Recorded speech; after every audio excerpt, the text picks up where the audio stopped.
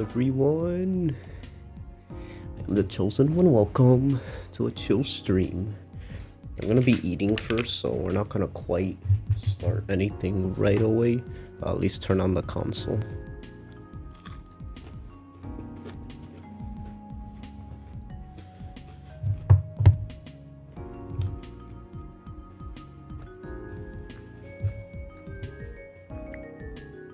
I'm gonna try doing as much as possible today.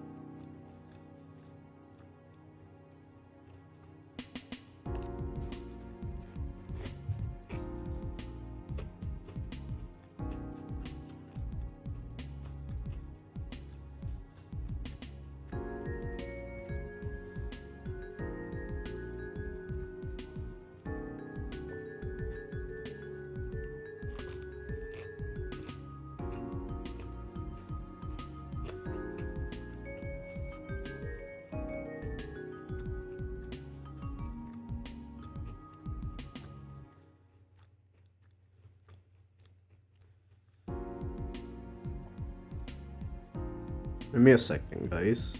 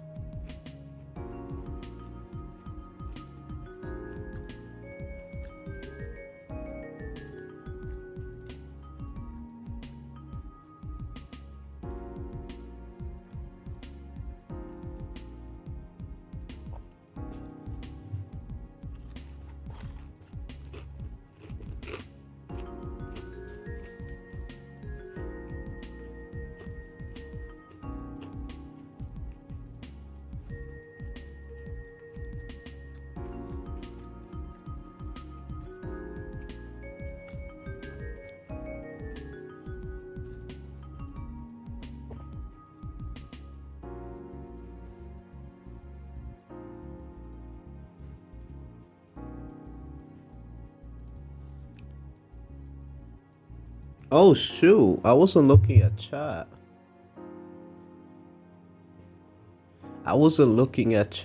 Holy cow. Sorry, I was like tweeting out and stuff. Hi Rainy, how you doing? Gonna be here until 8:30 cause class starts. That's fine. Even if you catch a little bit, it's always good to see you.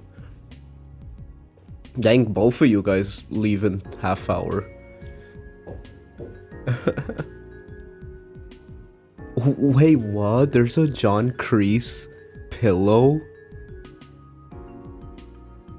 What? There's a John Kreese pillow? What the heck?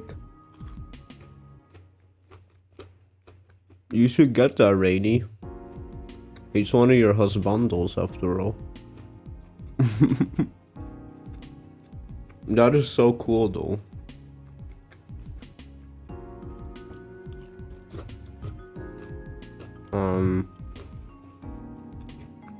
Let's start at least opening. Yeah, Kreese is incredible. I wouldn't be surprised if he's popular. Like, at least nowadays. Because his character is just really, really good. Like, as much as I love Terry,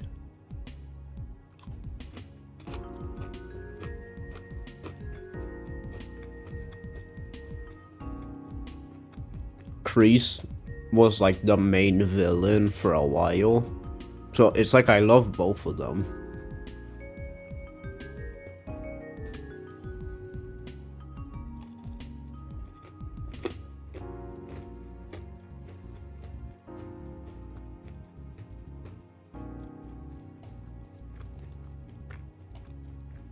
Okay, we're gonna set up the screen. We're gonna react to 3 houses crit quotes.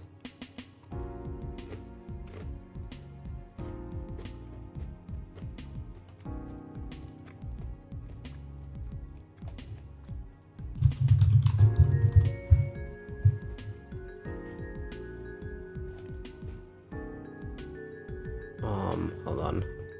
I'm doing this all one hand because I'm eating. Let me see. Boom, boom, ba-da-da-da. Okay. There we go. Hey, let's go. New mystery best girl.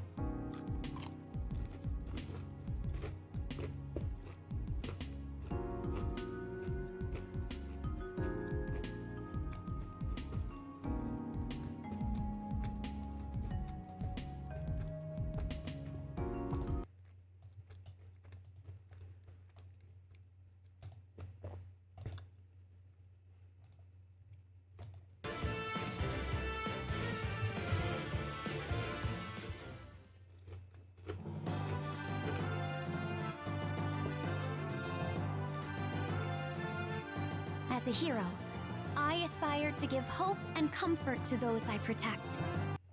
I'm loving the music representation. The fact that I recognize the song. Like, man, I'm so glad I play New Mystery now.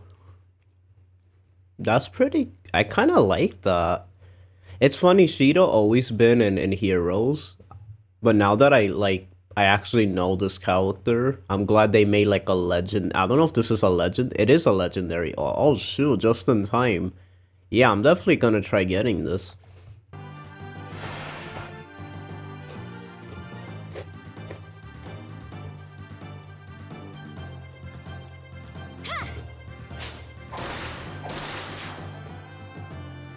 But where's legendary Shima?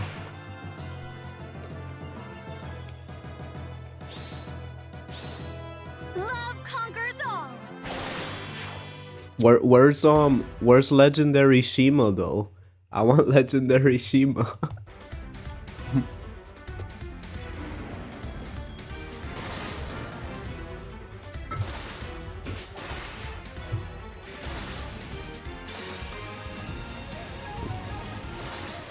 Please have someone I care about. Come on. Claude? Claude?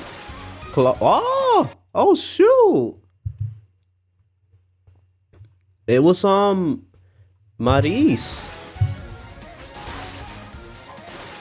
Yo, let's go. Ruben, they put your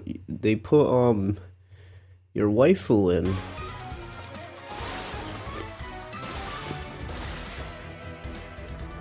Okay, so I'm gonna pull for Sheeta and Malice.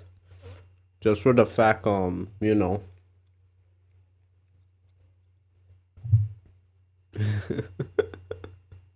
Uh-oh, Rainy sent me something. She's making fun of you, Ruben.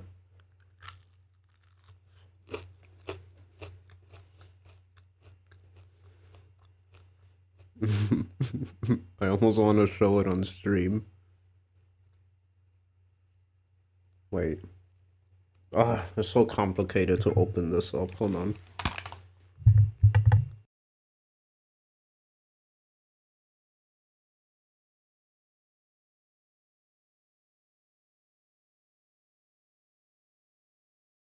Okay, that music was very I'm assuming that's the music that plays when he's watching Heroes.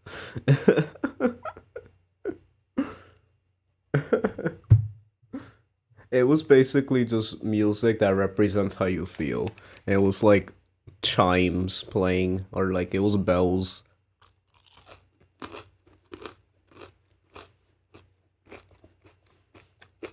No, I meant as in, I know she was in the game already, but just as in she's here, I just find that funny. I'm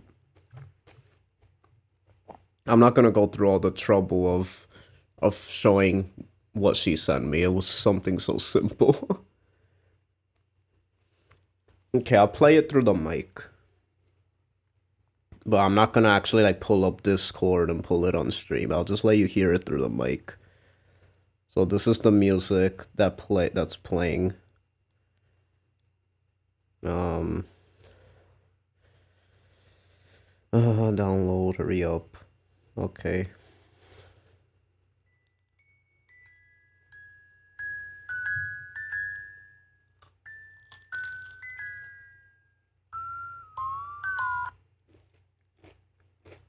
There you go. Is that accurate, Ruben? Ruben fighting back the urge to have a seizure when he sees Fire Emblem Heroes. That's the description for that. Is it accurate?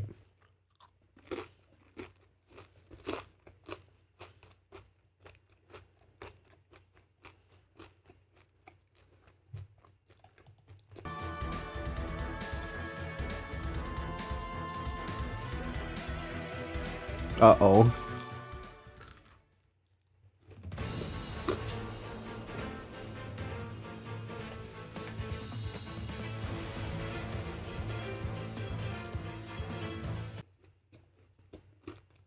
Who's Chocolate? Who is that? That a new viewer?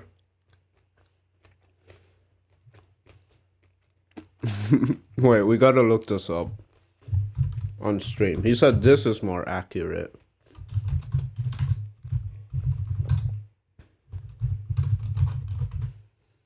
He said this is more accurate. Let's see. Oh, it's a Garen song, of course. It is.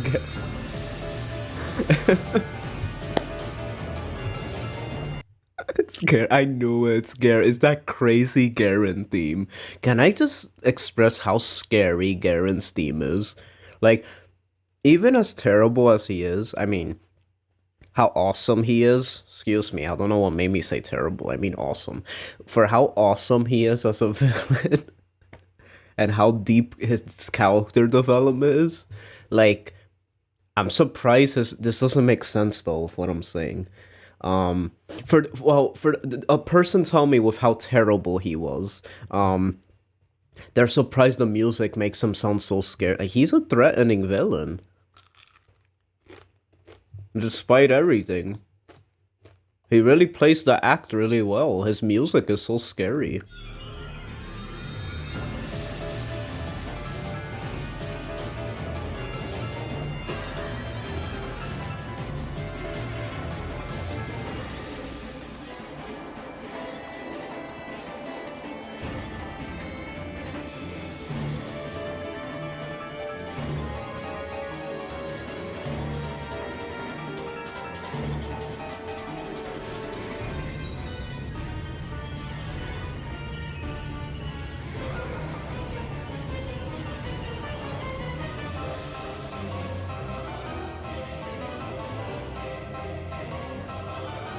Guys, why is this music so scary?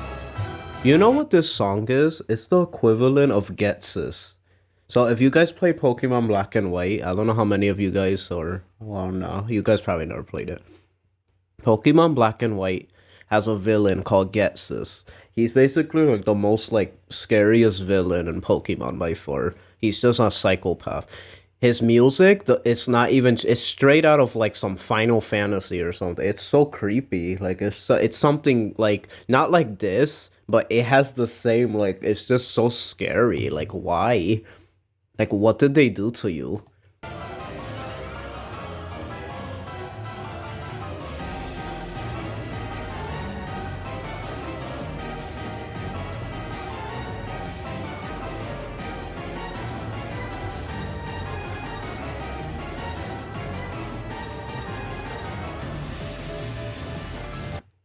Nah, that's not the like, I get what you mean, Shaky being in my closet, because that means he found me. But honestly, Shaky's theme would just be this. When he's in my closet, it'll just be this. Florida homeowners, if you have a power meter like this in the side of your house... Yep, definitely that. Just kidding.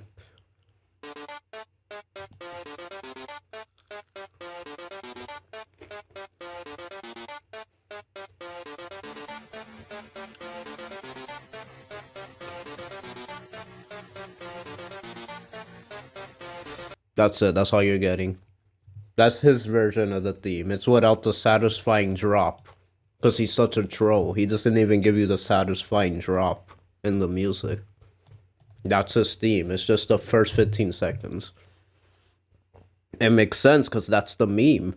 Everyone makes that joke. But instead, he's trying to be different. Instead, it's without the joke. It's literally just the build up and no drop.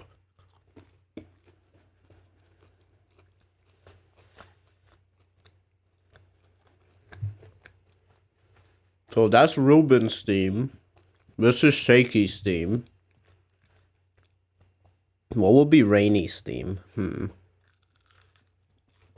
Besides the ones I made for you, because we all know I rapped and I composed on the spot music for all of you guys. Oh, shoot.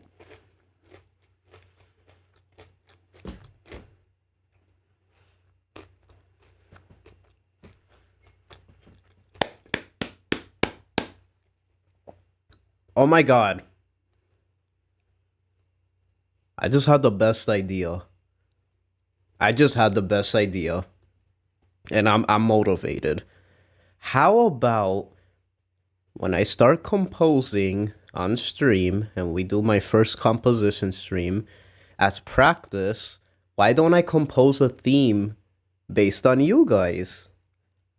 I think that's perfect. That's like I compose one theme each for all of you guys in chat. It's just based on how I feel about every single one of you, and depending on your personalities or the memes we have created together, I have to make a theme that exemplifies that and exudes like the feeling of you know, your character here on the channel. And we compose it together. I think that'll actually be pretty cool. Cause I've been practicing character themes anyway, being when I was doing my courses, one of the things we had to do was make like themes for characters. And it was a lot of fun. It was actually a lot, it helped a lot. I think that would be really cool.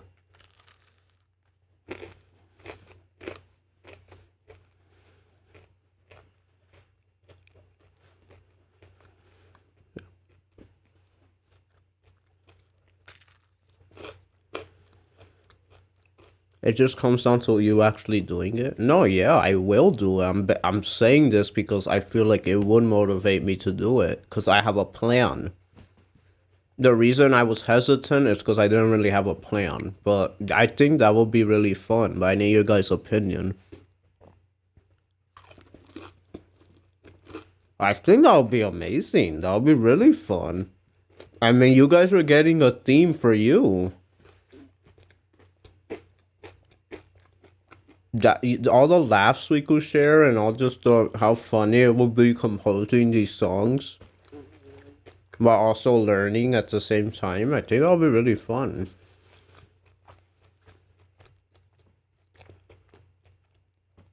You want your theme to be an E minor? So when are you going to do it?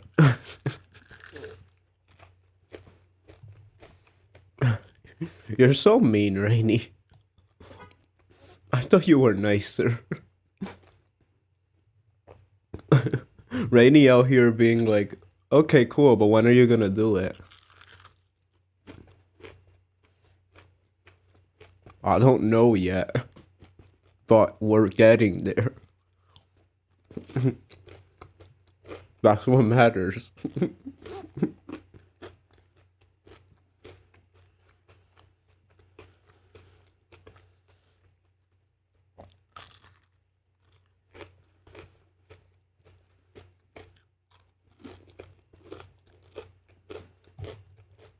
We're getting there.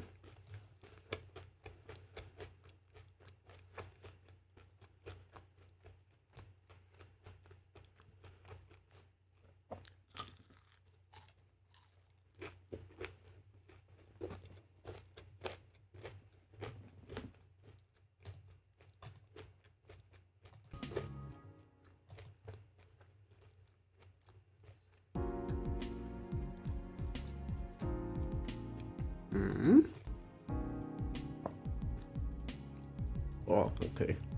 Okay.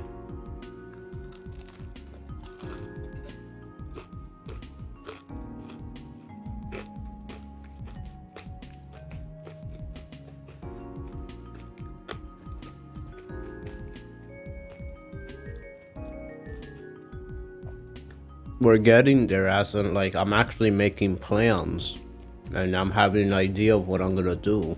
That helps. Because now I have more confidence to do it. Because I have a plan. Unlike before, where I was like nervous because I didn't really know what I was gonna do, but seeing it in a more casual, I guess, way that we're just making songs for everyone, kind of like how we did the thing when remember that really our first really nice moment together as a group, when I basically composed a song for all you guys, except it was in a more joking and less serious manner. That was the best time of our life on the channel. It'll kind of be like that, except a bit more serious, but I could just imagine the fun we could have with that.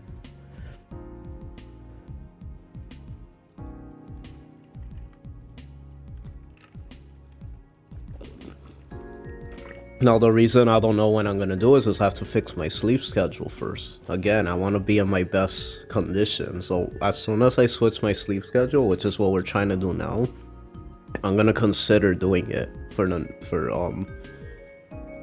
the upcoming days.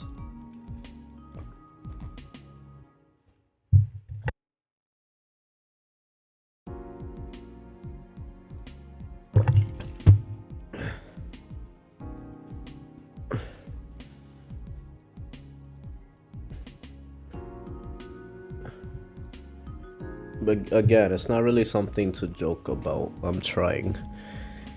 Again, like I tell you, it's not as easy as you think. This is a problem I've always had with certain things. Just have to try my best to get in the zone.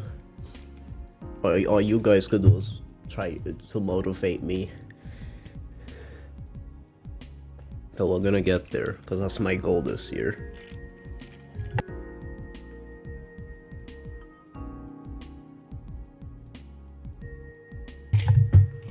Ah, this orange juice is so good. Let's go. Okay. I'll probably save the Pavis video for later, because I'm sure Shaky probably wants to see my reaction to that. So we'll wait a bit before doing that. So for now, I'll just play something. Let's just leave the funny skeleton man on the screen. No, I'm just kidding. Also, boy, do I miss Cobra Kai. Rainy, I hope this Thursday we could watch it and finish it, like, this end of the week. I really wanna. I've been missing it. I really wanna watch it, and that way we can move on to something else. Cause like I'm kind of excited to move on to other stuff. I really want to watch those Disney or Pixar movies I missed. I really want to watch Teen Titans, Total Drama Island. Heck, let's watch Koliyoko even. Let's just react to a bunch of stuff I never watched. I want to watch Avatar. Then again, I just recently rewatched it with my bro not too long ago, so I don't know if I want to rewatch it so quickly. Plus, Rainy, you're already watching it, so it's not like the only other person that really hasn't seen it was Shaky, and he's not even someone that consistently watches things with us anyway. And then Ruben's just gonna make fun of my favorite cartoon, most likely.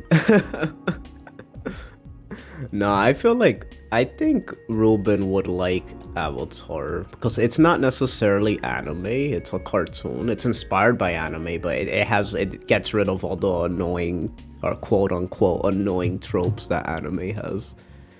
It's basically anime without all the tropes. But just the animation style and a little bit of the humor, kind of, but not really. But it's still just a well-written show. So I think maybe Ruben will like Avatar. Yeah, bro, just be me and you. Man, I like how everyone could show up to my streams, but then when it comes to like the movie stuff, it's like, yeah, nah, bruh.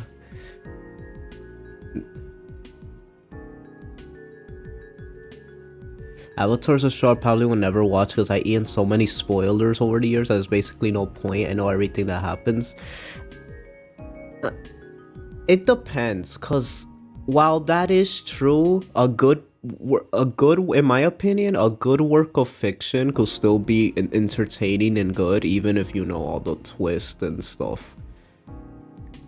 Like, I mean, not for everything, because that's not true. It does ruin things, but what I really mean is that it could still be enjoyed. I mean, obviously it was intended for you not to know everything, but it could still be enjoyed if it's good.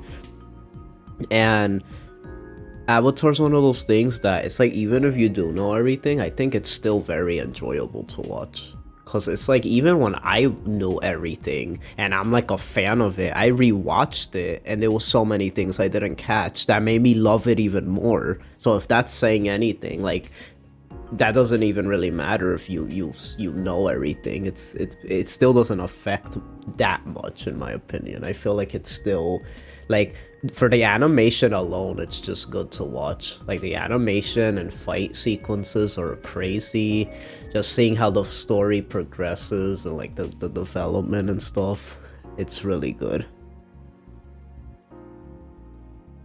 Total Jaw will be up Ruben's alley for making fun of it.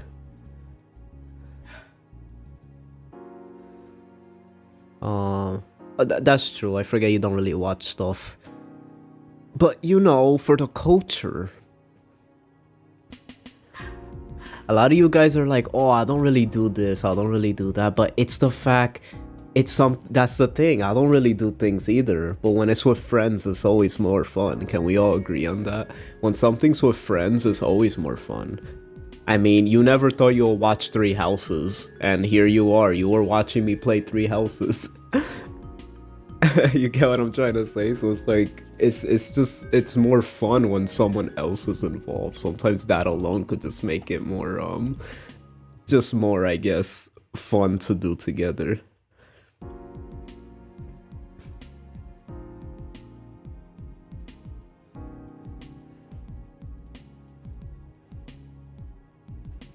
No, he's a bad movie guy.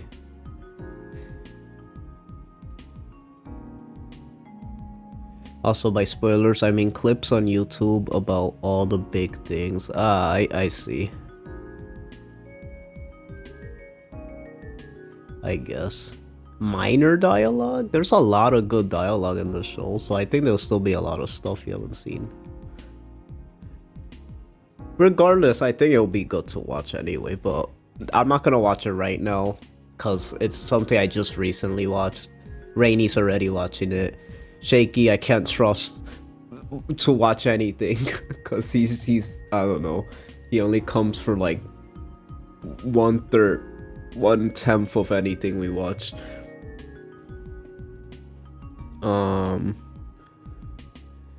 Rudo's with us sometimes she's not. Saf is always busy. He got to watch one movie. It's funny, Saf got to watch the first movie with us. As funny as that sounds. Who else? Daniel will be able to watch. There we go. How can I forget Daniel? We have so many people now. I'm losing track.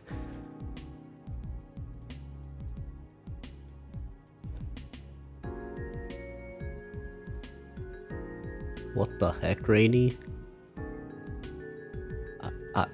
No comment.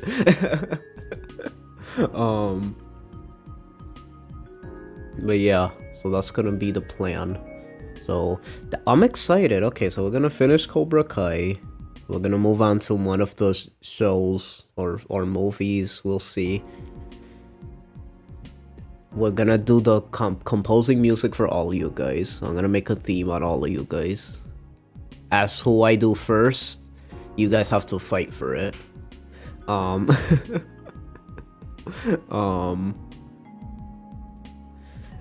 then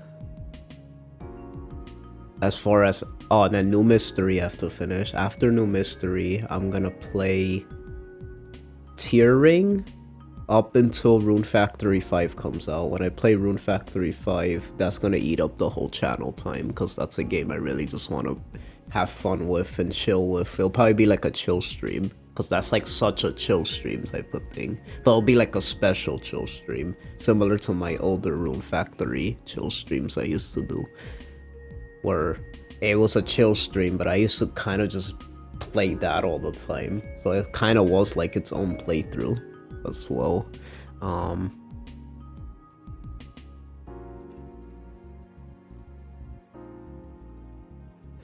You must compensate. Oh, I have to name your guys' themes too. I know what to name Ruben's. The wrenchless.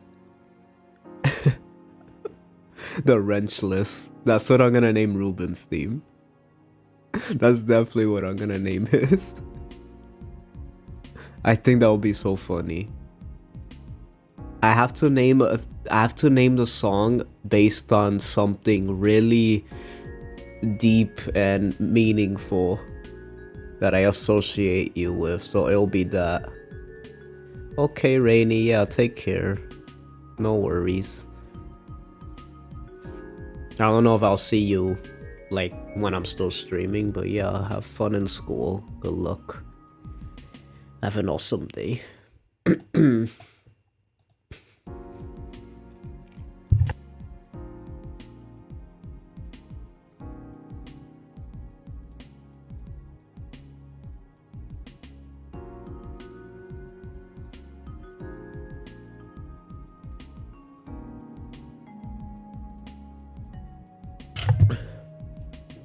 Tilted purple? Tilted. Tilted because you're always getting tilted and everything with you is purple and velvet. Maybe. Okay, I think I'm gonna play something. I wanna get into something. So it's either gonna be banjo or, I mean, I should play a game that I'm okay with just playing to myself, even if no one's here. Because Ruben, you're probably leaving soon too, so I need to find something that will actually keep me entertained. Banjo's a game I like playing while talking, but I need to find a game that I could just like...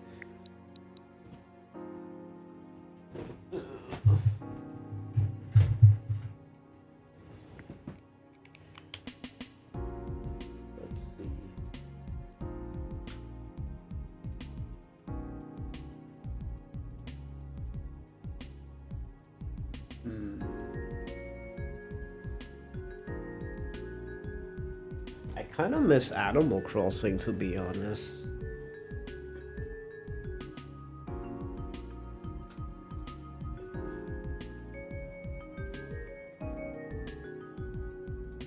Do I really want to play Animal Crossing though?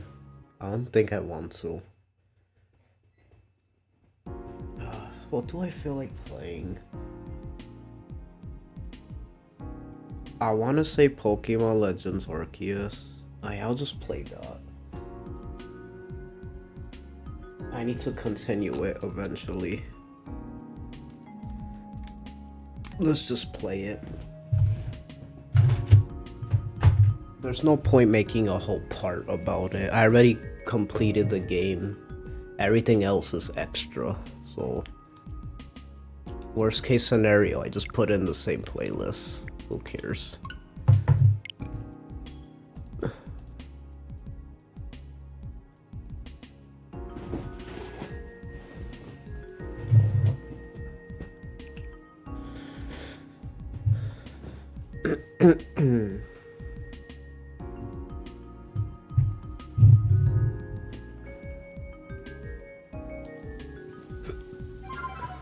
kind of miss this game too. Maybe I could get more into it. I'm kind of hyped for the new games.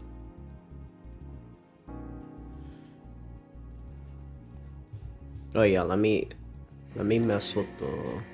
Hold on.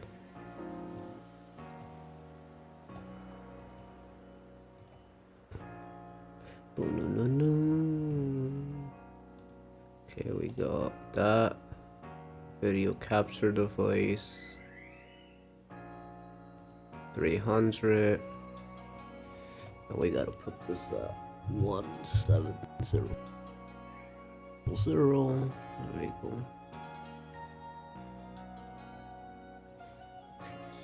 Oh, I missed this game. I wanna give this game a chance again.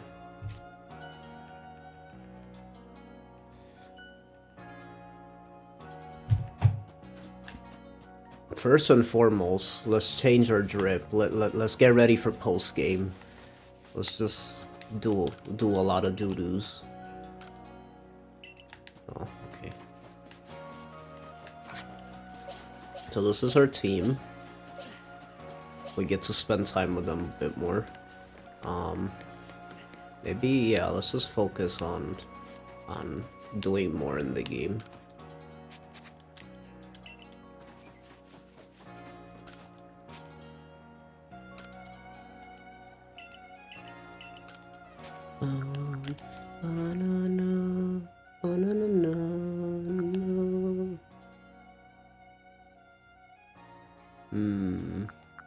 I guess I could stay in the same. Well, no, those didn't I have a?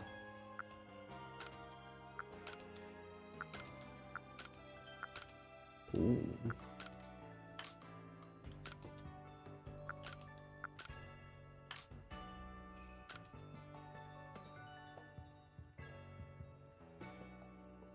Okay, Ruben, no worries. See you later.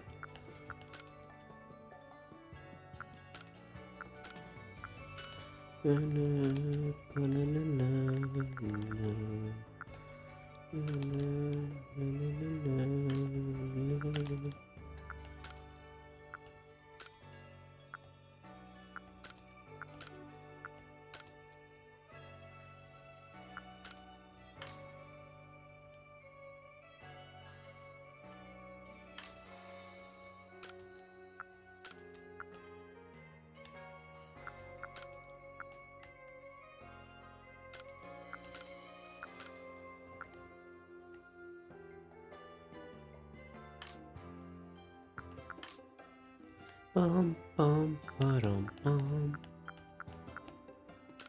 Bum bum ba-dum bum ba na na na na na na na na na. Na na na na na na na na na na. Na na na na na na. Na na na na na. Na.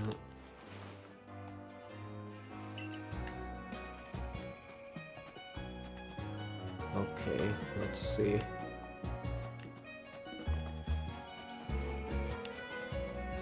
We're just gonna have fun.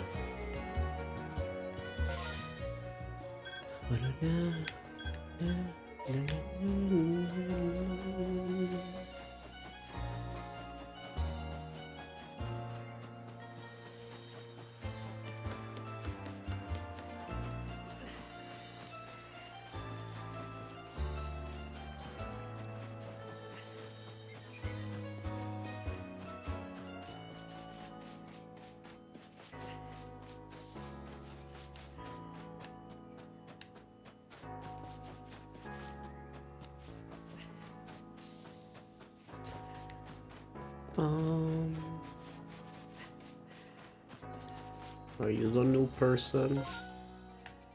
No. Who's the one with the request?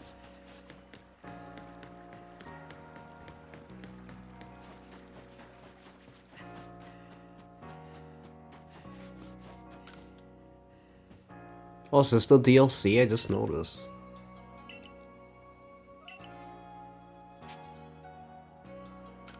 Nani? Who is this?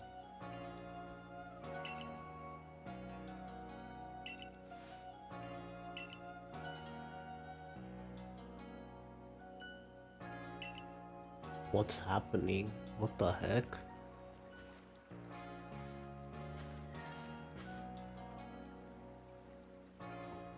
Who that?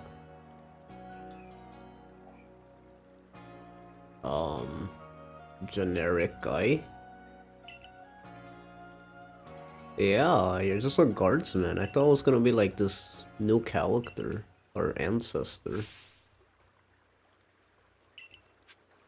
Oh, is he like a secret master? Holy cow, what the heck? What? Hello? He has a bead hoof? Okay, what's the joke here? Is it level 100 or something? Oh wow, it's level 60. Okay, so it is still strong, but that's a bit silly. That's kind of funny.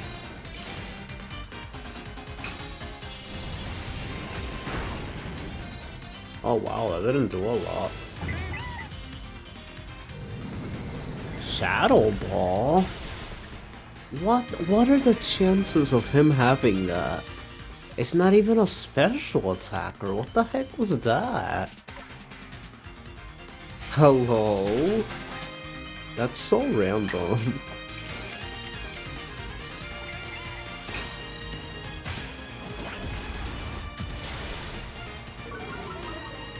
Let's go, Tori.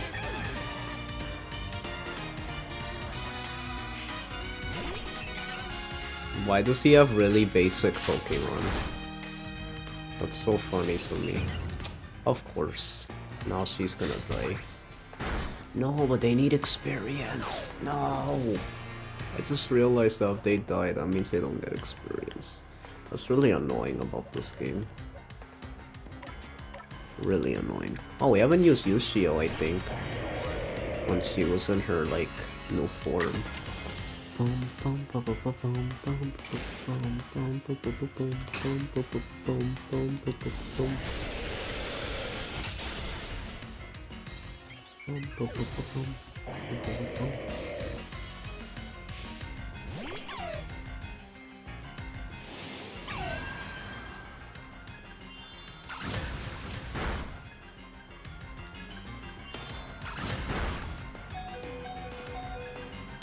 I'm about to say, I guess I'll go 3 times.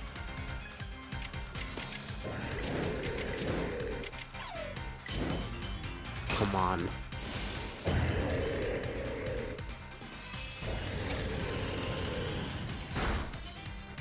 That didn't kill. Oh, I'm so dead.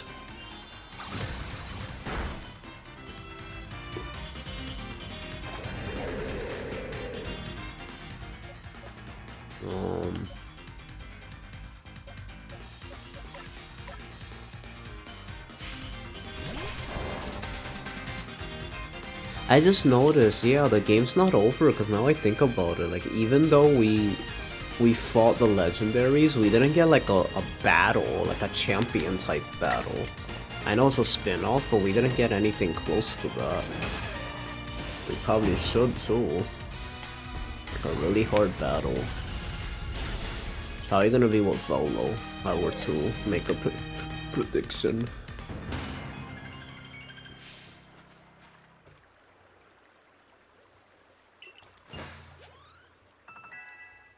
Level 60.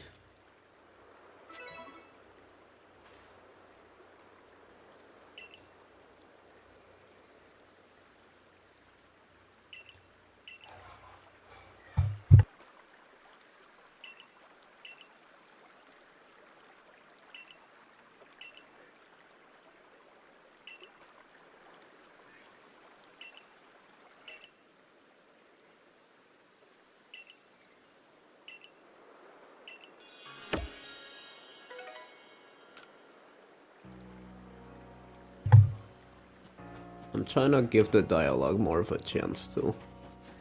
I was way too skimmy throughout the playthrough. I want to try giving it the attention it deserves. Because I've been seeing a lot of positivity from this game. Like, I was just seeing, like, people's reaction to the new Pokemon game. And people were saying, like, while they were reacting to it, they were saying how, like, how amazing this game was. And I'm here, like... I'm like... These are big Pokemon fans like I am. And it's like, they loved it.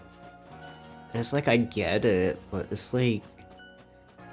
I don't know why with me, for some reason, this game didn't, like, deliver on the hype like it did for everyone. Like, gameplay-wise, yes, it did do new things, and yeah, it's like, it's impressive that Game Freak actually put in work to finally change it up.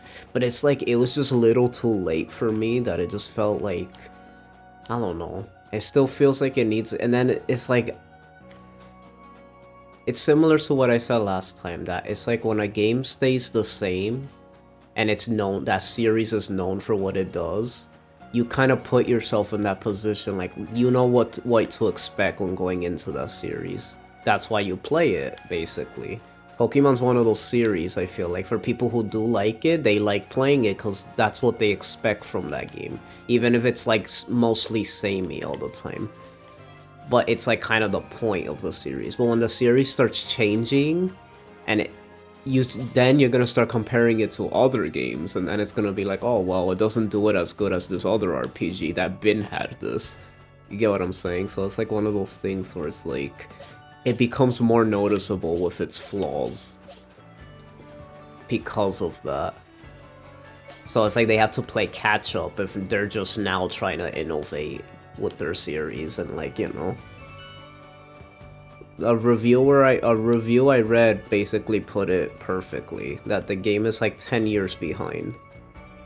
And that's true. Like, this could have been easily made on the Wii. Like, maybe not on the same scale, because Breath of the Wild even took that long.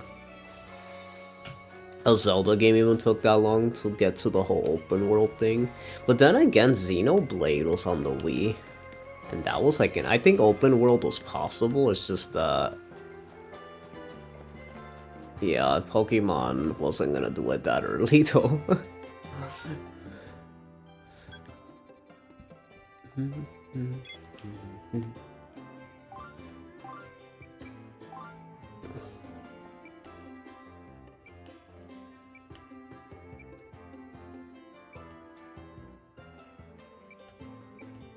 Yeah, let's just start completing stuff. So let's go after Volo. And while we're there, let's also just catch whatever we can.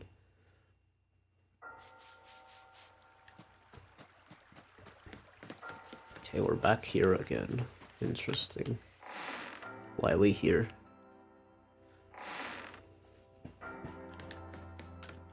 It's you again.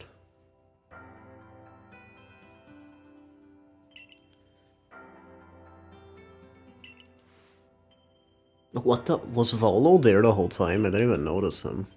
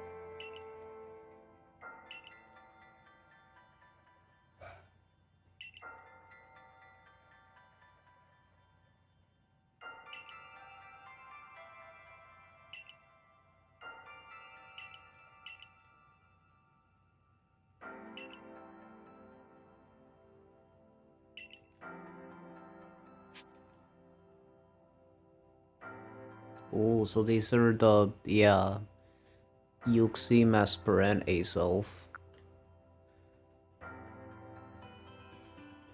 Heatran. Cresselia. Reggie Gigas, and who would this be? None of them are dark, right? Maybe one of them is dark, right? But I don't know.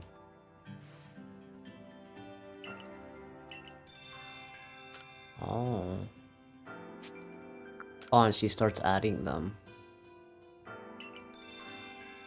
Oh.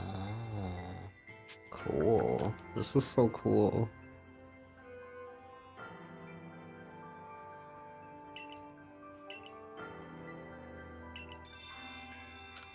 Interesting.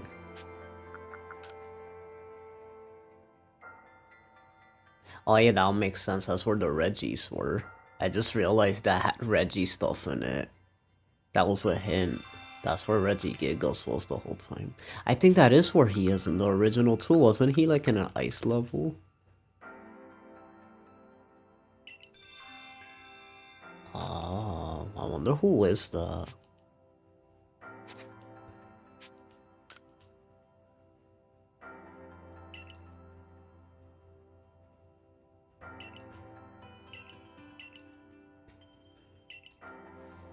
Okay, cool.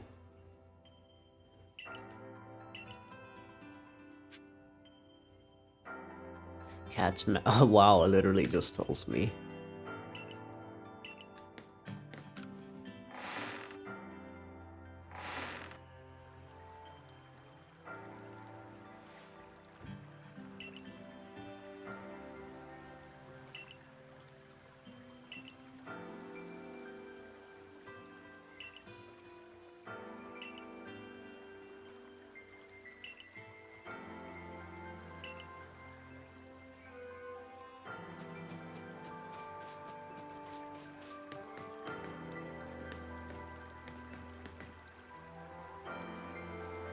I'm still wondering why this guy had an accent. It's still bothering me.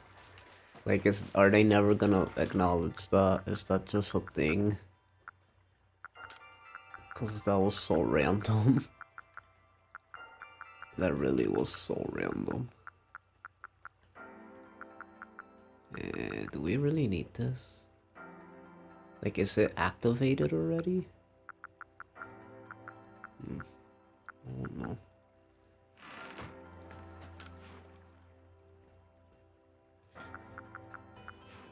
Okay. Let's just head towards Mesprit. Wait, no, I don't want to go back already. Wait, yeah, let's put Pokemon Legends Arceus. Another cutscene. A lot of cutscenes.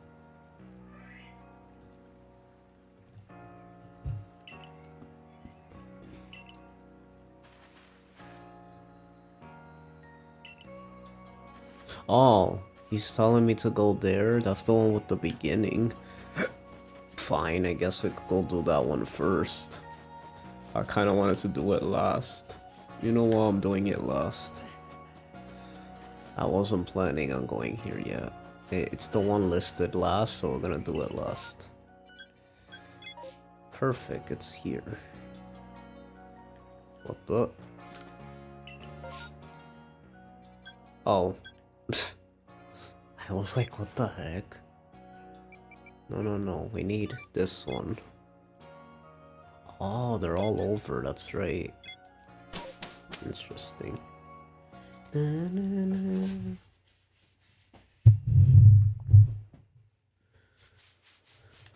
Okay. Where are we headed? Lake Verity. Okay.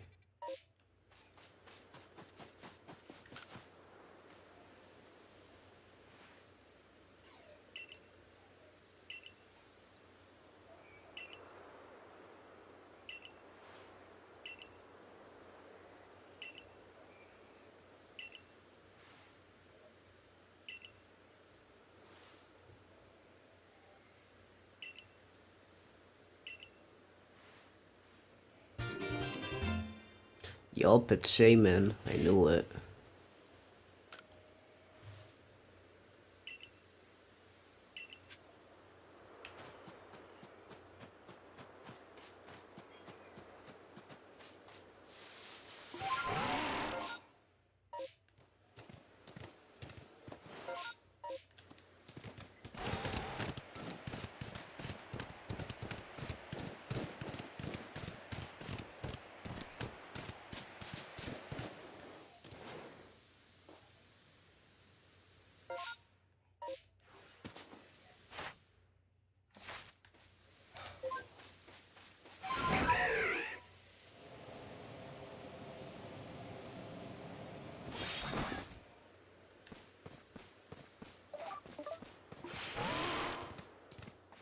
Ooh, Luxray. Interesting. Wait, now I think about it. Oh, we got level 10, but we don't have to get level 10 on everything. Only for the ones requested. We just want to catch everything.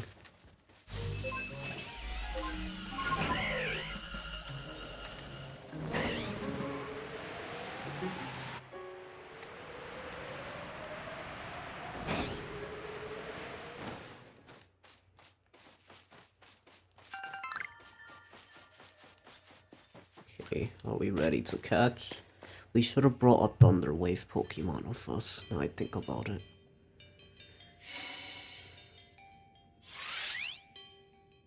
Hey, it's you.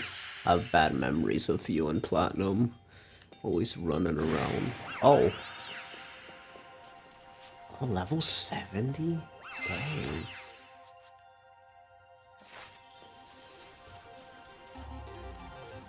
Oh, that's sick. It has its own music.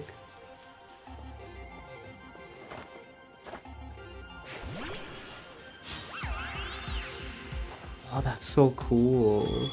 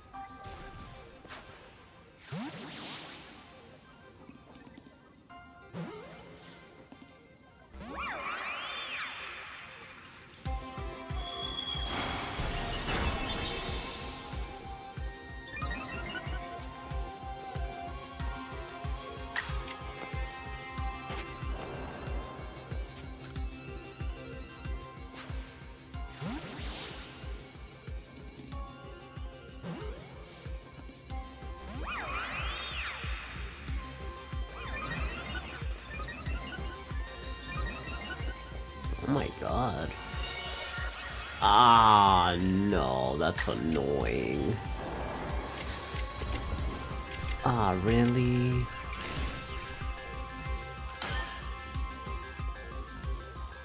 Oh my god. It heals. I hate legendaries that heal. That's the most annoying thing. Ah, that's gonna be so annoying. Reminds me of Mewtwo.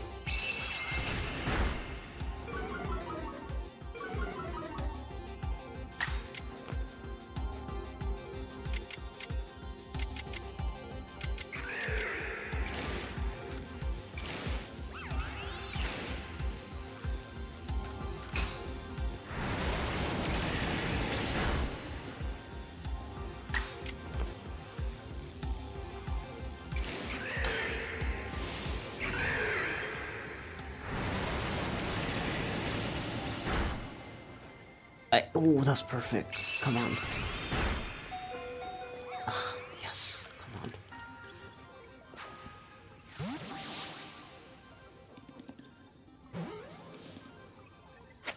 Yes, nice.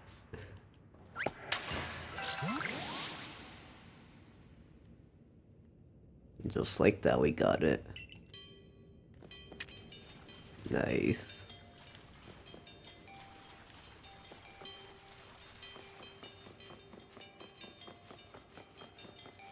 So we're gonna catch all of these, then we're gonna make it to a part, and then after we get to that part, it's gonna tell us to catch every Pokemon.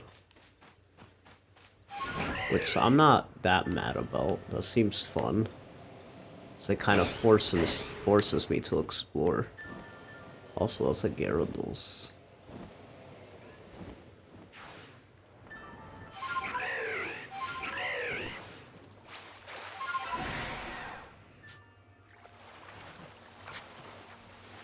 Okay, oh shoot.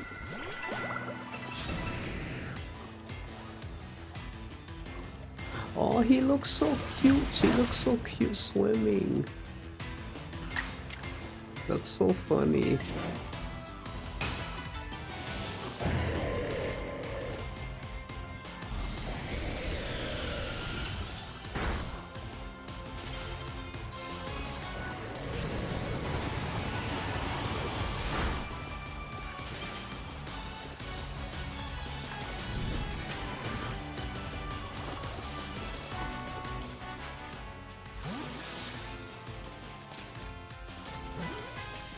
Come on. Yes. Nice. Any other new Pokemon? Just in case we bump into any new Pokemon. Also, what happened here?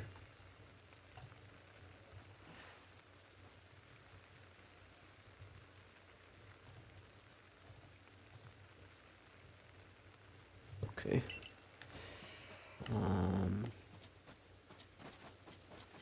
Oh my. Mai's such a cool character. Love their design.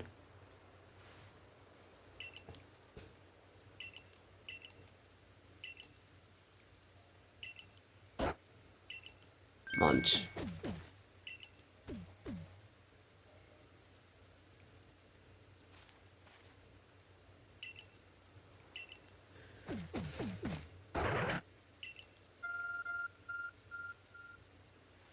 My arc phone.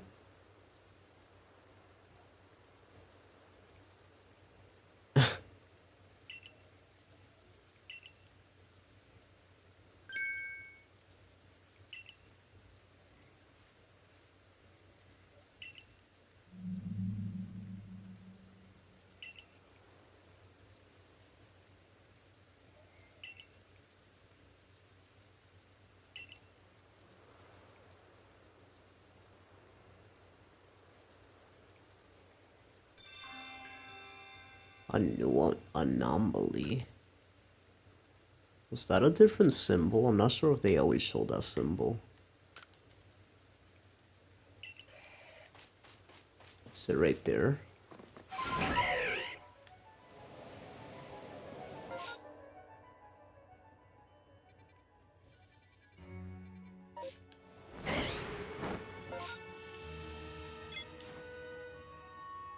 Oh no, it's just on that.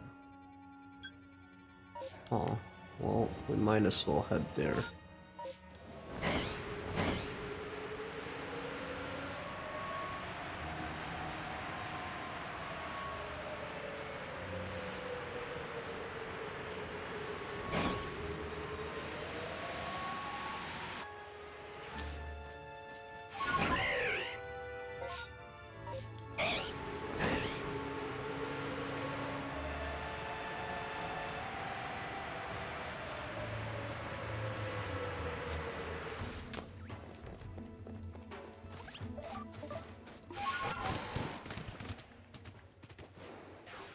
Who that?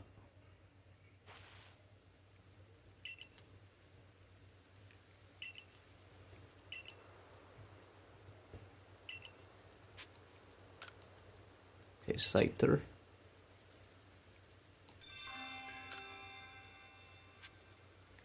Okay. Okay, we already caught that, right? Yeah. Oh wait, but I forget, we probably should be doing this so we could get our rank up. Not that we need to.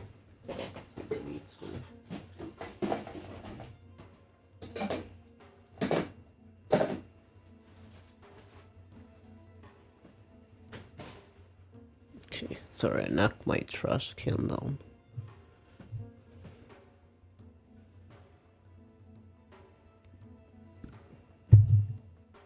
Okay. So we probably want to do this just for the fact of...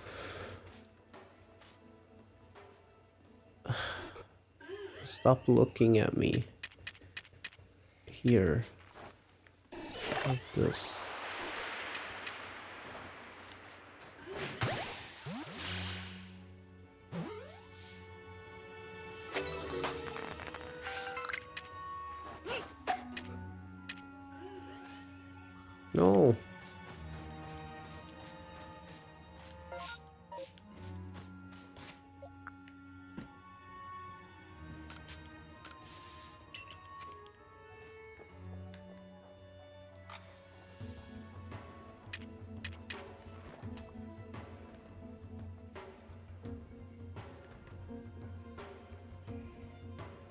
Can you look that way, please?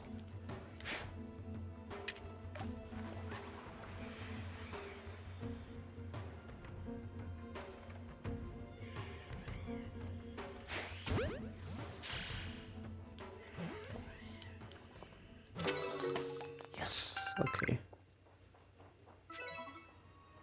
And for an ape there.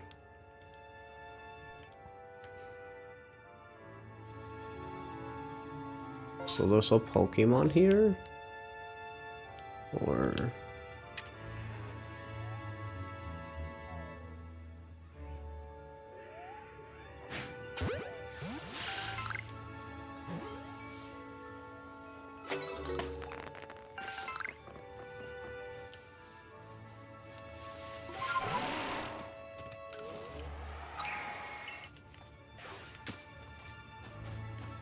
Oh wait, but getting all the wisp is probably how I get every Pokemon, darn it. Do I really have to get all the wisp? Because looking for that's gonna be a pain in the butt. Because that's probably to get Spiritomb, right? Sounds annoying.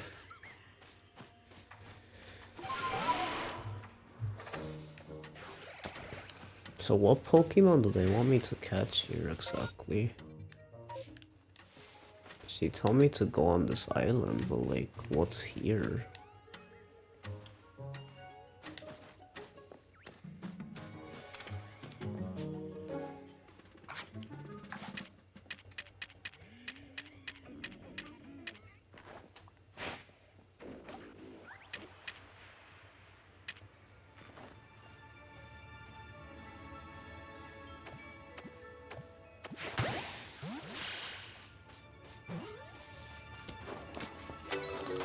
Yes, now that we have Ultra Balls, we could just like catch anything now.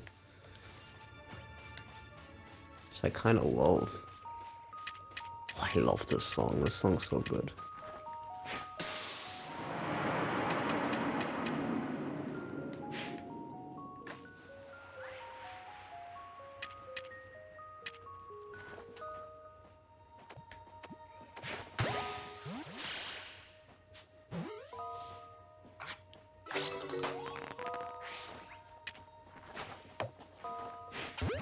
Darn it. It is satisfying to catch Pokemon. I guess I just always get lazy when I played this game. But it is pretty fun. Catching everything.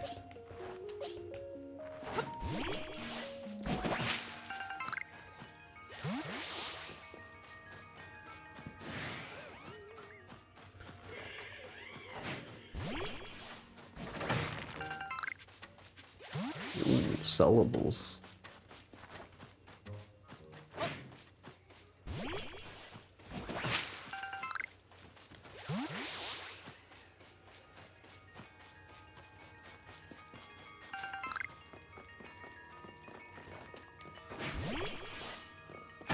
Okay,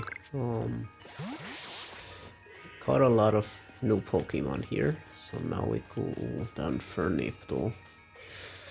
Kinda want Dunfernape, kinda do.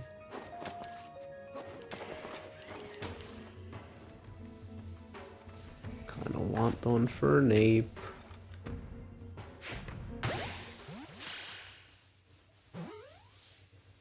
Daniel, son, let's go! Hi Daniel, how you doing, Danny boy? How you doing, Danny boy? Danny boy?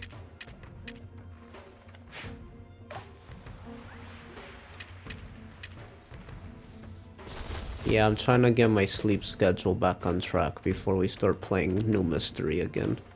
I messed up my sleep schedule again. So... Come on, get in the ball. Do I have to battle you? I don't have to battle them, right? Just to like... Whoops, I guess I do. Hello. How you doing? What the heck? I got early access for Scarlet and Violet. Not quite. but yeah, I'm getting there. It's 9 a.m. We're trying to stay up at least until... Oh, perfect. That's perfect. Oh, he's stunned. Oh, wow. He stayed stunned for most of that. We're trying to stay up until at least the afternoon. Early afternoon. Then I'm gonna go to sleep, and then I'm gonna try it again the next day, pushing it a little more. That's usually how I do it. Yeah, it's good to have company. Rainy and Ruben had to leave for a little bit, so it's good to have company here.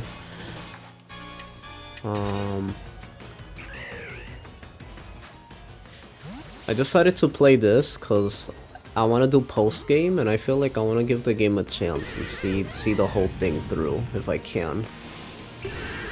Instead, being I have extra time and I'm not playing Fire Emblem. This game's kind of easy to play, even when your brain is not 100%. Like, that's what I do like about Pokemon. You don't have to use your brain too much. So it's like, it's fine. It's fine, honestly. Now I think about it, I almost want to start wasting my revives and potions for times when I don't want to teleport back to, like, healing. I think that's when I should use them. Because I notice I never use the items, so I should probably just not be afraid of using them. Okay. Sure. A lot of goodies. How come it only plays this song sometimes? It plays that other ugly song other times, but then it plays this nice one sometimes. I remember I played this song first, and then they changed it to that ugly song later. I don't know what determines that. Oh yeah, the extra daybreak content. I don't know if I updated my game.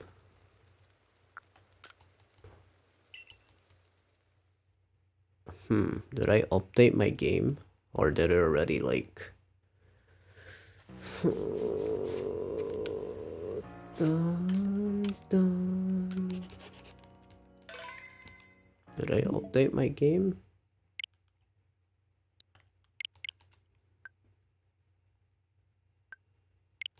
Okay, I did. I guess it already did automatically. Sometimes it does it automatically when it's... Wait, but how? The game wasn't in. Did it update? Let's see.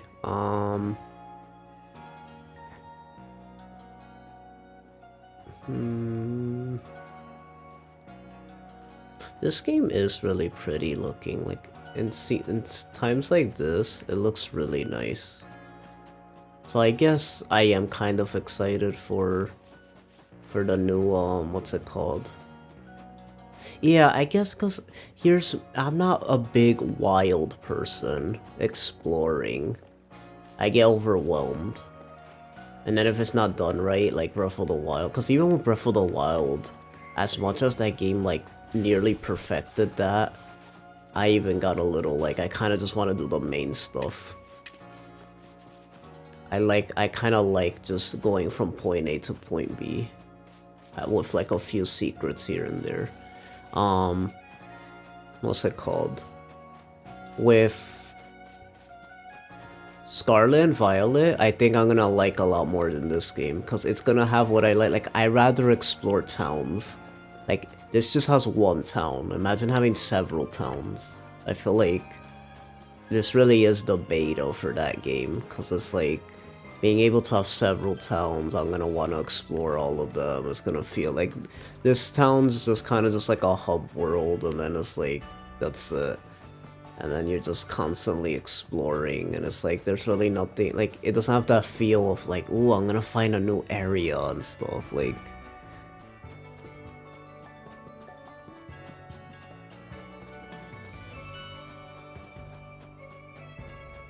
yeah, the open world appeals to some people and pushes some people back. You can't satisfy everyone. Exactly, yeah. It's like weird. I think the best way to satisfy is though Scarlet and Violet, because that game literally combines both in a way, because it's like it has still has the you know, towns and stuff, and then you're gonna have the choice if you wanna, like, explore the wild areas. At least the wild areas won't be like Sword and Shield though, they'll actually be like cool. I just hope they get a lot done in like 8 months. I feel like they could do a lot in 8 months, so hopefully. I mean, when Legends Arceus got announced, it was less than 8 months.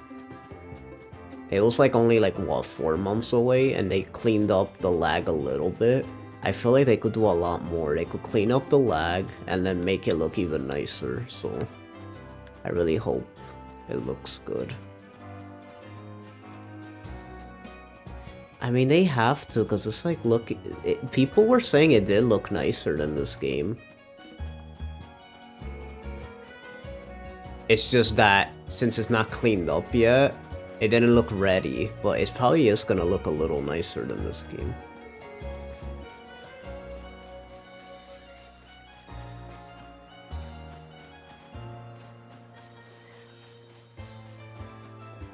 To be honest, I miss Brilliant Diamond and Shining Pearl. Then again, not for some reason, it's like the remakes don't excite me anymore, because it's like they're just in 3D now. So it's like, being the remakes are so ugly to look at, and then on top of that,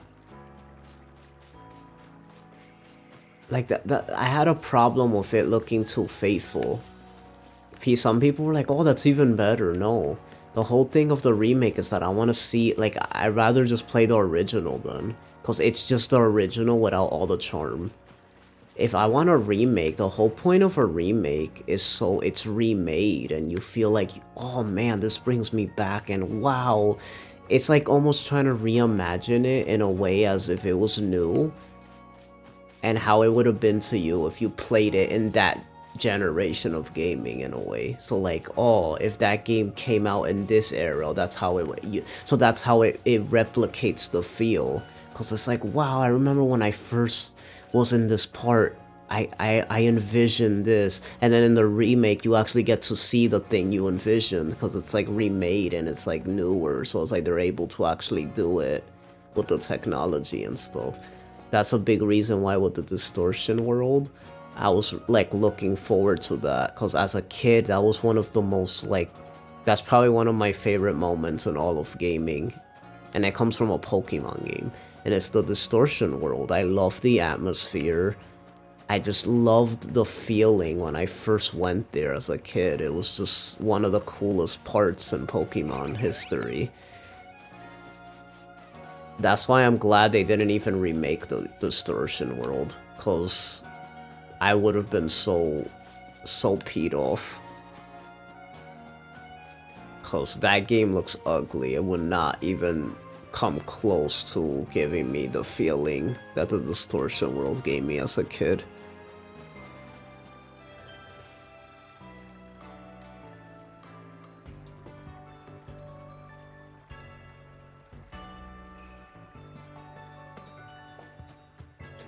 Yeah, that's true too. Yeah, remakes of games you never played, those are also really good too.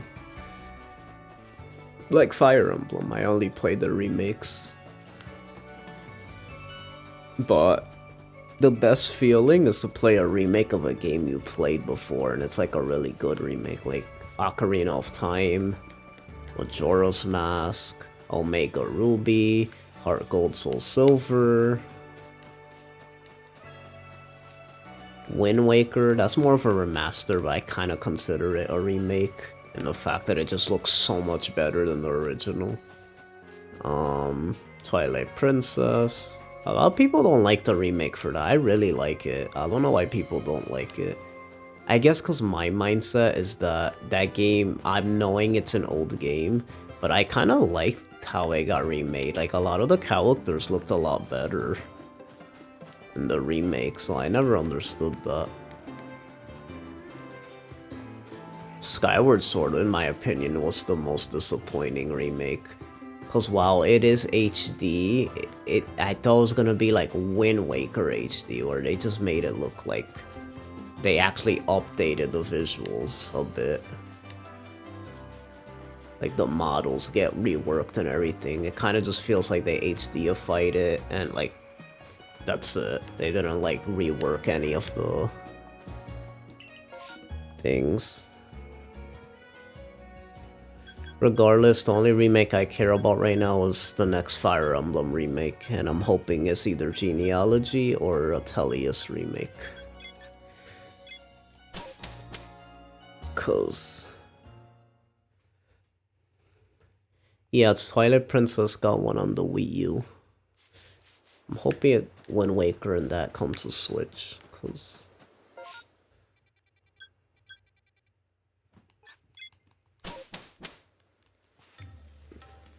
yeah, I played a bit on the channel Skyward Sword, and then I kind of just stopped. For the sole fact that, again, it's like, even though, like, I bet if it was an actual remake, like, super duper remake, I definitely would have finished it.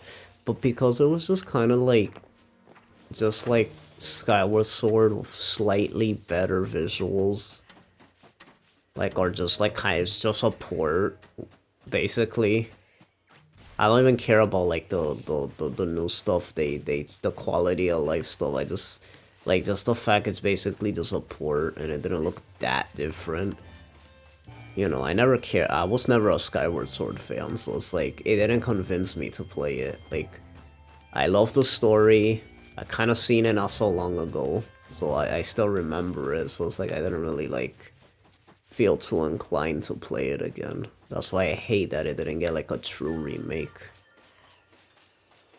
I might still go back to it one day though. Oh, Adaman's here? What are you doing here?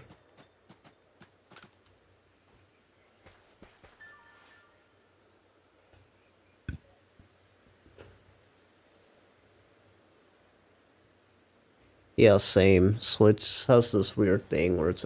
I'm gonna be honest with you. People say the Switch is one of the best consoles. I don't know if I'm just a sucker for older consoles, but the Switch has yet to be one of my favorites, even though it has so many good hits on it.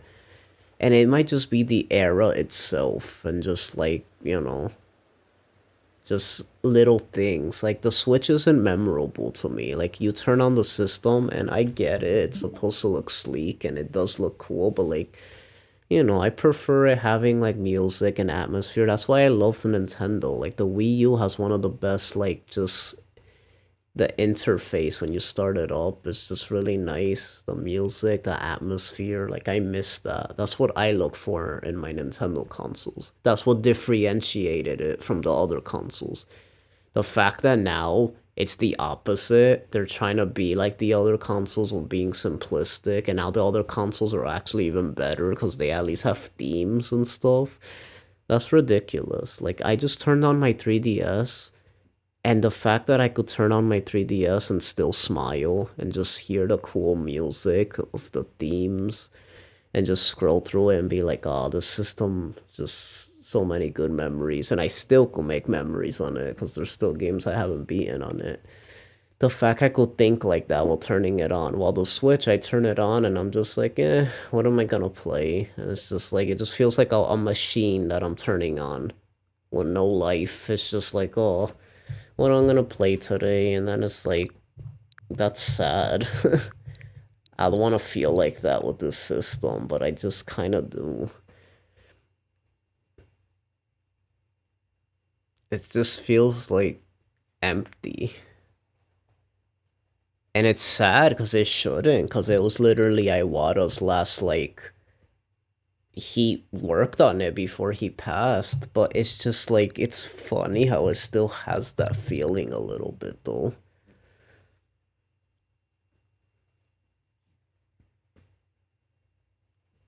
It's, I don't know. I just kind of miss.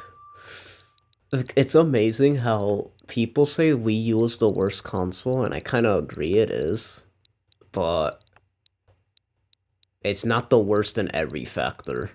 Like, I actually feel like I enjoyed the Wii U era more in some ways. Like, I don't know, the Switch, like, let's see. What did I enjoy on Switch? I mean, there's still games I have to play. So it's also how I've been. Like, I procrastinate on games, but like, it's like, okay, there's Undertale, but that's not even a Switch exclusive. Dragon Quest 11 I played on PC. Super Mario Odyssey was a good experience, but again, it's like, for some reason that Mario game didn't stick with me after the fact. Again, this is a port. What else did I like from here? Pokemon Shield was terrible. Age of Calamity was pretty fun. And if it's Zelda, Zelda's always good. That doesn't mean anything, honestly. Breath of the Wild was an experience, and I love it, but it's not even my favorite Zelda game. What else? My God, there's like nothing that's like like a new game that came out on here. They're like, oh, Dread. Dread was my favorite experience on the console. And that was last year. It took until last year for me to have one of my favorite experiences on the console. And then Three Houses, which is my most played game on the Switch. It's like, and then Smash Ultimate, which isn't even my favorite Smash game. And then Animal Crossing, terrible. So there's really like only 3 games holding it up, maybe 4, and all of them, none other than like Metroid Dread and maybe Three Houses, those are like the highlights for me. I would say Breath of the Wild, but it's like, as much as I love Breath of the Wild, it's like, when I think of Breath of the Wild, I don't go like, oh yeah, that was like, it was an experience. I don't know why but it's like, when I think of it, I just want to think of the other Zelda games. Like, I want to think of Wind Waker and Ocarina and Majora's Mask. So it's like, even though I love this game as well, it's like weird. While Metroid Dread and Three Houses will probably stay in my heart forever from the Switch. Because I just love the games, especially Metroid Dread. It's sad because Metroid Dread is such a short experience, so even more so, that goes against the Switch's favor, because it's like, this game is so short, so it's like, I didn't even have a lot. My favorite game on the Switch didn't even have like a long runtime, so the Switch itself, it's not gonna be memorable. It's weird to me that Switch has been out for 5 years now, and it doesn't feel there's been that many releases on it, and yet there's been a lot. Wii U is going to be the worst in a de facto sense because no one bought it. People who could have got good experience with it might not have experienced it to begin with. Dread is also only an 8-hour game. Yeah, exactly. So it's like, um, yeah, Wii U is like, even though Smash pretty much held up that system, it's like, eh. Like,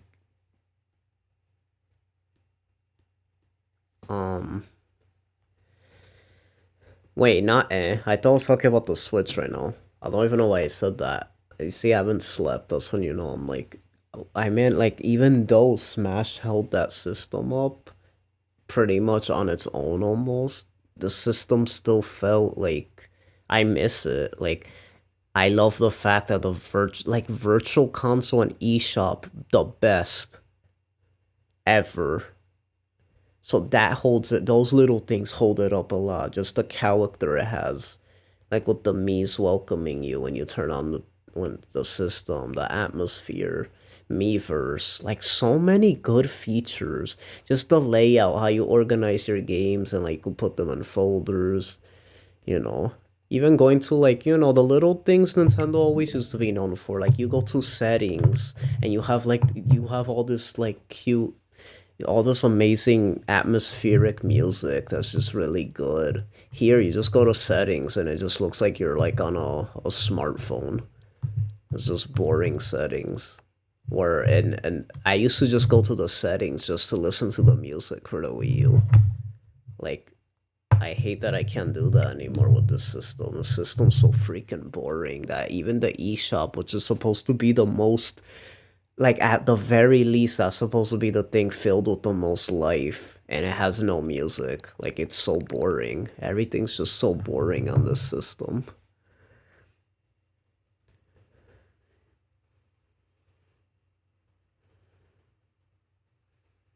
The other thing about the Switch, I guess, at least from my perspective, is I'm just getting more into third-party games. Yeah, same. Yeah, and the reason I don't mention them is because like Undertale, that wasn't a Switch exclusive. It was a Switch experience for me personally, but I even played the game prior to the Switch. I just finished it on the Switch. And then with Octopath, that's an exclusive at first, and I never played it, so that's more on me. And now it's not even an exclusive.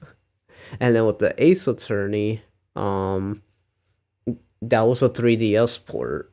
So it's like, well, technically in America, it's the only way you could play the game. So technically it's a Switch game, but and I never beaten it either. So it's like, again, like right now the only experiences I have that are like super memorable are Dread and Three Houses.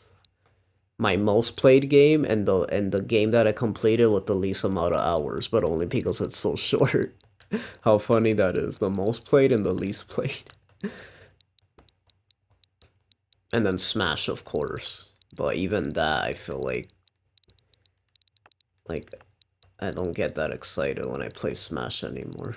Like me and my bro, of course, always have really good days of Ultimate when we play it together. But I feel like, I don't know. Lately, every time I play it, I don't have that much fun anymore. Talking about Smash, kind of want to play it now. I used to do that a lot on my chill streams. I don't do that anymore. I don't really care. That's me right now. That's honestly me right now.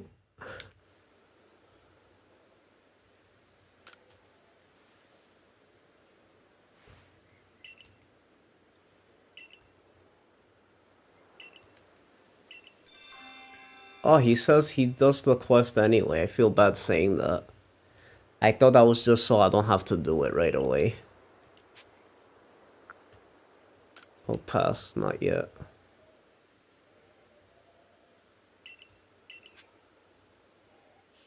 Okay, yeah. Let me save. And let's end the game here. I don't feel like playing this anymore. In fact, I kind of want to play something else.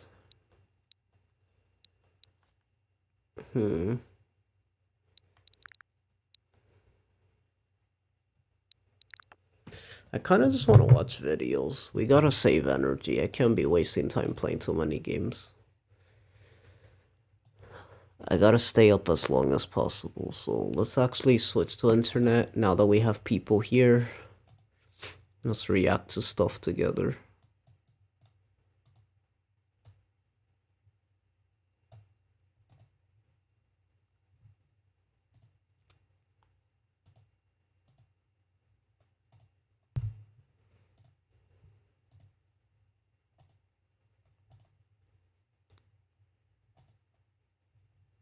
There we go. Ignore the funny skeleton man. And even then, Three Houses and Dread don't have much to go back to once you finish them. Yeah, Three Houses at least has some replayability, but my experience after all 4 routes, I won't go back to it for a while.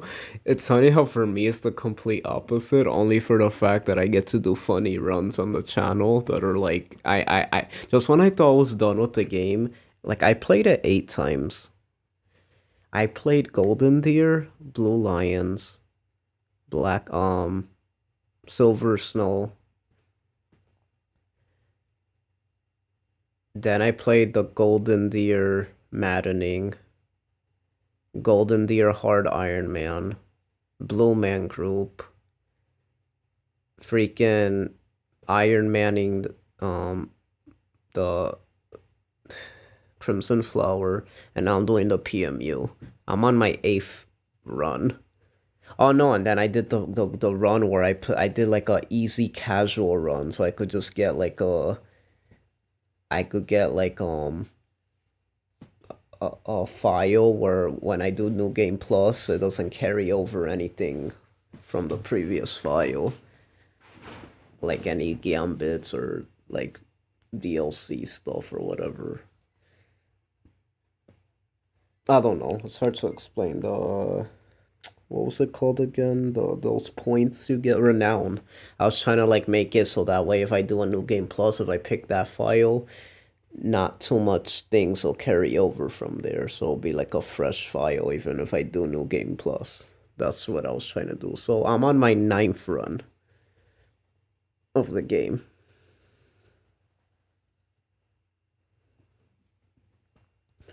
Funny runs are fine and the game's customizability is perfect for it. Yes, that's always my defense for the game, because the customizability is so fun in that game.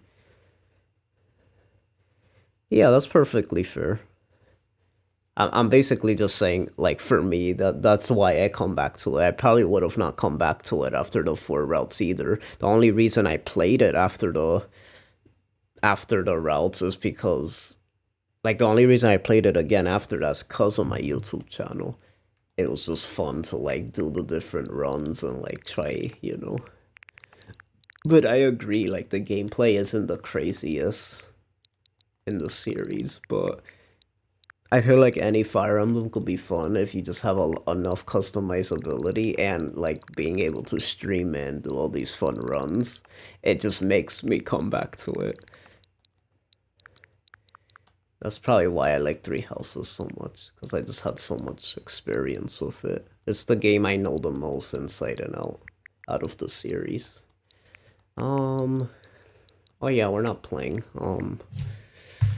Let's watch stuff.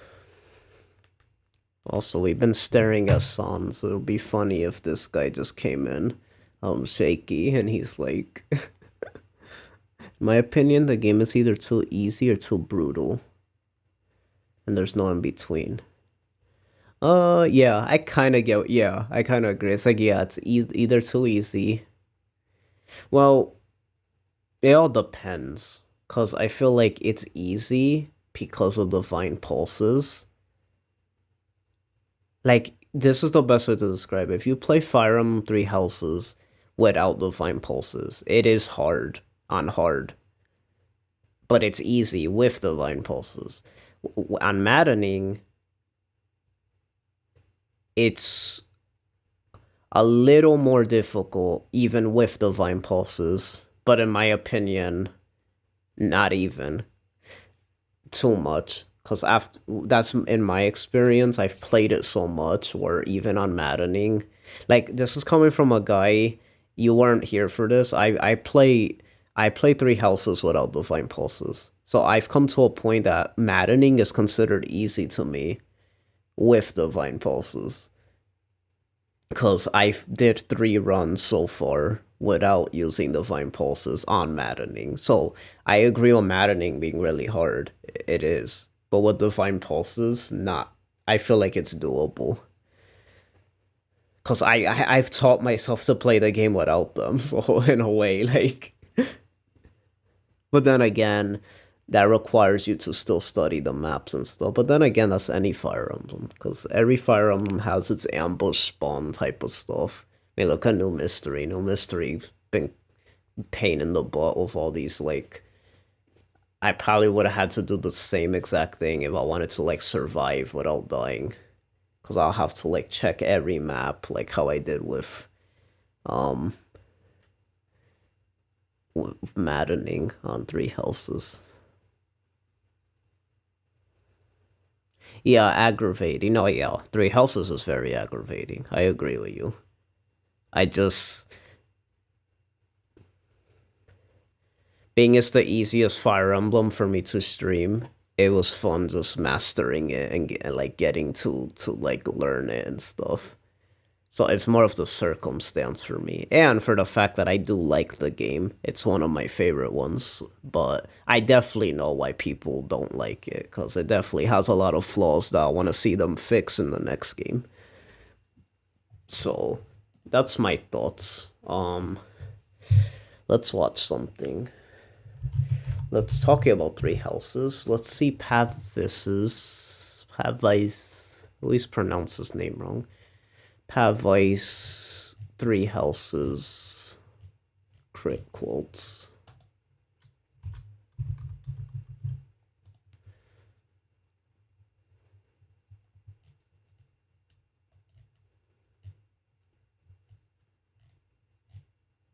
Okay. Didn't he? Oh, he streamed. I forgot these come from streams. He was streaming it.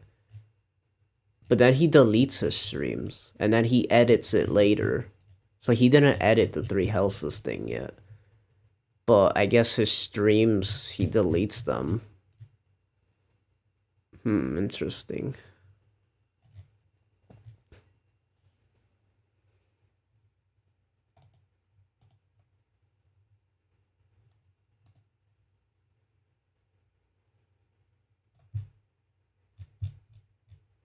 Man, I miss Three Houses so much. Every time I see it, I can't wait to return to it. But it's like, I feel like I'll be wasting time. Because I feel like last year was all about Three Houses on my channel. And, you know, it just seems like kind of a waste if I'm just doing it again. Like, I need to start doing different content. Like, if I do it, I have to make sure I'm doing other stuff at the same time. But I feel like if I get into it, I'm just gonna want to play that. Because I just love the game so much. Like, the more I play it, the more I just want to never stop playing it. Because it's like... That just proves how good Fire Emblem is. Because it's like, if you have a favorite game in the series, you don't care replaying it so many times and trying different things out. Because it's just fun. Awaken my to-do.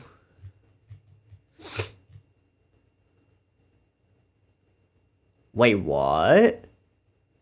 Sylvain says that? Coming from Sylvain, that's very sus. What? What is wrong with Sylvain? What the heck?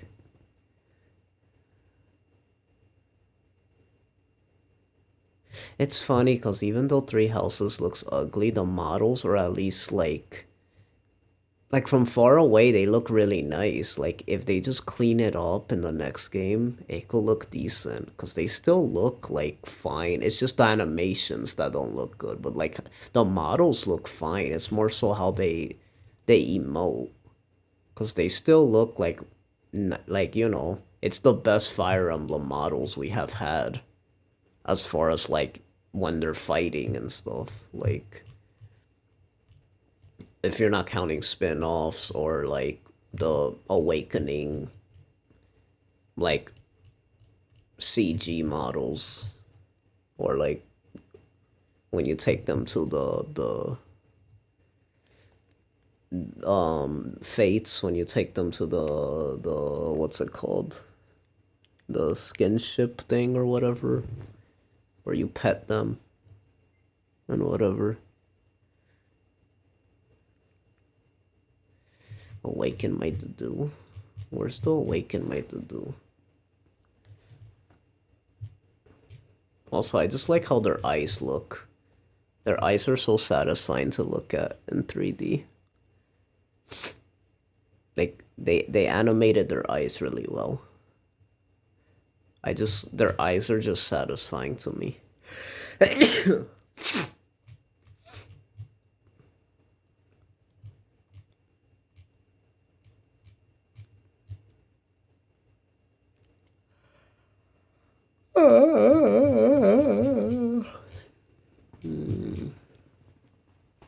Okay, what we watching, boys? Oh, let's watch more Watch Mojo stuff. Let's judge Watch Mojo. Let's judge Watch Mojo stuff.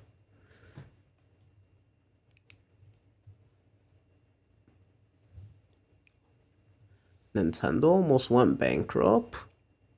I doubt that. Maybe early on, but not like... Definitely not during Wii U. They could have lasted years and still not went bankrupt for how rich they are. That was the most comical yawn ever. Yeah, I make funny yawns. Top 20 video games that reinvented gaming? Sure. I'll be the judge of that.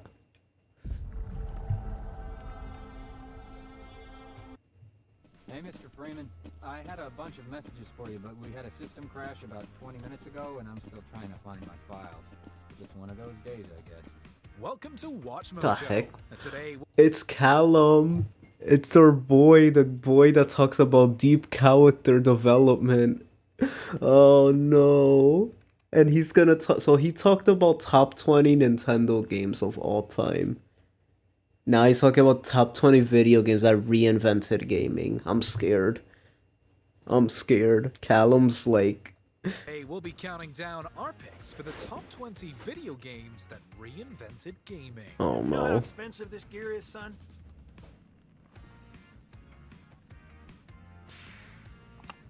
Tell that to the Covenant. For this list, we'll be going over the games that left the biggest impact on the gaming industry, either through innovative new features or gameplay, or else because they helped popularize them. If there's a landmark video game we somehow didn't spot, please point You it out have to yet us to in show the any comments. Nintendo games on my screen. And you're showing Pac-Man. Like, show freaking Nintendo. Number 20, GoldenEye 007. Okay, that's a good pick. Pretty much revolutionized first-person shooters, so... Okay, that's a good pick. Although it hasn't aged particularly well, GoldenEye 007 is still rightfully considered an important video game. Essentially, it paved the way for first-person shooters to make the jump to consoles after being almost exclusively on the PC. Its campaign's objective-based missions that feature different gameplay variety, including vehicle sections, became influential for later games in the genre. I love how we were going to watch Three Houses stuff and then didn't and went directly to watch Mojo. I know. And Callum loves Three Perhaps Houses. most importantly, GoldenEye's multiplayer made it a According to smash him, success. his The list, fixture of at College least dorms if I were and to parties. Perhaps most miraculously of all, GoldenEye judge it from 007 that. proved that movie tie-in games don't have to be terrible. They don't. DuckTales, that's another one. That came before this too. Number 19, Batman Arkham Asylum. What? This reinvented gaming, did A it? superhero game that rescued its whole genre, Batman Arkham Asylum delivers a suspenseful, satisfying story with great voice acting and spectacular gameplay. It's the last of these that has earned it so many copycats. Its combat system is fluid, acrobatic, and most of all, fun, and has been imitated by plenty of other games. Really? I didn't know that. In addition, Detective Vision, or something like it, has been a hallmark of games across genres since its release. Arkham Asylum didn't invent many of its best features, but it certainly polished them to such a high degree that everyone sat up and took notice. Really? Because the last time I thought Arkham City was the best one. But I guess this was the one that started it. But everyone talks about Arkham City. I never hear about this one. BioShock? Okay, that's a good choice. I'm curious to see what they say. Because I never played this. So I'm not sure what exactly did it reinvent. This is a storytelling. This FPS RPG hybrid wasn't the first of its kind, but it has definitely left an impact on the last few decades of gaming. BioShock combines political commentary, fast-paced action, and a gorgeously unique setting to create something that captures everyone's attention. There's two ways to deal with a mystery. Uncover it, or eliminate it. Its use of audio logs to convey a story, combining weapons and magic, as well as a choice between playing more heroically or more like a villain, have all become staples across many gaming genres. While its influence has led some to contend that its flaws are more glaring, we would kindly ask that I raised everyone it up. appreciate BioShock's merits and the mark it left on gaming. I raised it up. Is it good now? I don't know how you survived got a challenge for you. Don't skip this video for 30 seconds and receive a bonus. I've been playing the online mobile app. Number 17, Street Fighter 2. Okay, The World that's a good Warrior. pick too. Round one, fight! Sounds good now, thanks. Yeah, no problem. Yeah, if the music's ever like low, let me know right away. Genre didn't begin I'll fix it with for Street you Fighter guys. 2, but it may as well have. Street Fighter 2 almost single-handedly brought back arcades during the 1990s and made a big splash on consoles as well. It took everything from the previous game and refined it to perfection, and then its numerous re-releases and remasters refined them even further. Hero Wars is a game that redefined gaming. Its combo system, varied characters who all have their own strengths, and ability to fight PvP have since become the gold standard for fighting games. Easy to pick up but difficult to master, Street Fighter 2 still has a devoted following to this day. Hey. Hey. Number 16, Half-Life. Hey, Mr. Oh look, the game that doesn't know how to count to 3. We had a system crash about 20 minutes ago, and I'm still trying to find my It's the game that Just one of those days. its creator doesn't know how to Half-Life is one of the most count to 3. influential FPS games ever made. The player controls scientist Gordon Freeman as he tries to escape an alien invasion. Morgan in a secret Freeman? Facility. The My level of cousins have a immersion in this Street game Fighter was 2 almost pinball game? unprecedented, What? featuring lots of That's exploration so and few specific. It's a cutscenes pinball telling the game story and it's a mostly part through 2. gameplay and That's so scripted funny to me. events. The theme of the pinball? Street Fighter 2. Not Street Fighter, Street Fighter 2. Half-Life also That's so features funny. more puzzles and platforming than was typical. Didn't for the even know genre there was at a this pinball time. game In of addition, Street Its Fighter. engine became the basis for many popular mods, which went on to become popular franchises in their own right, such as Counter-Strike. Despite its title, Half-Life's legacy has been long. I don't like this game because they have really disgusting looking enemies and then there's old Number graphics, 15, so it looks Final even more Fantasy VII. creepy. Uh-oh. I don't know if I want to look at this because this is a game I want to play and I don't want it spoiled for me.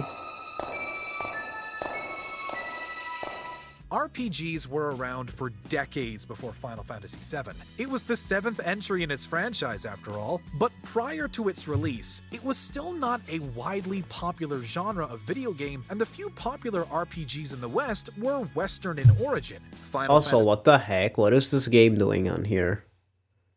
Oh my god, Callum, come on. You picked the most generic, reinvented game. Like, does reinvent just mean popularize? Because that's not what the title says.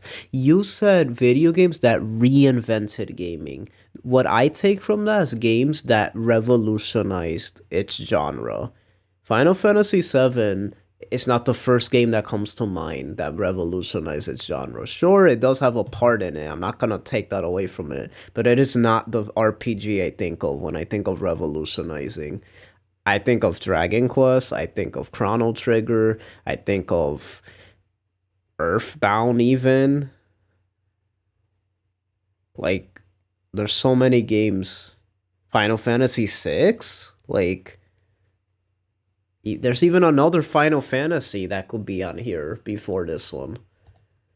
Fantasy VII showed the world that JRPGs aren't just good, they're amazing. That's so funny. You have pinball machines and that's so cool. FF7 hit on all That's cool. cylinders with its engaging characters and massive story. Its huge success contributed to PlayStation's early viability as a console and ensured that generations of RPGs and RPG fans were influenced by its blend of fantasy and cyberpunk. Number 14, The Sims. Oh, voila. Ew. The most overrated game of all time. Animal Crossing all the way. Comment The Animal first Crossing. major life simulation game, The Sims allows players to simulate the lives of created characters as they go about their days. The degree of freedom That's so allowed in funny. doing So there's just whatever you pinball want with The Sims machines was that just have unprecedented at themes the time. just because it's Everything fun. from daily That's so chores to funny. And life-altering then games do that decisions too are because we have yours to Metroid decide on Prime or put Pinball off. for whatever reason. While Like, not deaths Metroid, occur, Metroid it's Prime possible to play it pinball. forever. So they even Life do it in the simulation has games become too. a common feature in games since its release, particularly RPGs, and it also helped popularize the life simulator in general. I tried this Number series 13, once and I could Halo never get Combat into it. Evolved. I don't know even what made me buy it. I bought it with my birthday money and I regretted it so much. Oh, Halo? Okay. The first Halo game is aptly named. Since Okay, so while it you're didn't gonna invent the put... whole If you're gonna put... GoldenEye and Halo, I better see Final Fantasy VII and Dragon Quest or Chrono Trigger, or I'm gonna be mad. Because now you're just saying the most popular games that popularized genres. It did mark the next evolution of this trope and FPS games in general. Its controls remain responsive and hold up to today's standards. Its story is ambitious and fits seamlessly with the gameplay. Space Jam Pinball? That seems cool. On the bridge ASAP. Better follow me.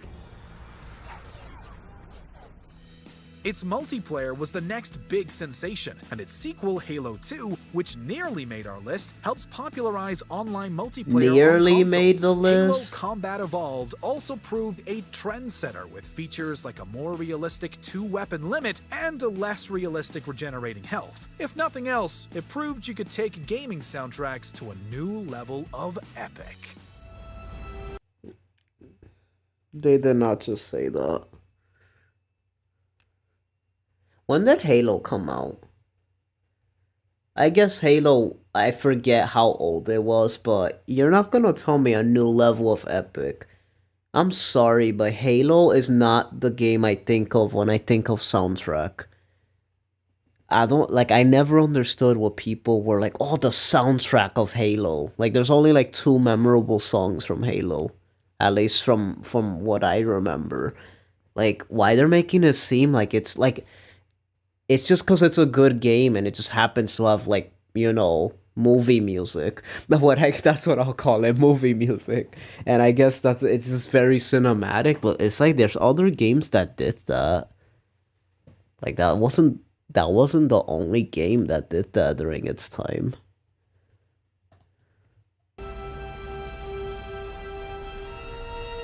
Yeah, I feel like it was the multiplayer. That I'll give it. Number 12. Metroid. There we go. That's what I like to see. If I had to wait this long, it means that it's because they had to be higher on the list. That's the only reason Nintendo hasn't been showing up. It's because they're all saved for the end. Because they're the best ones. Give them their flowers. 2 games birthed the Metroidvania genre. Tell them. Castlevania also deserves a nod. Metroid came first, and we Yup. would argue, did it better. Metroid follows bounty hunters. You didn't have to be so mean, Callum. Like that's the thing. Like, even though I like Metroid better than Castlevania, I wouldn't even make that comment. It did it better. It came first. Like, it would just be it came first, and it just, no offense, made a bigger impact. But it's like you don't have to say it did it better. Like, it's not about better. They're both kind of equally good. You didn't have to say it did it better. Just like, was that necessary? They're 2 different games, and they both did what they did perfectly or near perfectly. So like, that didn't make any sense at all.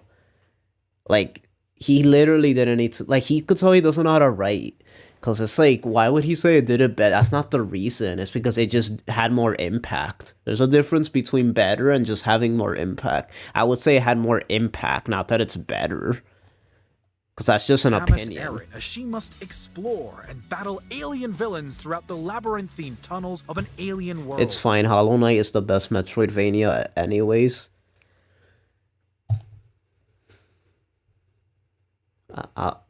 As much as I respect indie games, never would I say an indie game is better than the things that it was inspired by. So even though I've never played it, and I do kind of want to play it, I'm kind of having doubts. Instead of the individual I don't levels know of about its that peers, one, Chief. Metroid features a single You're enormous competing map against broken Super into Metroid smaller and Symphony of screens the that players Night. must jump, shoot, and roll through, So, collecting I power-ups and don't defeating know. bosses along the way. I don't know, my friend. Metroid Dread? It's also one of the first games to feature a female Dawn protagonist, of Sorrow? and a badass one at that. While Metroid may not have the mainstream success or recognition of many of our other entries, it has influenced plenty of games, particularly among indie titles.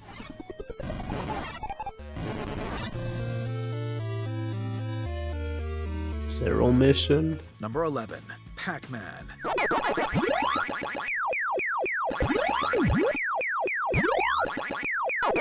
What's so revolutionary Circle of the about a yellow Moon? circle that eats pellets and avoids ghosts? I like how I just keep successful adding it another was. one. Pac-Man was a runaway success, becoming a mainstay of arcades and seeing ports to nearly every system in the 1980s. Not only that, but it also spawned merchandise galore I and gotta even play a hit Hollow song. Knight. People, I feel like it's just gonna be another Shovel Knight, where it's Pac-Man like fever was real. people and it was the beginning of over-exaggerated to video the games point that they becoming wanted not it to just be a in niche Smash, market, which but a I never big part of a understood. larger one. Oh, there's Never also the understood small that. matter of Pac-Man's simple yet addicting gameplay and iconic design. Like, I What get is it, but in then I those don't power get it at pellets? the same time. But I have a feeling Hollow Number 10, Knight's better. Grand Theft Auto 3. But I'm more intrigued with Celeste, to be honest. I want to play Celeste. Me and him go back, so I could probably get you some work. Come on, let's head over. There were open world games before Grand Theft Auto 3, sort of, but it wasn't until this game arrives that open world games became what they are today, because everyone copied it. GTA 3 features a map of unprecedented size for its time, as well as the freedom to do just about anything within the aptly named Liberty City.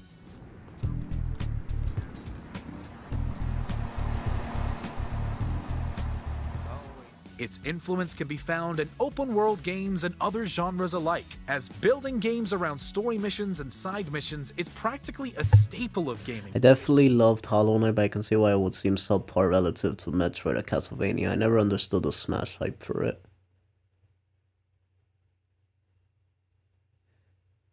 Yeah, I don't get it either. Like, people just be wanting any indie that just happens to like these are games that I just mentioned this with my brother the other day, saying how certain, it was yesterday actually, how I was saying it for anime though, but I'll just translate it to video games. There's like seasonal, I guess in this case it'll be monthly, like or no, seasonal, we'll just say season. So seasonal games, yearly games, and then of like best of all time games. Hollow Knight will fall in the category of like, yearly games. That was the game that was one of the best of its year. But people talk about it like it's like in the same level as a game that will be like stand the test of time. Like, that's how they talk about with Shovel Knight too. Like, calm down. Like, these are games that are literally just inspired by things that stood the test of time. So they're more like, yes, they nailed everything and what they were trying to create, but they are still at the end of the day kind of just more of the same. Like, they're not really anything too different. They're still, their whole influence is based on a game that existed already. So in a way, like, it's, even though it's its own identity, still it kind of is solely based on what it's inspired by, and a lot of indies do that. Like Undertale was just an Earthbound like spiritual successor. It's never like, sure, it's one of the best versions of games that were inspired by something else, but Earthbound is always gonna get more credit, in my opinion, over it, just for the fact that it was the one that did it first, and Undertale's kind of just paying homage to that style of gaming. And games could do that because in a way everything's influenced by something. But I feel like indies in particular, they're like targeting what they're inspired by. Like, oh, this is supposed to bring back that specific feeling of that game. I mean, look at freaking Bug Fables. Bug Fables is based on a particular video game. It's not even based on a genre. It's just based on Paper Mario. It's like, it's literally just Paper Mario. But I'm never gonna call that game like, oh, it's gonna, like, I don't know. It takes a lot for me to like respect a game that's like new. It has to do a lot. It can't just like be more of the same or like something like, you know. I still respect it, obviously. It's indie, and like, they do so much for the scene and stuff. But I just hate, basically what I'm trying to say, I just hate when people exaggerate and act like all these indie games are like the best thing they ever seen in their life. Has seen plenty of controversy over the years, but that has arguably like, obviously they're gonna be really good because we're in an era now that if you replicate things like Super Metroid, they're gonna be much easier to do in this day and age if you do it right, because we have the technology to do simple games like that. Because if you make a 2D game, 2D games are way easier to make nowadays. So it's like, if you do it right, it's gonna like seem so good, because it's like, it's so easy to make those kind of games now. Like, in comparison to back then, it's not that they're easy to make, it still takes a lot of skill and game design, but it's just a fact, like, you know, what made those games legendary is the fact they were made in that time. Joey! Number 9.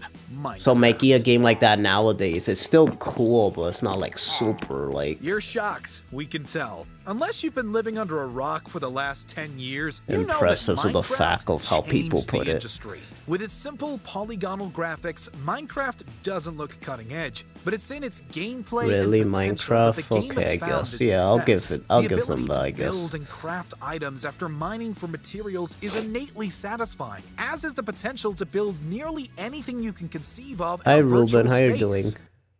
Why you're screaming?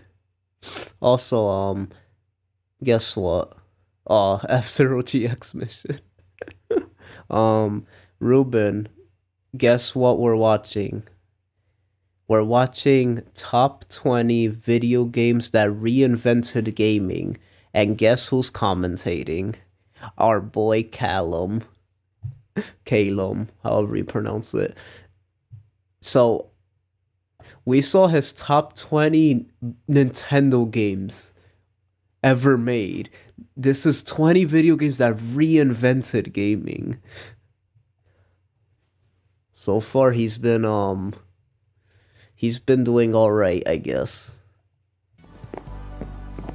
Metroid was on the list, so I approve. Games of all genres have taken cues from Minecraft, and crafting has become commonplace in every other game these days. Not only that, but Minecraft itself has remained popular and is still widely played.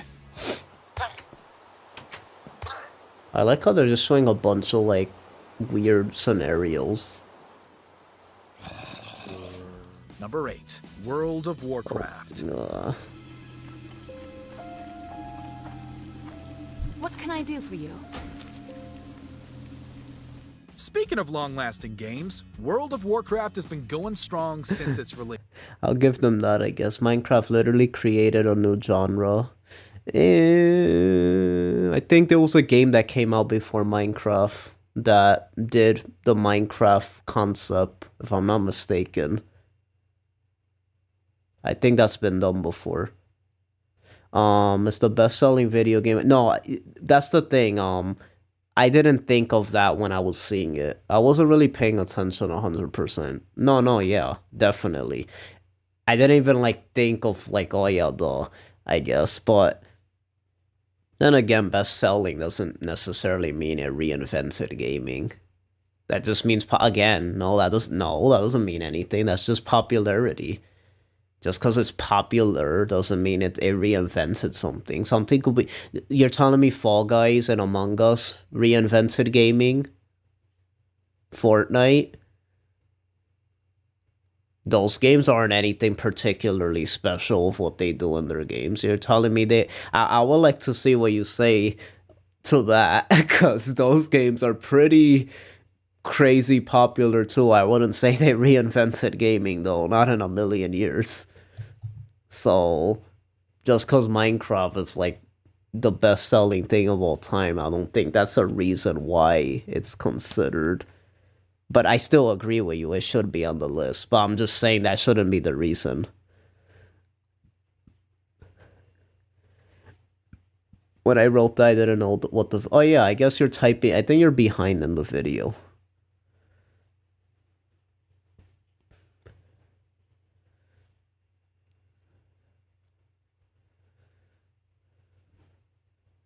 Yeah. No, I definitely agree it should be on the list. Of course, yeah. And it's hardly surprising. That's why I said I guess, because I had to think about it. There were other only because I have an before it, unbiased towards plenty after it, but none have attained the meteoric success Like, of I don't even know WoW why I'm or like have that been towards as Minecraft. influential on I the used to others. love Minecraft. I don't know. It's fun to hate on it. I don't know why. It's fun to hate on the game. Dungeons, as well as raiding with large parties, and its massive world is at once full of detailed No, he was lore, actually but also here built with the around skeleton entertaining man. the player. That The was actually gameplay there is addictive, before you and at got its here, peak, Daniel, and the they game saw had it. around 12 million subscribers.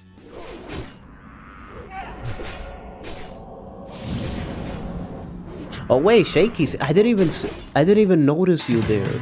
I look at Daniel's profile picture and Shaky's. They look so similar from far away.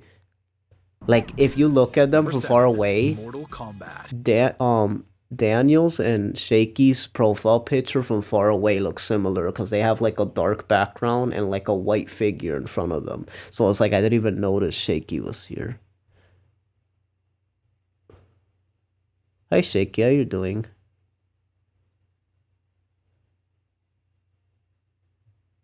Oh, you were... I'm so... Oh my God, my brain's not working today. When Daniel said Shaky, you missed Skeleton Man's sons. I thought you were talking... You said Ruben. I don't know, my brain saw Shaky and it just replaced it with Ruben. Like, I just forget everything I said right now.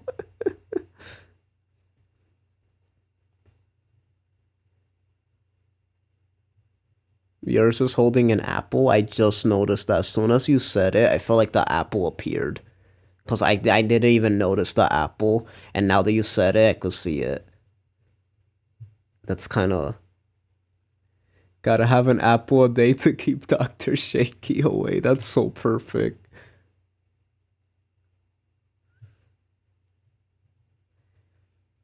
It's not one of my favorite games either, but its importance cannot be overstated. Yeah, of course. Okay, Mortal Kombat. Really? Mortal Kombat? Over Street Fighter?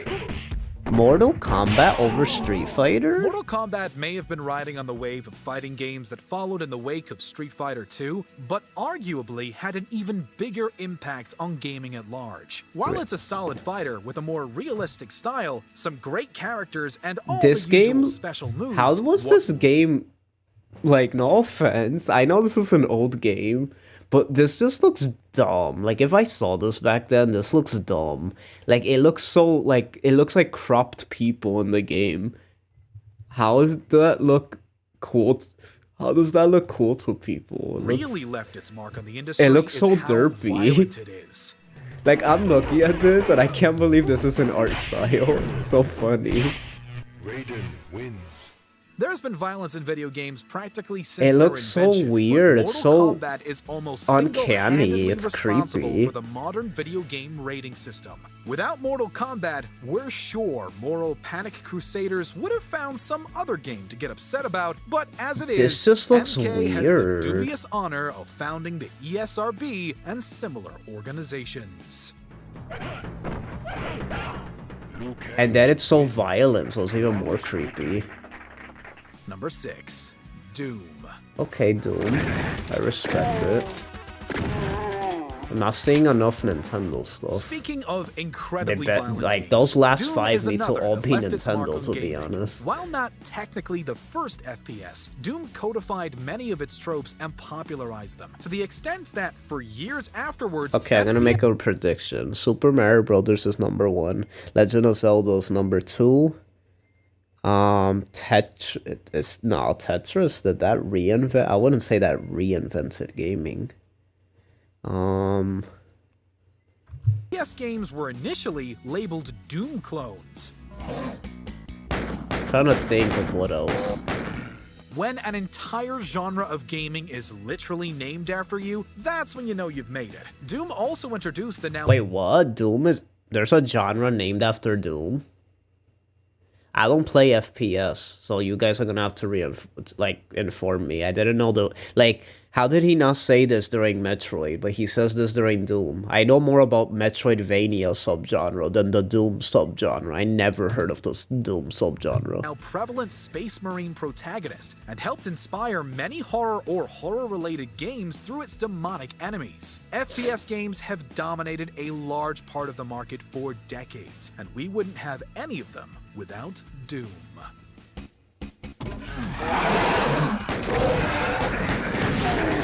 Number 5, The Legend There of we Zelda. go. Should be way higher, but okay, I'll take it. Top 5, let's go!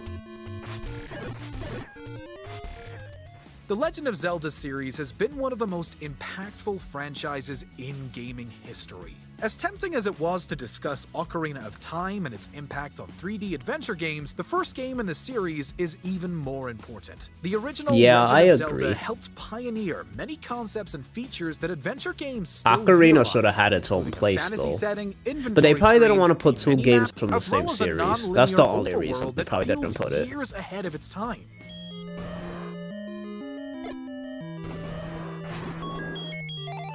It was also the first console game capable of saving progress, So which is does kind Doom of not a have big a deal. As cliche Doom not have a subgenre name? Did he say that? Did he just say that? Cause Doom clone? Yeah, but Doom clone that doesn't sound like is that an official genre, or is that just the Doom subgenre? So yeah, it's weird. Yeah, from what chat's saying, it's almost like if that doesn't even exist. Part of gaming history. Maybe I misheard what he said. Maybe he said like people say that as like a, I don't know. Number 4. It is Tetris, of course. I want to know what for puzzle games. So simple, and yet so addictive, Tetris tasks players with matching blocks of various shapes into rows to eliminate them and prevent them from stacking too high. Studies have been done on the effect playing it has on the brain. It has been remade and remastered countless times on everything from consoles to phones, which has ensured its place among the top-selling games ever made.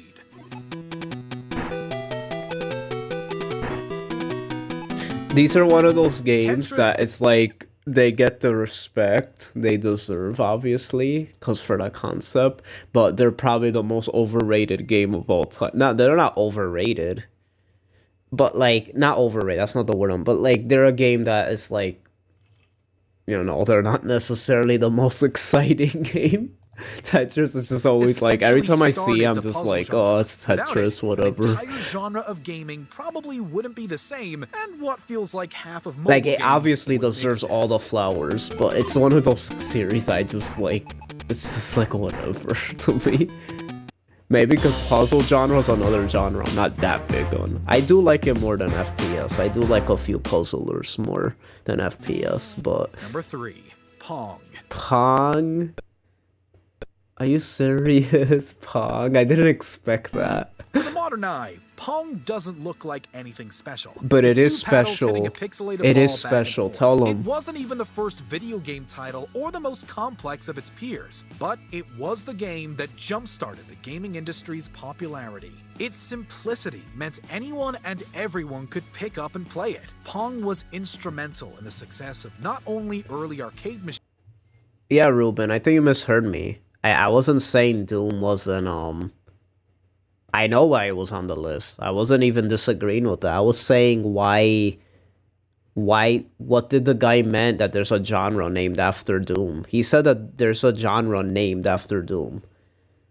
He said, what, there's a Doom genre? Like, what's it called? I never heard of it in my life. I'm not saying that Doom didn't deserve the list. It did. I agree with it.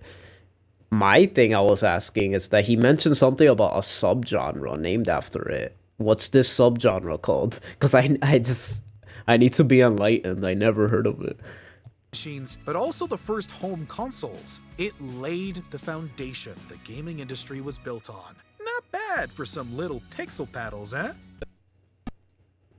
I really want to know what that genre is, Number though. 2, Super Mario Bros. Number 2? Number 2? Wait.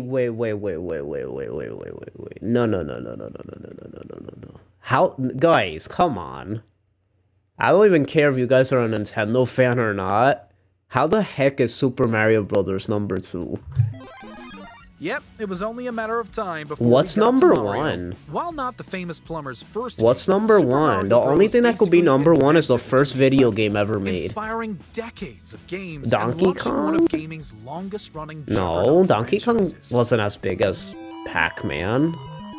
It wasn't until console that Mario took off, really, like hard. Its controls are precise, its music, characters, and levels are all iconic. Given What? its degree of success, it's sometimes seen as the game that pulled console gaming out of the hole it was in after the gaming crash of 1983. And because of how widely played it is, the influence of Super Mario Bros. Has echoed throughout the gaming industry. Number 1 is If you look Metroid hard Under enough, M, you're isn't sure it? to find It's gonna be something in Metroid most Other M. games that can be I knew traced it. back to it. Number 1's Berwick Saga. Imagine. It's fire up, Before bro. we continue, be sure to subscribe to our channel and ring the bell to get No, I'm notified. not. I'm gonna tease you guys. What's number 1? We're pausing it. What's gonna be number 1? No, I want to figure this out. It's gonna be that game that one of those first games ever made. It was called like Color something or TV. I always forget the first game ever made. I feel like I want to memorize this. I always tell myself I want to memorize it. I forget what it was called though. It's either that game, Super Mario 64. But I feel like if they put Legend of Zelda over Ocarina, there's no way they're gonna put Mario 64 over Super Mario Brothers. Because I feel like Ocarina was more impact than Mario 64 in my opinion. Maybe. Persona 5. Oh yeah, you're right. It's either Persona 5 or Undertale, because everything's an Undertale reference. And then Persona 5, it's like everything's inspired from that. So it's like it has to be. Maybe it's Chrono Trigger. Who knows? Maybe. About our latest videos. You have the Dragon option to be Quest? notified for occasional videos. I can't believe or Dragon all of Quest them. wasn't on If here. you're on your phone, I'm make so sure mad. to go into your settings and switch on notifications. I'm so mad. Number 1, Super.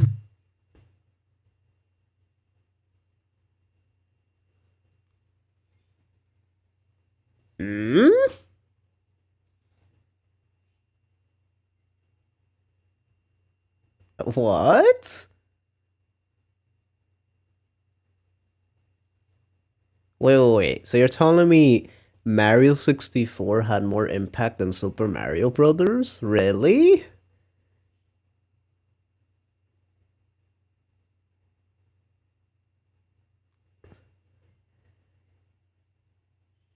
I guess. I mean, I would say Ocarina of Time. I don't know. What? Like, the fact they put Legend of Zelda over Ocarina, but then they put Mario 64 over Super Mario Brothers. I need to hear what he says. Mario 64. Dear Mario, please come to the castle. I have baked a cake for you. Yours truly. How come I just realized this got 2 Mario games on one list, and they were literally 1 and 2. Best toadstool. But Zelda didn't. Wait. I'm so mad right now. Wait. I'm so upset right now. I never been so... This is a terrible list now that I just realized it.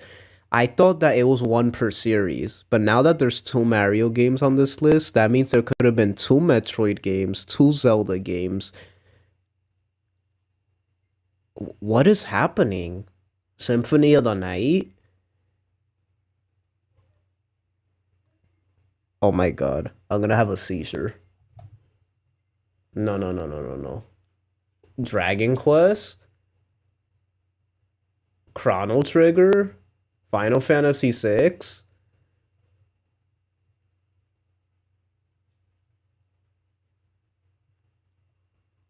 This can't be happening. They put like 4 first-person shooters on this. This is a normie list. They put Minecraft and 4 first-person shooters on this. They're normies. Look, we usually try to keep things to 1 entry per franchise, but come on, it's Mario! It's only natural that the biggest landmark games are from gaming's most famous franchise. If Super Mario Bros. Reinvented 2D games, then Super Mario 64 is the benchmark for 3D ones. Open level design and emphasis on exploration echo in open world games today.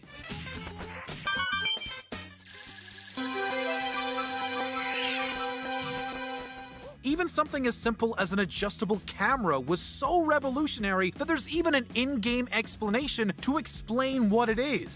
Super Mario 64 fired the imagination Yeah, I of guess. gamers and game I would have developers gave a alike number and 2 gave though. I us don't think a I would have whole given new number dimension 1. to play in. Woohoo! Indeed. I feel like that Callum don't ever do that again. Anyway, Wahoo!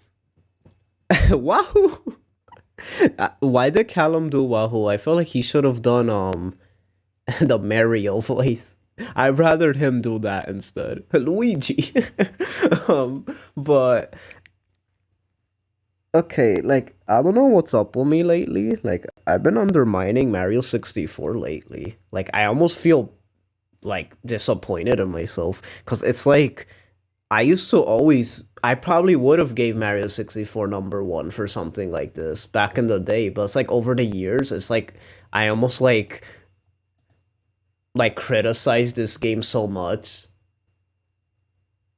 like just from like how it's aged, that it's like I forget like all this he's saying I used to constantly say back in the day about it, but it's like I've gotten so much with like the same thing he says about this is how I am with Ocarina that I almost forget that yeah it did do all this. So yeah, it's a good number 1.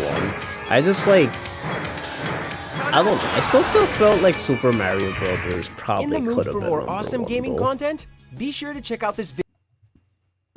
You're disappointed that Mario 65 never came out.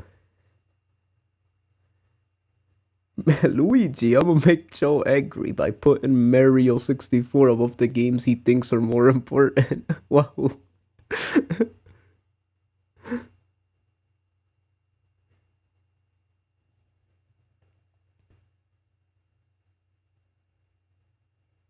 Yeah.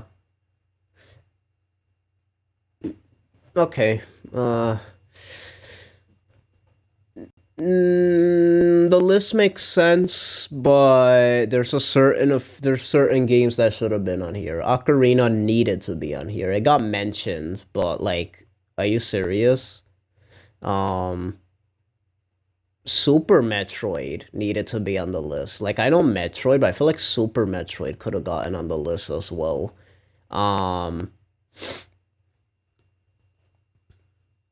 What else?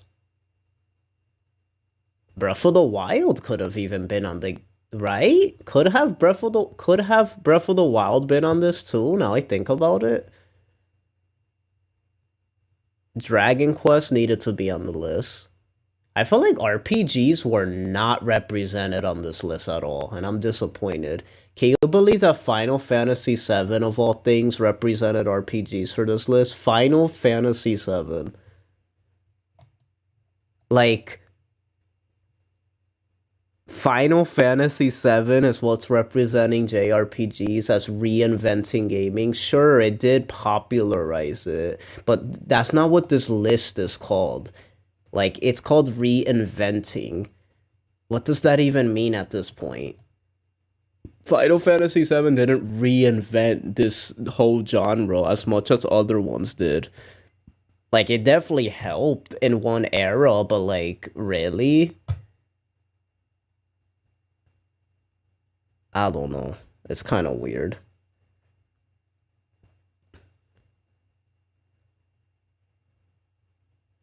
He only likes Metroid Fusion. Then again, yeah, I keep forgetting it is a Watch Mojo. But here's the thing: this might shock you guys. Never mind. I'm not saying it. No. Forget what I wasn't gonna say anything. Just forget what I was gonna say. Because then you guys are gonna make fun of me. So I'm not even gonna say it.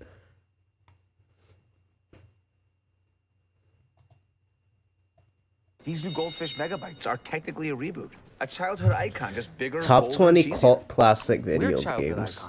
Will they reboot us? With bigger. I feel like this one's not. I feel like I won't be able to make fun of this one because I feel like it's just how do you get this one wrong? This is just based on research. This mist takes germs. Why is the music still playing? Why is the music still playing? Yeah, this one is just based on research. I feel like there won't be any, like, you know. I need to see the opinion ones. Top 10 greatest video game bosses? Which one's, like, super controversial?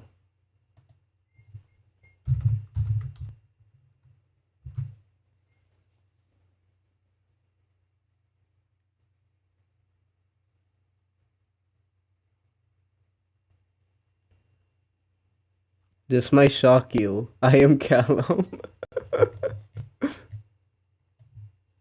I am Callum. I just noticed.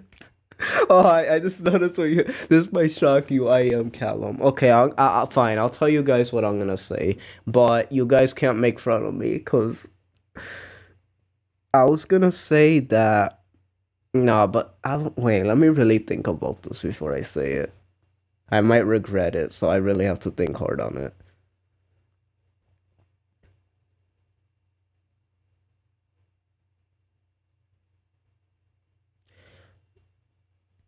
I'll rephrase it.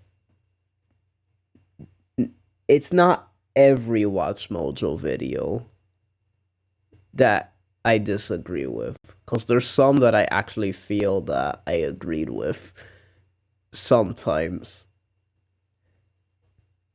That's all I'm gonna say. I wasn't gonna say something different than that. I was just gonna say that there's some that actually get it right, but it's mostly, yeah.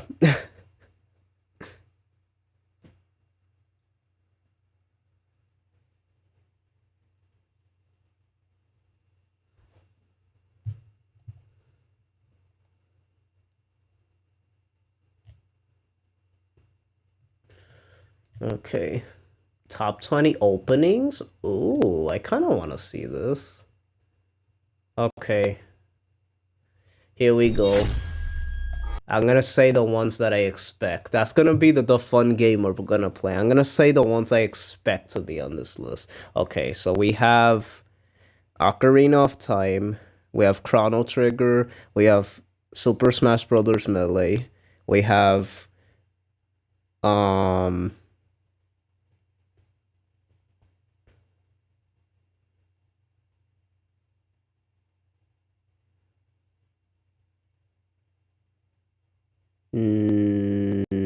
what else has like a good opening?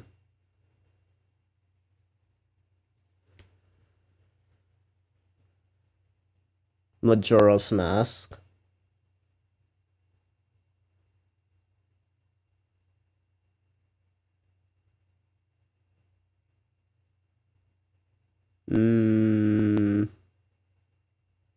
I would say Fire Emblem, but I feel like I wouldn't be on this list.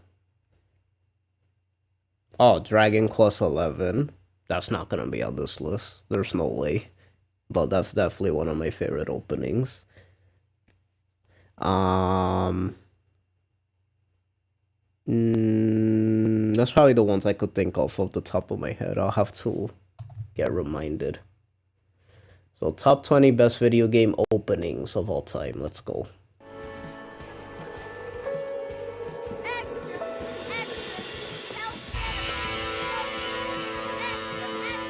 Welcome to Watch Mojo. It's Callum. Today we'll be counting down our picks for It's the Callum top 20 again. best video game openings of all time. They call him and he appears. For this list, we're looking at the greatest intros in video game history. Let us know in the comments which always gives you chills. Chills? Okay. We'll have to see. I mean, a lot of these I never played, but I'll be open-minded. Number Let's 20, see. Grand Theft Auto 4. Just how to be a game I don't care about. You ever been? No. Crazy place, Nico. It was the Grand's next-gen return to Liberty City. But he's gonna featuring the talk best over graphics them, so yet how am I seen gonna know in a how good they Rockstar are game. if And the he's opening talking over sequence them? was an incredible reintroduction to the grimy New York parody we know and love. Like they say. The thing you skip video game openings when you first play them. I'm sorry, I can't call you a gamer if you do that. I hope you don't really mean that. You're not a gamer if you skip the opening the first time you play a game. But we get to see the city through the eyes of an immigrant arriving for the first time after a long If you journey. skip it In the like tradition of pop culture after the giants like first The time or Godfather first few Part times, 2. okay. It But if also you mean the briefly first introduces time, the oh my smuggled god, diamonds, setting up that's a just vital like, part of the I'm plot sorry, for that's later, weird. a moment where everything goes wrong in a blink I don't and trust you'll miss somebody a who piece of skips the opening of a video game.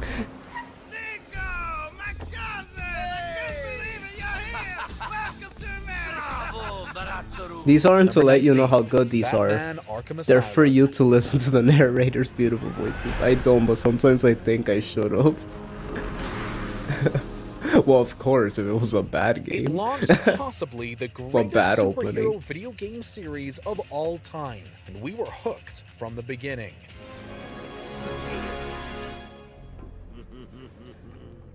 Hey, Sharpie. Love what you've done with the place. Batman drives the Joker out of Gotham and back to Arkham Asylum in the Batmobile, giving us Gotham's most famous location like we'd never seen it before. Rocksteady's outstanding graphics were shown off right away as I feel like I escorts can observe Joker these into the openings. asylum, only for him to promptly break out and get to work executing his master plan, taking over Arkham for himself. The intro was so good they even showed it again during a later fear gas sequence, only this time with Joker in the driver's seat and Batman reduced to madness. The joke's on you. I get it, because he's the Joker. Honey, I'm home. Number 18, Half-Life. The Black Mesa compound is Okay, maintained at a I'm present skipping these 68 because I'm not even getting an degrees idea of how these openings are. Alert. Okay, Near. Okay, I could see that having a good opening. You're shattering the glass to bust out of your What's apartment. that? What's this? What game is this? That Halo? Or Xenoblade? What is that? Kratos still. Oh, that's God of War. Okay, Number God of 14, War, Red Dead Red Dead Redemption, Redemption. all these games that I'm not gonna even know the intro because he's talking over them, so I'm It's just still skipping. downright Spider-Man.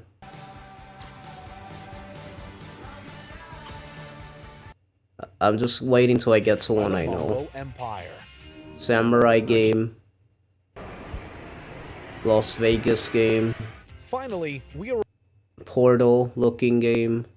Oh, there we go. Breath of the Wild. And repairing. Breath of the amateur Wild? science. Power up completely. Wait, these are openings or title? These are not title screen. I thought this was the title screen. How did I take this long to realize this is not the title screen? This just means the opening of the game. Like when it starts, when you start playing the game. Oh, it's you. Number 8, The Legend of Zelda: Breath of the Wild. Wake up, Link. After being This is a asleep good for an opening. I think I initially agree with unknown this, amount of 'cause time, Link is awakened in Going a starting pool this of up and then going mysterious into the blue wild for the water. first time Steeped in was a temple really brimming with exciting strange moment. technology. With little guidance It of kind of what goes has away happened after the or first how we time. got Like there. I never really Eventually, feel that again gathering when equipment restarting and the game. But studying that the very temple, first time Link playing breaks this out. game and What going to the follows is a wild, moment you won't soon that forget. moment The was entire crazy. vista of the Great Plateau stretches out ahead as the stunning musical score kicks in. Yeah, this moment was crazy. when I first played it. It felt like finally You I'm enter playing a this vast game. open world you're almost completely free to explore however you like. In this perfect scene, it's just Link and the natural beauty of Hyrule. I agree Number with this 7, because I know this Far game. Cry 3. Shut up. My gosh. I'm not saying I don't agree with these. I never played these games, but he's talking over them. That's the only reason I'm skipping them. There we go, Super Metroid. You know what, we'll skip Super Metroid just so we don't spoil Ruben. So he gets to experience it himself. But I agree with Super Metroid's opening being on here. Final Fantasy VII, that is a good intro. I will say that. For the little bit I played of Final Fantasy VII, the opening is pretty sick. It starts very action-packed right from the beginning. Like, if you want a game to catch your attention, like, that's how you do it. It was number 2. I wouldn't be surprised if it's number 2. That is a really good opening.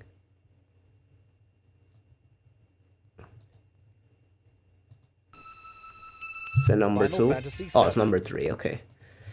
Okay, those are all the games I care about. The others are just like... I would watch the whole list, but that particular list was a bit boring. I want to keep it moving because it's like they're showing the openings, but he's talking over them. So it's like I feel like I'm not getting anything from them. Unlike the other list where I kind of wanted to hear what he was saying, even if I didn't know too much about them. Here it's just like, I don't know. It wasn't my thing. Best-selling video game of each year? Yeah, but that's just facts. That's not an opinion. I need opinionated videos.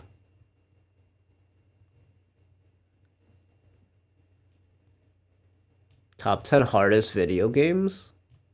I feel like... Oh, look. The video that started it all. Top 20 greatest Nintendo games. And they put Odyssey on there. Top 20 video games that aged well, and they put Chrono Trigger. Okay, I respect it. Top 20 best TV finales. Avatar. Top 20 most influential video. How many of these do they make? Wait. So they made top 20. Wait, what? They made top 20. What was the one we watched before? So there's influential, and then there's reinventing and influential. I guess just because it's influential doesn't mean it reinvents, but usually it does. It's like the same video. Your mother was a hamster. That's a comeback line? What the heck? What movie is that? Top 10 games that... Why they show Banjo-Tooie? Banjo-Tooie's rated E. Top 10 most iconic video games of all time. Why it shows Twilight Princess? That's random. Like, why they just show Ganondorf from Twilight Princess? There's no way Twilight Princess is on that list, right?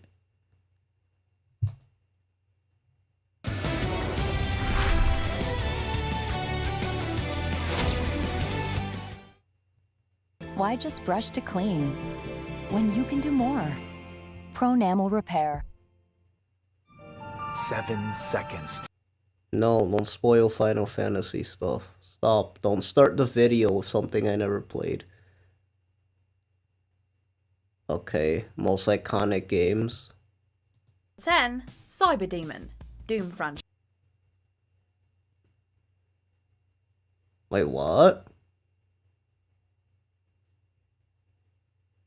Most iconic video games. I never heard this game in my life. It's part of the Doom franchise. I never heard of this particular one though. I thought it's just called Doom. Is it called Doom? What? Also, that's so creepy.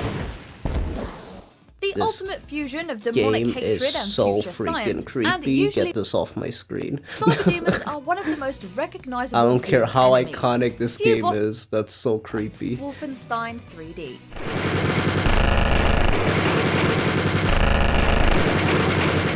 One of the most What is happening? A lot of bosses only have one chance to make an impression, but the fact that Nemesis continues hounding you. Number 6.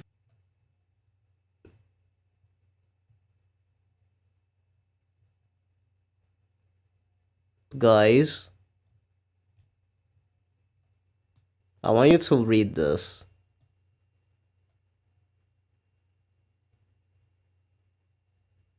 I want you to read this and tell me what it says. Top 10 most iconic video game of all time. Description. Many of these iconic baddies have made a huge impact in long-running video. Okay, you're talking about villains or bosses. Okay, Watch Mojo, are you serious? You didn't even title your video correctly. Fam, I was so confused why. I thought the game was literally called Doom Cyber something. I didn't know. Okay, Ridley's on the list. Okay. Dracula. Okay, there we go. I guess this makes sense.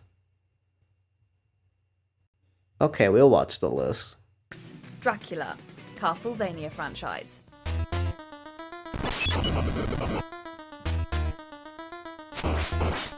Man may be a miserable little pile of secrets, but there's You read no secret bosses, here. really? Dracula is the Castlevania That's some boss. quick Based on the famed Mandela fictional effect. vampire, You Dracula had the rules Mandela over the effect, titular but like castle instantly. and always seems to find a way to return from The death. thumbnail's to haunt both the clickbait. Oh, Belmont and then family and Ganondorf. That's why Ganondorf's on the. I was wondering why Twilight Princess Ganon was on the. It was just showing Ganondorf in Players. general. Okay. A Symphony of the Night. Let's go. featuring forms both debonair and monstrous alike, as well as abilities ranging from casting fire to shapeshifting. Dracula is every bit as emblematic to the Castlevania games as the Belmonts. Maybe even more so. After all, without Dracula, there is no castle, and Vania just doesn't have the same ring to it. I'm not sure why that boss Dr. was so Wily, easy. He just Mega had to Man spam. franchise. And it's like right in front of you. There's like no... He may look like and share a name with Albert Einstein, but there's nothing relative about Dr. Wily and the real-life scientist. Dr. Wily is a genius roboticist, but rather than use his robots to help people, he's out to use his creations to take over the world. Fortunately, he's always foiled by Mega Man. Still, Wily doesn't make it easy for the Blue Bomber. Hey, Ganondorf was 2, Bowser was 1. I don't need to hear the explanation for that.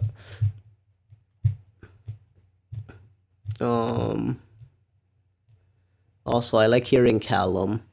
I kind of want to... I like Callum. He makes it funnier.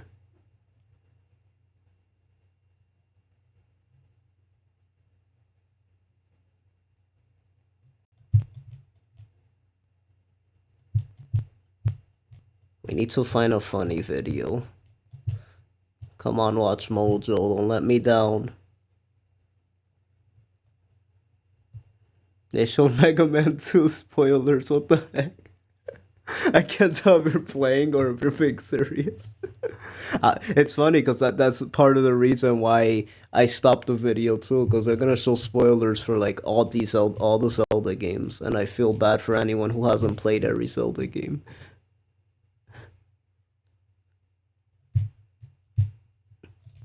Not that of a big deal, but you know. You know she's on there because of clickbait. Anyway, why does Dr. Eggman look like that?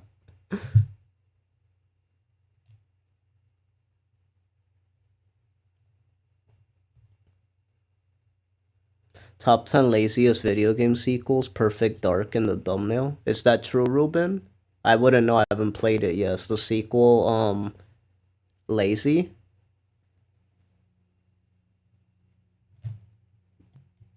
Wait, isn't that a Rare game? I doubt Rare will be lazy with their games.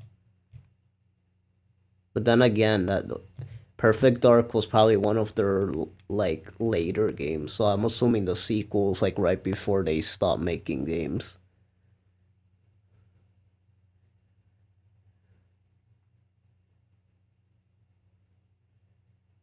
I didn't even notice the spoiler, Michael. So you pointing it out makes it more of a spoiler because I didn't even like see it, to be honest, or remember.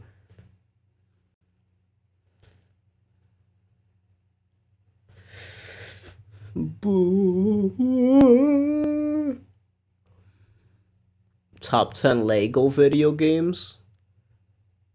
Uh-oh. Nah, I'm not falling for it. I don't see Star Wars at all on the thumbnail. I don't see Star Wars at all on the thumbnail. That's worrying. If they put all the newer ones, I'm gonna be mad. It should be Star Wars #1. Indiana Jones #2. That's it. Everything else sucked.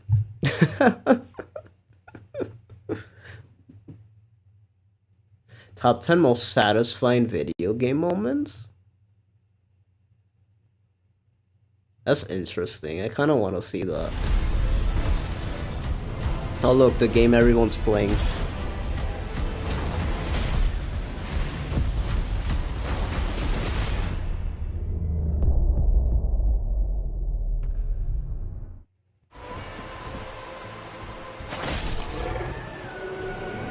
Oh yeah, I got that one on Wii U, the Undercover. I just was getting out of the Lego games by that point. I feel like the original, like, 3 were like the best ones. But then again, I never played the newer ones. But I don't know, something about before they started talking were more charming. Recurring moments and actions in video games that bring the most enjoyment to players. If there's a satisfying moment that you're unsatisfied Ooh, Minecraft Diamonds? I'll agree, that is kind of satisfying. Clearing the screen, not Tetris again. Let's just pretend I hate Tetris, just so it could be funny. Because I've been getting mad at Tetris and copied puzzle games on of all this time. video. The goal of aligning blocks in a row to make them disappear is a simple one, but also an extremely satisfying one to see in action.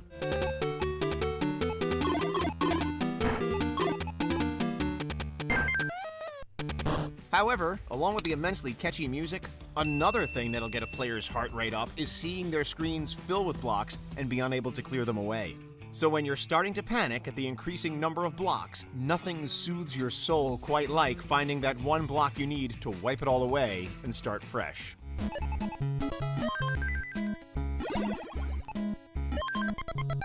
Number 9, BFG 9000/Super Shotgun. Doom franchise. I don't want to see Doom anymore. Get this creepy game off my screen. Wading through the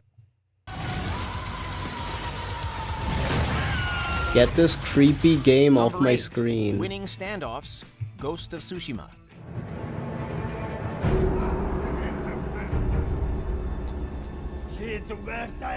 Apparently your phone doesn't. Your phone doesn't know Tetris. Stand out through this awesome mechanic. It needs to download the app first before it could recognize it. Until your foe is dead, you can choose to do the honorable thing and challenge them to a duel.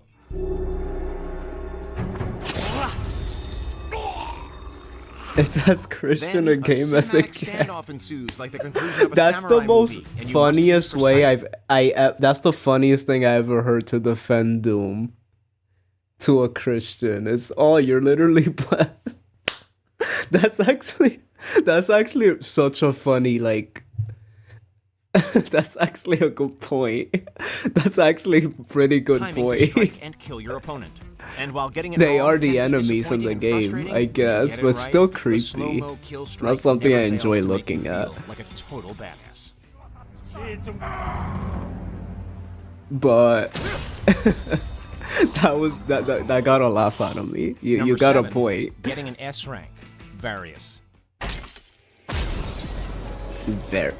Getting an S rank, various. That's so like vague.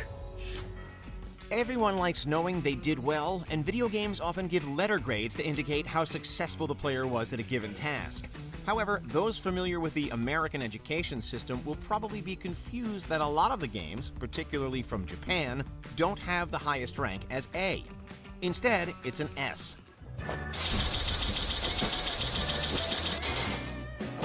I want to play Yakuza so bad. To achieve an S rank in a game usually requires I want to play Yakuza so bad. That game looks so funny. And they respect Dragon Quest, so I just have to play it now. Stand for skill because if you get it, you know He even named the it. game after Dragon Quest. I gotta play it now. I respect the respect.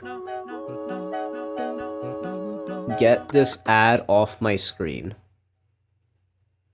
Number 6. Beating Hades for the first time. Hades. That's so specific. What the heck is this list?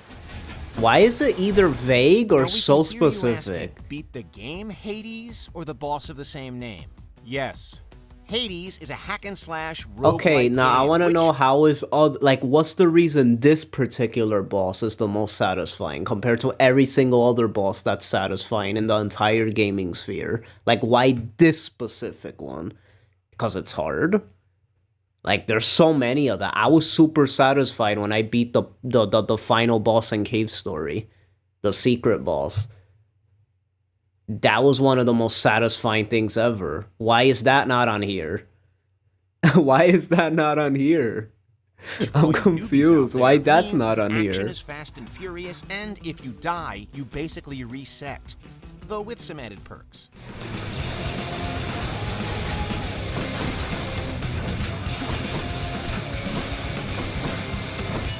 This makes for punishing difficulty and numerous runs as you try to defeat the Greek god of the underworld. To borrow from another Greek myth, playing this game can make you feel like you're Sisyphus, pushing a boulder up a hill for eternity. But, unlike him, you can actually achieve victory, and when you do, it's like drinking. Yeah, S is a gamer letter to me as well. I get what you mean. Reap what you sow. Number 5. Defeating a boss, Soulsborne franchise. That, you see, that I could agree with, just for the fact that Dark Souls, I know, is known for that. Like, Software has created some of the most popular action RPGs. Yeah, like the bosses are really hard, and you have to actually like learn everything. So I feel like it's kind of known for that. So I could see that. And will involve the player dying a lot. But the one right before it didn't make sense to me. Why Hades of all games? Progression in the games is usually imagine if this person actually just sharing their personal favorites from what they played and everyone's just calling him wrong. He starts crying. Bosses are on another level entirely. Finding their patterns is a matter of trial and a whole lot of error. When you do finally overcome these frequently monstrous bosses, you'll be praising the sun and everything. Oh, you're really having trouble with that F-Zero level, Ruben. I'm sorry about that. Number 4. Finding yes, okay, this I agree with. When I first found Diamond, that moment was actually, I won't lie, that actually was a fantastic moment. When mining for materials when I first found Diamond, like my very first time, it felt like I could never find it when it was my first time. But then after I found it the first time, isn't it weird how it feels like you keep finding it? But when it was like my very first time, it felt like it took so long to get to that first diamond. Given that it can be that used was to make satisfying. Some of the most important items. It was. These include the most durable armor and pickaxes, which are useful against tough enemies and in digging up hard materials like obsidian. It's also usually the most difficult to find, often spawning deep underground. Oh, you'll like Metroid Dread then, Dr. Shaky. Locating that has really good well, bosses. Like striking gold in the real world, really hard ones. They actually push you. I wouldn't recommend playing that game first though. But that's Number just 3, a recommendation for bosses. Spike!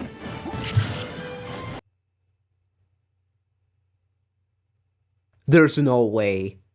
Oh my god, this video might have just redeemed itself with its last two that it just did. It might have just redeemed itself. Did they just put spiking from Smash Brothers? That's like my thing. Hitting your opponents off the stage in a Super Smash Bros. That is the most. That should have been number one. That is the most. By jumping or otherwise propelling themselves Let's back go. on They even showed Captain Falcon. They know. You can interrupt this effort, however, and smash them downwards into the pit below. That's by using not a, a smash spike. attack that hits downwards. I don't know why they show Cloud there. That's not a spike. That's not a spike either. This What the technique heck? is usually called spiking or meteor smashing. Technically, Like, it only kinda melee is, has but I true feel like you're not spiking, supposed to but whatever die when call you do the it. action is almost literally dunking on your opponent. Although most games allow the possibility to recover from these hits, the timing can be tricky. Regardless, there is a certain juvenile glee in watching your foe's hopes get dashed. Get 'em. That is the most Number satisfying 2, thing. catching a legendary Pokemon. Oh, Pokemon okay. franchise. I was wondering why they showed this before in the beginning. Catching a legendary? Yeah, I'll agree. That's true. While we considered discussing shiny Pokemon, not They're really gonna do me like this. They're gonna show Emerald, and then they're gonna show a shiny. They really just wanna... everyone's into collecting them, and every shiny is a winner. Legendary Pokemon, meanwhile, are on every trainer's must-have list. I never felt so offended in my entire life. Did he just downplay shiny Pokemon and say legendaries are more exciting than a shiny Pokemon? Last time I checked, you just need to throw... There's an 100% chance of catching a legendary Pokemon. In every file. A shiny, there's a 0.000000001 chance of finding them. And you're gonna just downplay it like that?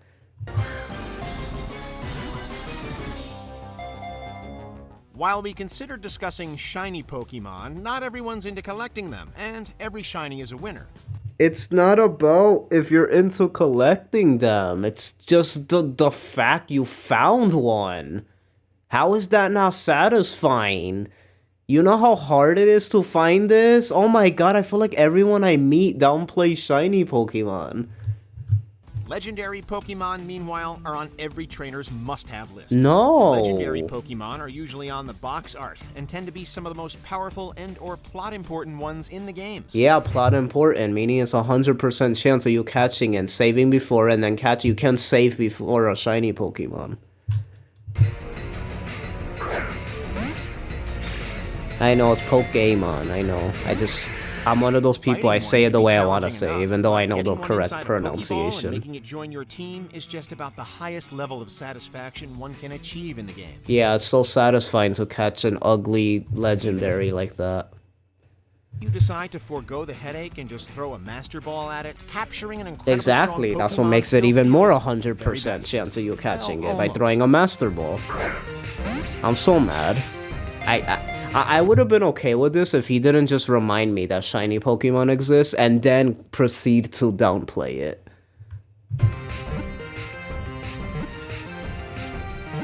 I'm so mad.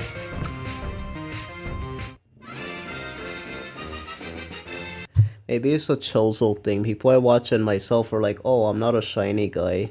I'm upset by how forced legendary captures are now. They make it so easy now. No, yeah, I agree with how legendaries, they are still satisfying. And they used to be more exciting back then. And it's not necessarily whether you're a shiny guy or not. It's just the fact, like, can we agree that shiny is like it doesn't matter if you're into shinies or not. It's the fact, like, if you see something and you know it's so rare, it's so, like, the chances of it happening and you just you get it. It's like, even if it's the ugliest shiny ever, it's like, that's pretty crazy. Like, you're getting a shiny. Like, it's still crazy. I mean, I guess you won't use it if you don't like the Pokemon, but I don't know, like, it's just like...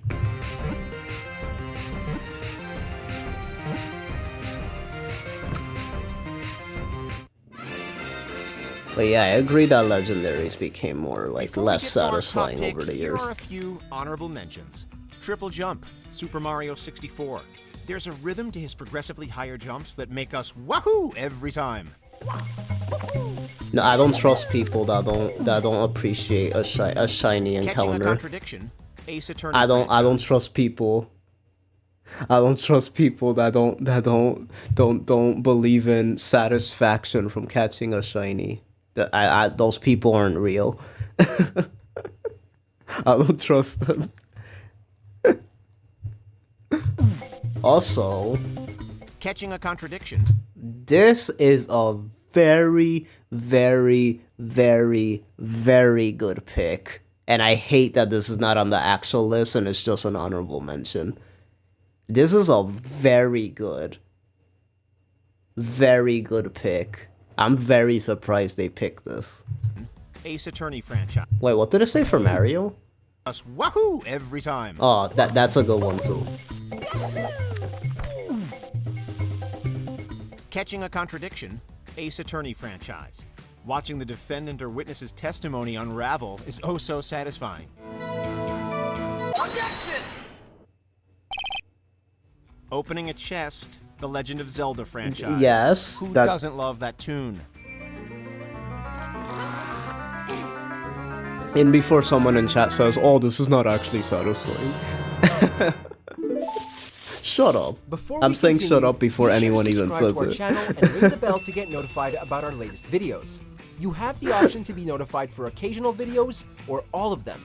If you're on your phone, make sure to go into your settings and switch on notifications. What's number one? Number 1, Axe Recall, God of War. What? Wow. Go. What? What's this? I've been here. As Oh. Kratos, the titular god of war, That does players look- usually deal with their well, foes by let's see. attacking them with an axe, which Kratos can throw for a ranged attack. However, rather than walking over to it and picking it up out of your fallen foe like a mortal, you can recall the axe to Kratos' hand the way a god does. Oh, like Thor. That's literally Thor. And then come here.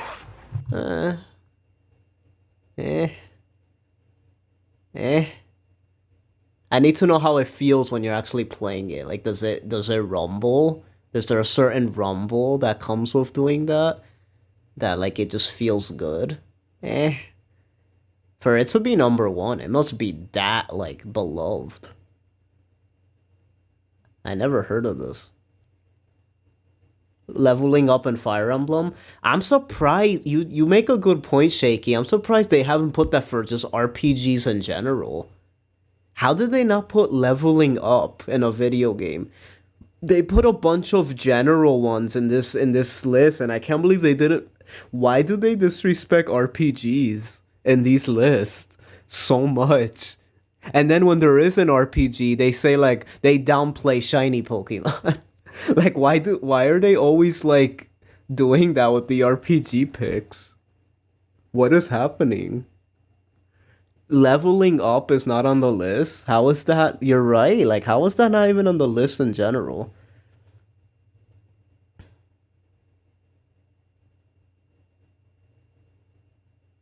Oh, and perfect level up. That's a good one, too.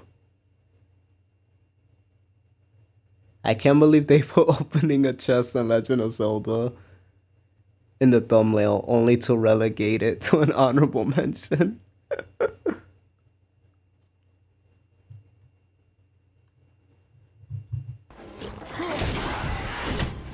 Dang, RPGs are still niche. I thought by now RPGs are like really, like, people are so into anime now. You would think RPGs are like big now. Or marveling that the axe can kill enemies on its way I feel like back, it's on its this way there never though. loses its novelty. Cause I feel like Xenoblade and what else? In the mood for more awesome gaming content? Be sure to... I don't know. I feel like they're on their way there.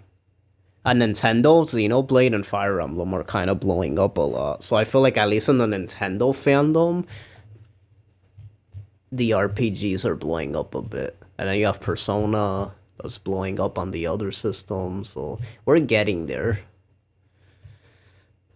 And then Final Fantasy pretty much held up the scene as far as just everyone playing it, even if you're not an RPG fan, even if they're not even that good. Just cause 7 made everyone play Final Fantasy, so now everyone just plays any Final Fantasy.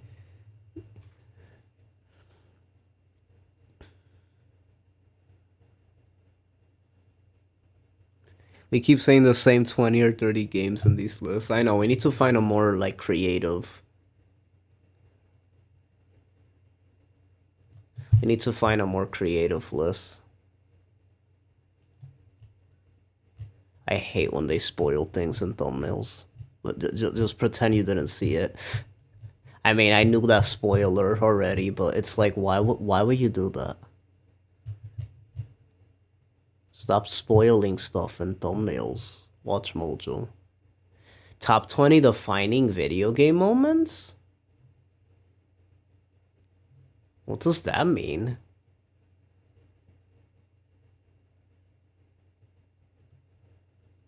What does that mean? I do love the Mario Odyssey art. It's really pretty. It's so good. That's one thing I like about Odyssey is the artwork.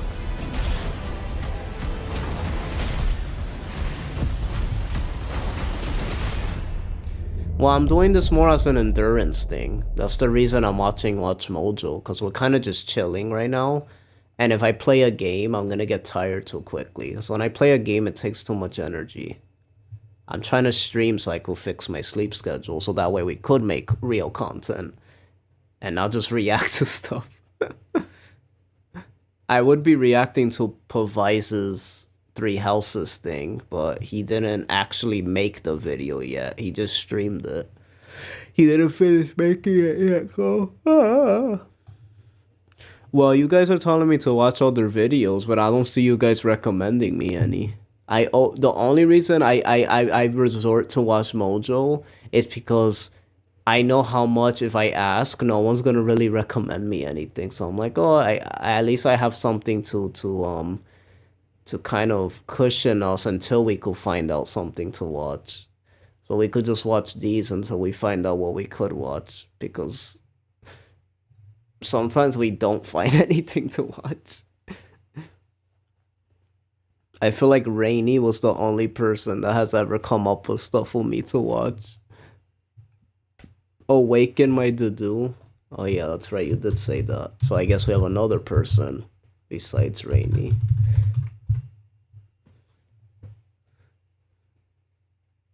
Oh, it's a JoJo video. I hear you're investigating the different houses here. Did any of the blue lions catch your attention? Ruben's having a seizure right now. I could just sense it. Dudu was born in Dusker and has been loyally working in... I can't watch F-Zero GX. Ruben, I haven't played it yet. I don't want to get spoiled on the game. Past 4 years.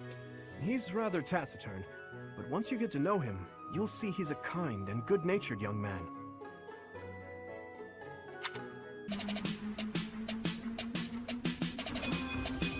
Uh-oh. What's happening here?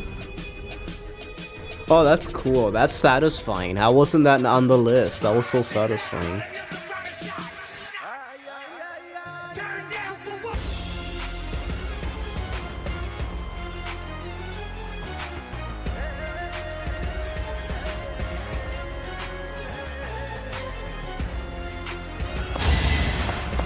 Back the fuck up, man, knock the fuck up. Sufficient.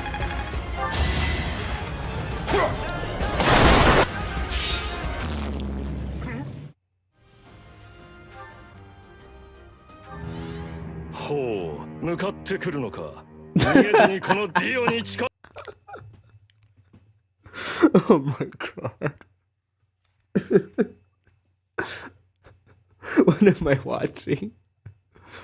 Also, can they stop spoiling? Well, everyone's seen JoJo memes. At this point, JoJo's so memed that it spoils everything at this point. But there's no context to JoJo, so I don't even think non-JoJo fans even know what's going on half of the time. But all of these are like spoilers. 近づいてくるのか。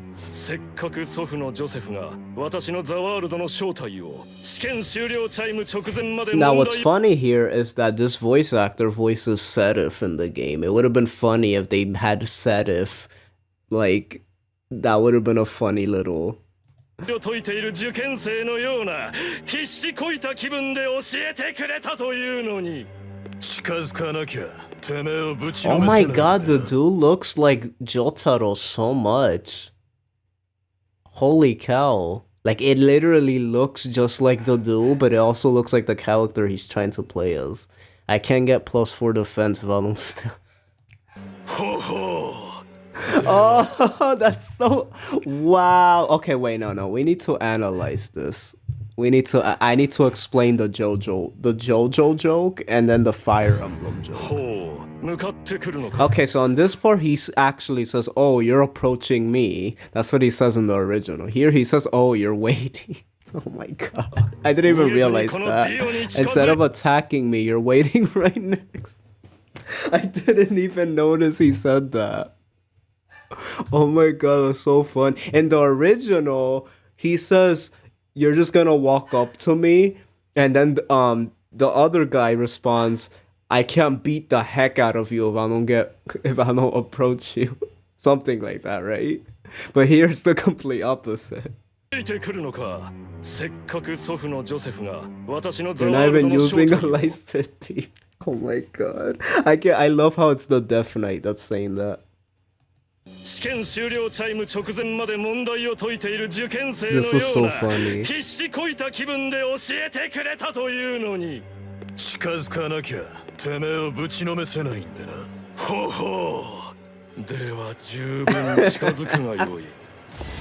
Oh my god.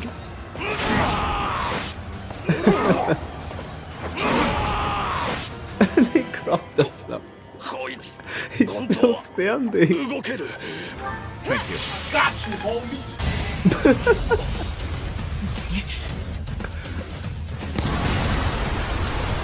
That's not JoJo, that's One Punch Man. Damn, I've been defeated, but I can't fall here. I must make my retreat. Is that supposed to be a joke? Is that a joke I missed? That's not JoJo. Can you That's believe not that there are JoJo. people out there who don't wait what to do? That's a crime. That was Biz Mix, right? That's his name. I know that guy. That guy's so funny. I know that guy. No, then everyone pay attention. This is a once in a lifetime opportunity to witness this. This is something worth even more than a genealogy remake.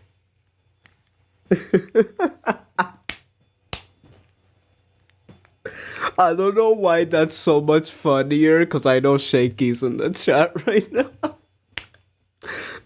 I already know what he's gonna say.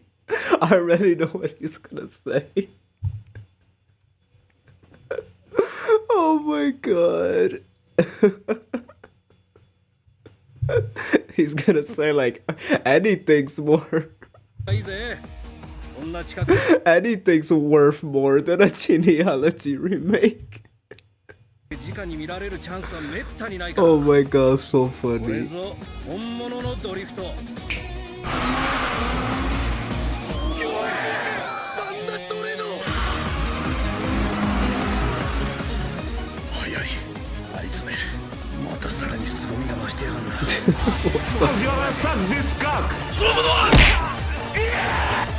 What is this video?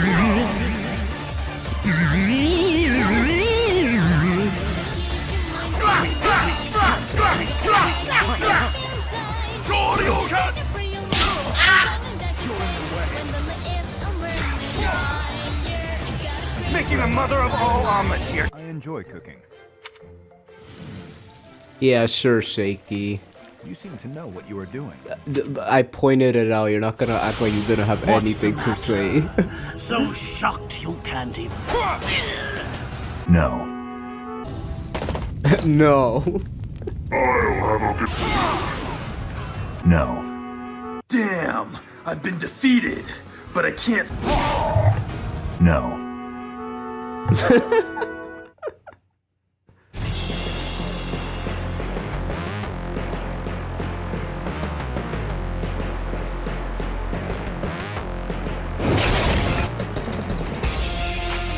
There it is. There's the JoJo reference. Here we go! So, okay, this is Essie Desi. He's Cars. Raphael is Wamu. Growing very strong.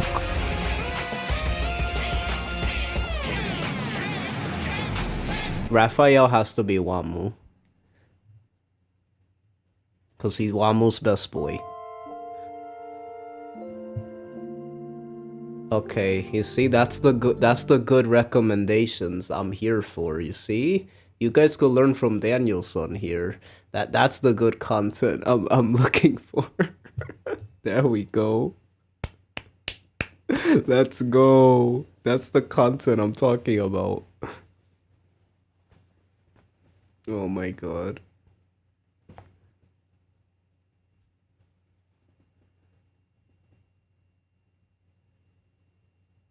This is my twisted definition of comedy.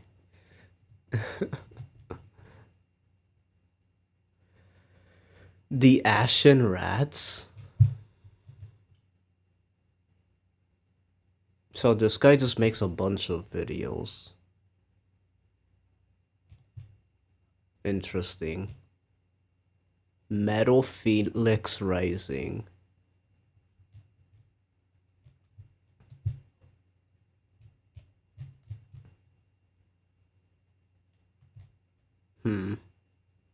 Okay.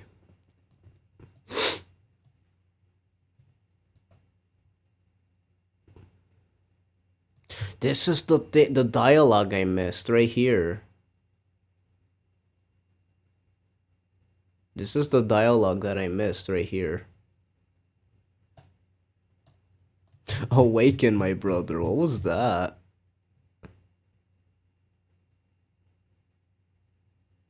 Luigi. Okay. You guys are gonna make me want to play Three Houses. Okay, what else are we watching, boys?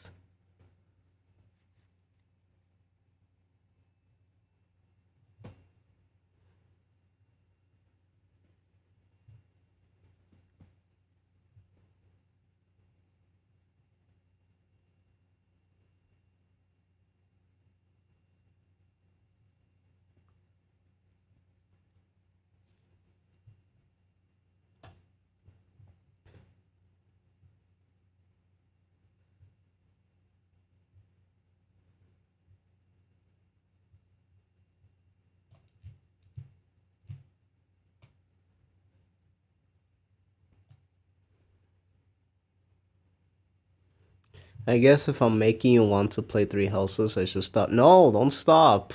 I'm kidding. I want to play Three Houses. And I will. But that's bad for Ruben, not me. I know. Ruben just disappeared. He just like he just disintegrated. Oh, never mind, he's here. Hey, I just remembered.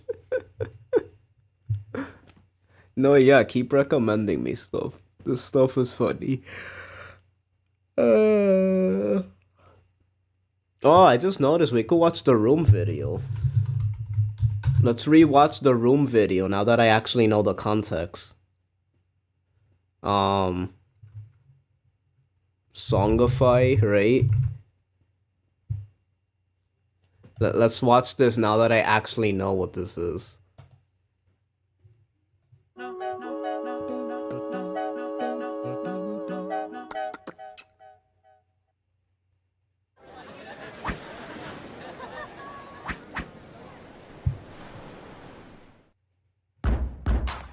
hit her. It's not true. I did not hit her. Oh, hi, Mark. Lisa, you're tearing me apart. You know what they say.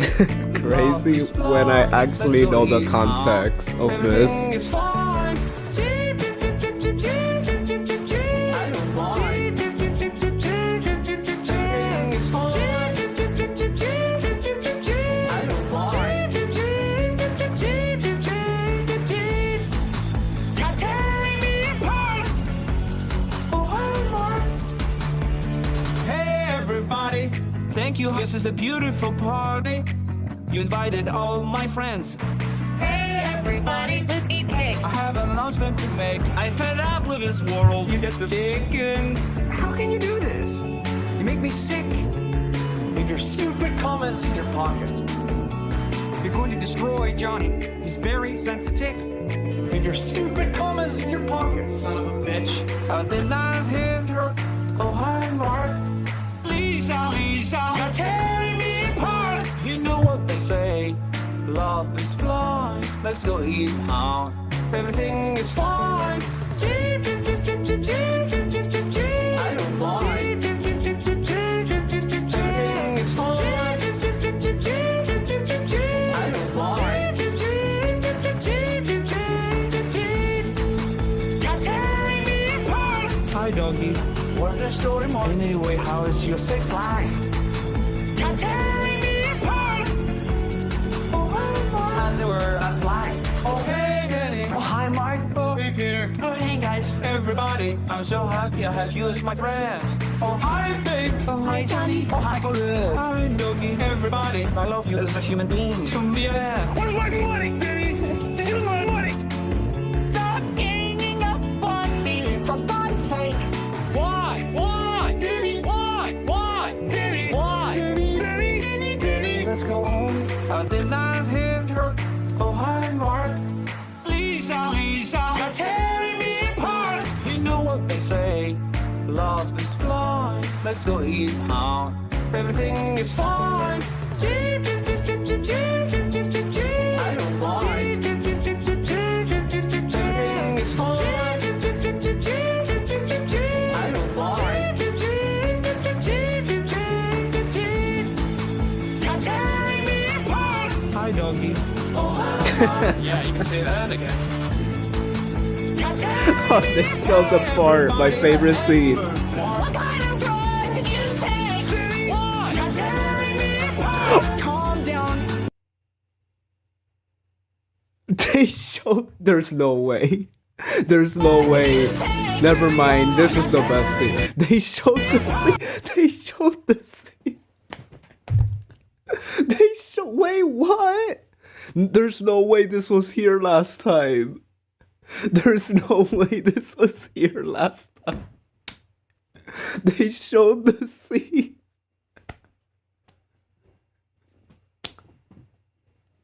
They showed the two best scenes for a split second.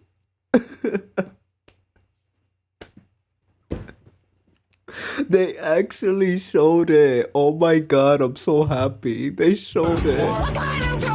We could always come back to this, you know. Calm down. Want their story more? Yeah, you can say that again. Me underwears. Anything for my princess. You're tearing me apart. People are very strange these days. Songify the movies! Before you have to up and go. I feel like I've come to appreciate. I don't know what's happened to me. Because when I first watched this video, when Ruben sent it to me, I've never cringed so hard in my life.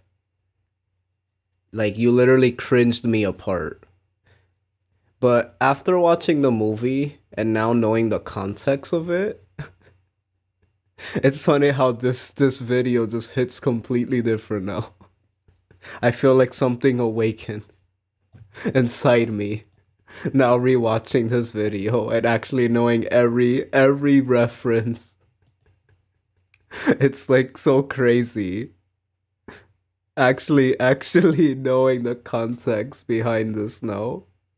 And just the fact they put the 2 best scenes in this. Also, it's super catchy. Also, I can't get over this guy right here.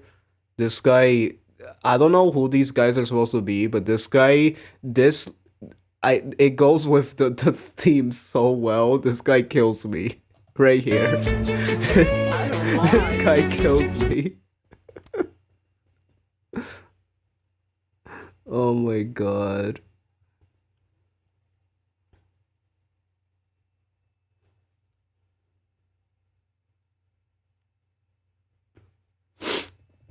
Well, that happened.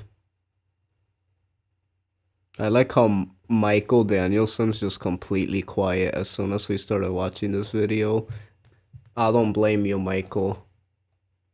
When you're out of the loop, it hurts. The cringe hurts. Trust me, I've been there. I was in your position right now. I didn't know what the heck I was watching. But now that I've been enlightened by this movie, I understand now. It's all Ruben's fault, so blame Ruben. Everything's Ruben's fault. Anyway, let's continue.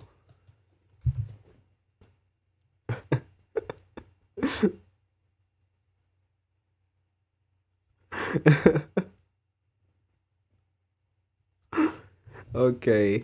Ruben wants me to see. I still thought it was funny, but I guess I have no sense of humor. No, you do. That's good that you laugh, because I sure didn't when I first watched it. I was just cringing. We need to rewatch the movie. Clearly, we need to rewatch the movie with... No. I'm never putting myself through that again. And if I am, I'm skipping the ending. Because the ending is the worst part. The ending tore me apart. No, yeah, if you find the room funny, you do have a sense of humor. Yeah, that I agree with. If you don't laugh at the room, you're taking it too seriously. You're not supposed to take it seriously. Also, can we just hear the room theme? I just feel like hearing the epic... That's the only good thing that came out of the room. It's the theme. I love the theme so much. I almost want it as a donation alert. I'm not even kidding. The theme to this is so good. I love this theme so much. The way this movie started with this song was so funny. I love the meme potential this has. Can someone confirm to me if this is a meme? If this song is a meme? I'm sure it is, because this just exudes meme potential. This song sounds way too stupid, like, to not be a meme. Like, it just exudes how stupid this movie is. It sounds like if it's a joke. Like, it's a good track, but it sounds like it's comedic, like...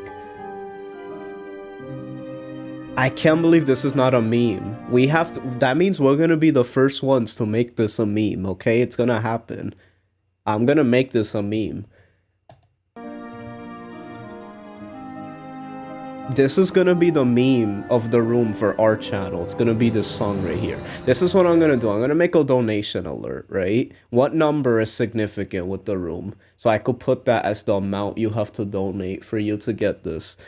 I don't know what number to think of, but whatever it is, we're gonna take the face that the guy makes, the one that we were cracking up on, right? That's gonna be the picture for the donation alert. Then this is gonna be the song playing in the background. That's gonna be the alert, and we're never taking it down. It's gonna be forever in our channel history. So thank you, Ruben. You just added history to our channel. I gotta go get to work on that donation alert. You know, the one we're never gonna see. But at least it's there, just in case.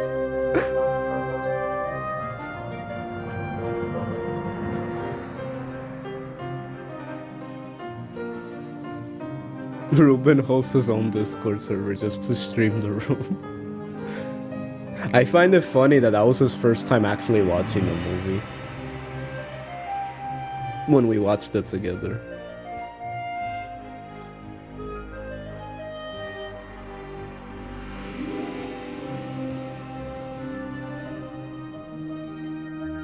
The flowers that Tommy buys in the doggy scene are $18. That's perfect.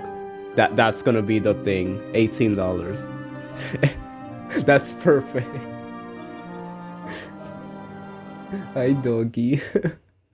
No, that's what's gonna happen. When you donate $18, there's gonna be a sound clip of him saying, "Hi, doggy," and then it's gonna show the face. That's exactly what it's gonna be. And if you get it, you get it. If you don't, even better. Because that's the best part, when no one gets the joke. Because then we're all gonna be laughing, but everyone else is just gonna be confused. And I love when people are confused. It's funny. Also, how dare they put the room before the room? This should be over here. This is more iconic than whatever the heck this is. Probably a better movie, but this is more iconic. Look, he has a t-shirt. You don't have a t-shirt. Get out of here. Okay, Vandal Hearts 2. Okay, we're gonna react to a video game scene. I've never done this before. Usually when I play a game, I like to just already know if, like, I want to play it blind. But this game is so dark that I have to react to it through like this so I could know if I'm gonna play it or not. I need to see it first. So this is one of Ruben's favorite games of all time. I'm gonna react to a scene that's the first scene in the you're gonna have to guide me on where to find it, Ruben. Oh shoot, he sent it to me. Okay, Vandal Hearts 2 intro. Okay, it shows a burning house. I'm a little scared. I'm a little shook if. I don't know, I'm a little scared right now. Why are all you guys sending me scary stuff? Rainy sent me like this scary picture saying shaky in my closet, and then she sent a scary picture with that statement. Okay. So we're gonna react to this video game's intro, and if it's too dark for me, then I'm not gonna play it. If I'm okay with it, then we'll play it on stream.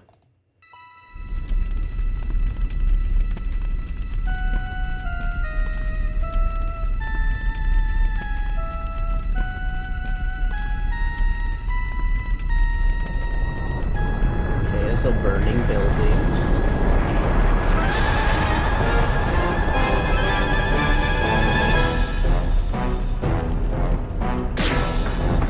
That guy just got cut down.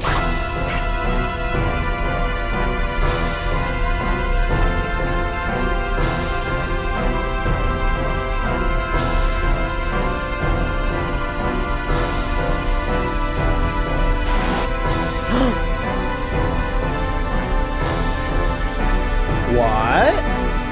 What happened there? Ugh, what happened there? Oh no. There he goes. Okay. That's not too bad. Oh my god. This game's so... Oh my god. I never seen sprite work so gruesome. Like, I never really seen sprite work with this much brutality. That's a scary image, oh my god. He looks a little too realistic, it kind of creeps me out. I want to know what happened to that lady back there. What happened? Were they playing Mario 64?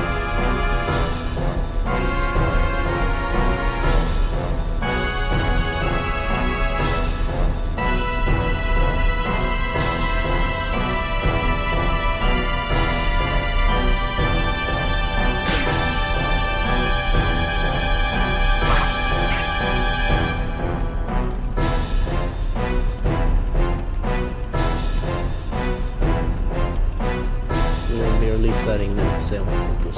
There are but a fugitive who dare to harm the cardinals. It doesn't matter one bit if the villagers have no sense of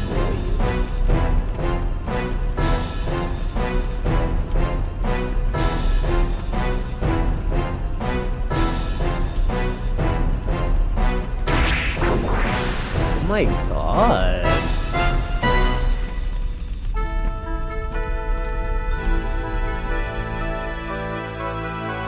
Heavenly Gate? Really? No. I hope so. God help them.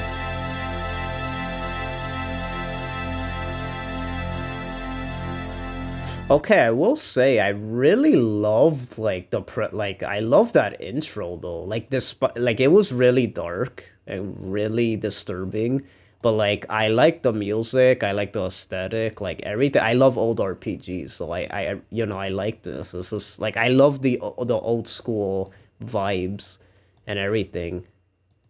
It is a bit like You said this is like the darkest part in the game out of 2 parts, but oh my god.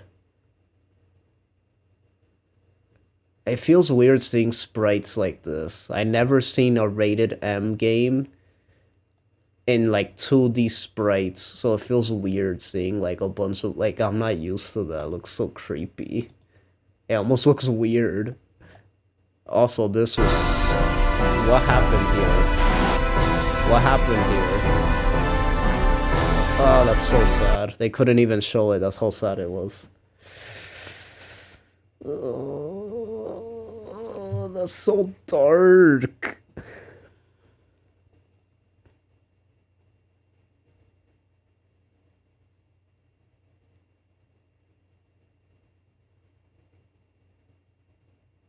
Yeah, the music was really good for that scene. I really liked the music.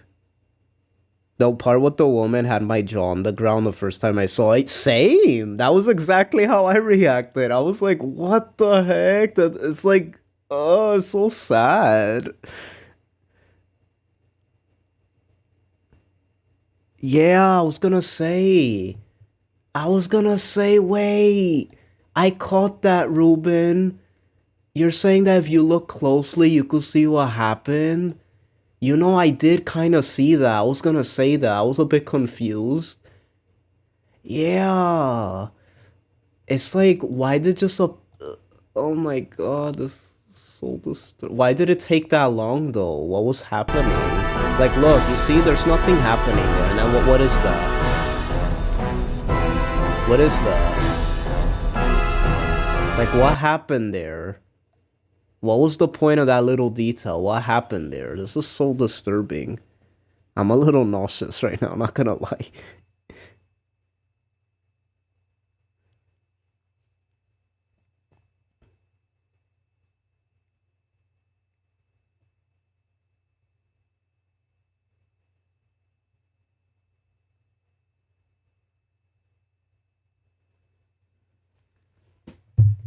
No, I refuse. No. No, Ruben. Ruben, stop. I refuse. No. Ruben, please. I refuse to believe it. That's the only reason I'm asking. It's because I refuse to believe it. No. No. I refuse. No. It hurts. No. How does a game that's this pixely make me feel this way? This is what you see. This is the things you guys don't understand. The reason Chrono Trigger makes... If you're wondering why Chrono Trigger makes me feel the way I do, it's because it makes me feel the same way I feel about this scene right here. I don't know what it is about pixel games, old RPG sprites, but I don't know how they could evoke this level of emotion. It's almost like because the limitations they had, it was more... I don't know what it is. And because I witnessed that as a kid, it's almost like it reminds me of my childhood reacting to games like this that had limitations. So I'm used to it. So it's like I kind of like prefer the stories to be like played out into the sprites, because it's just something about it that's more disturbing than if this was just animated in 3D. This wouldn't have as much impact if it was just in 3D. It's just something about it. I don't know. Like, it's just the fact of knowing there's a corner here that it's just so bad.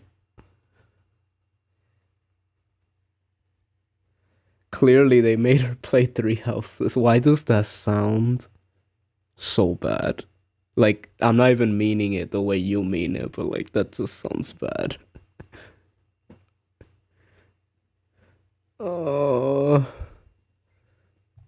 this is such an anime moment. Like, right here. Right here. Also, I promise I did not mean to compare it to anime. I'm so sorry. I didn't mean to say that. What I mean is just like I could see this happening in an anime because the only thing I could compare it to being that's my only. That I don't really watch. Again, I don't watch movies either. And anime be really dark sometimes. And JRPGs are kind of inspired by anime in many ways. As sometimes how they present it. This part I could see in an anime. I could see, as crazy as that sounds, this I could see in a really messed up anime.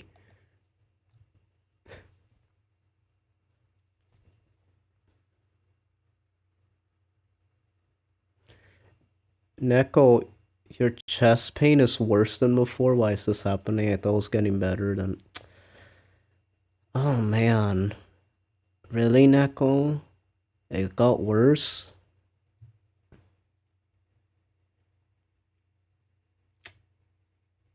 Oh man. I'm really sorry about that, Neko. You need to, like. I don't even know what to tell you. Like, you say you got checked out, right? But, like, is there anything you could do to make it better? Like, have the doctors tell you what to do?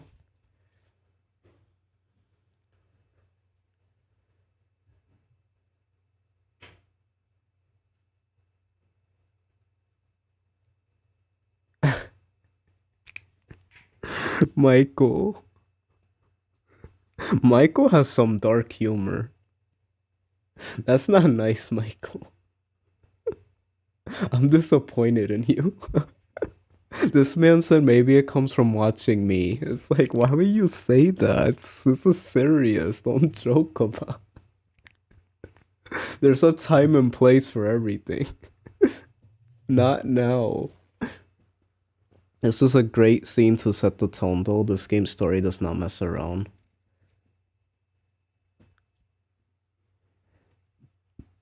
And Shaky's dapping him up? Guys, come on, really? I don't approve of this. Come on, guys. This guy's actually not feeling good. Don't mess around. It got worse. Just getting up and eating breakfast is just terrible. I've been telling them and they literally have no reason or anything, any options. They don't really.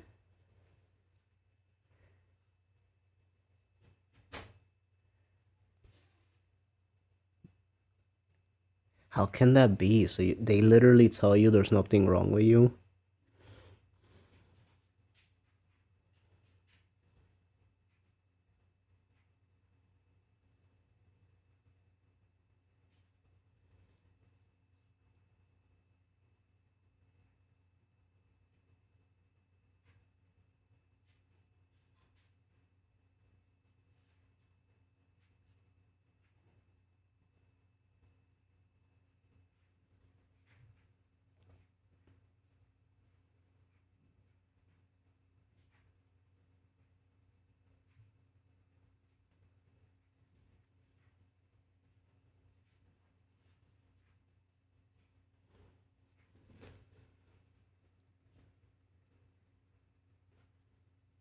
They don't have a reason or anything, any options. That's a little weird. That's not how. That's not.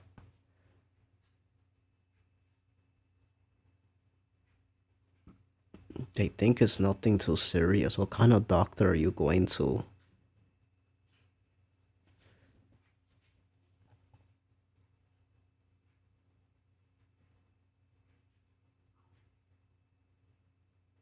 That's so strange to me.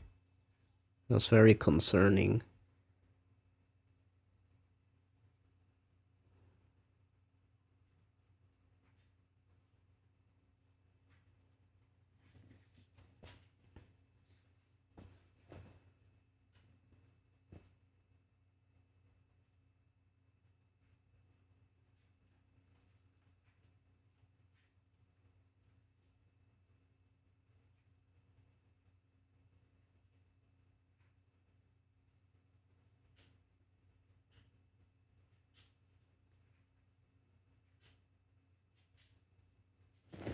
Yeah, that's not normal.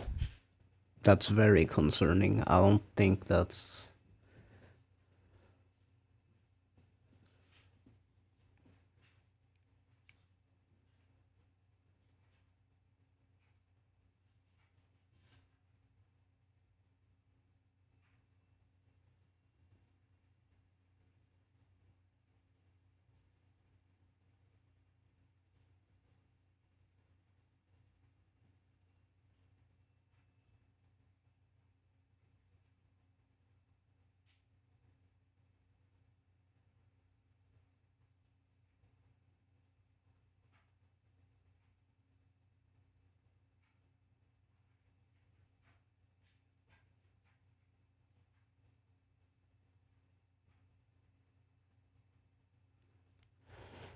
I said a small prayer for you right now.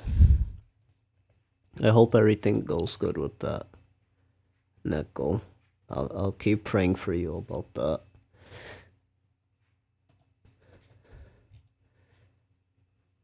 Just make sure you get that checked out.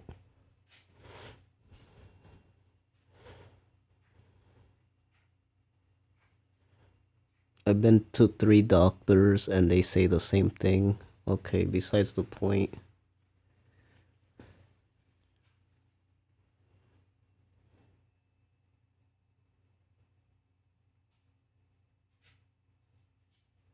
No, it's okay. It's okay if you interrupted. I'm actually genuinely concerned. I mean, part of my channel is helping you guys in any way I can if you guys ever have issues. Like, I don't mind. Like, if you have something you want to share with me and, like, it's serious, I don't mind, like, you know.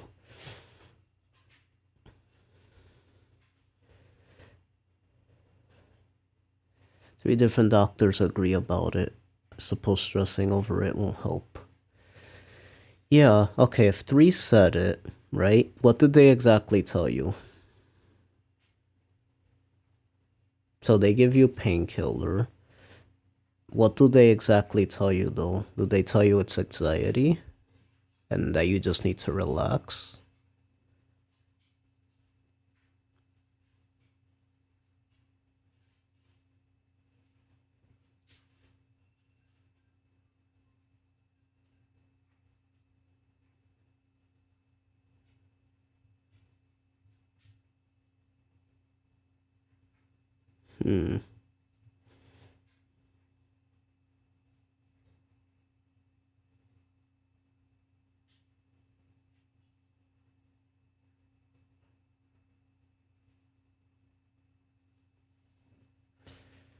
Yeah, it feels like it could be an anxiety thing. I'm not a doctor, so I can't confirm that.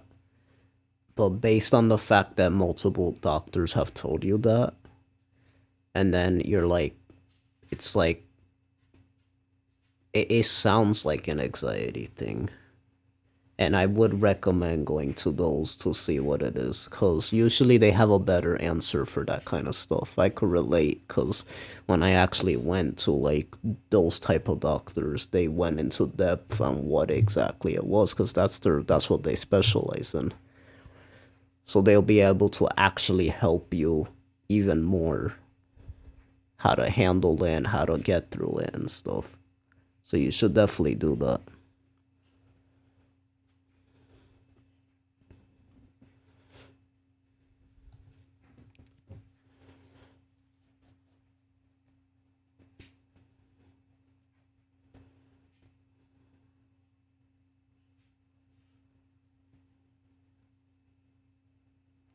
I've had this problem since I was 2, and they think it's just an urge or a coping mechanism. Plus anxiety, they also thought. I do have a tic disorder, as in, Tourette's syndrome. Oh man. So this is something you've always had. But why is it currently why it's you're so was it always this bad that you were having it, or is it something that went away and came back and it's like really bad now to the point that it's like not letting you like just be happy? Like, is it something you always had? Like,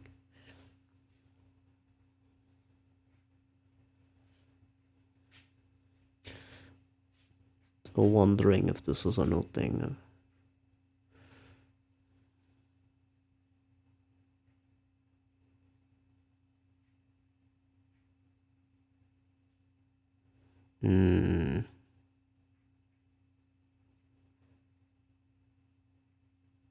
So it's a mixture of something you always had, but then half of it's also a new thing you're saying. So it's like something you always dealt with, but then it's a mixture of something new that you have as well, correct?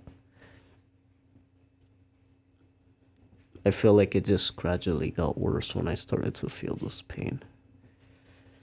I see, so this thing is new.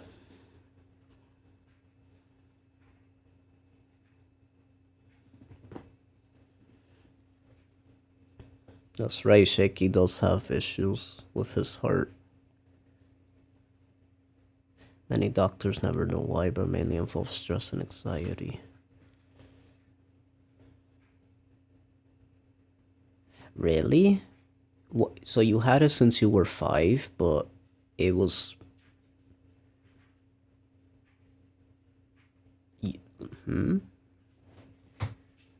Because you're saying that you had it that young, but you're saying stress, anxiety caused you to get it that young?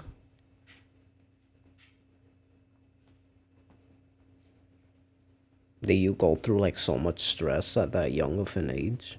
I mean, that's personal. I shouldn't be asking that, but I'm not sure if that's what you meant. That's why. So I believe it's likely something more psychological. Please get rest. Yeah.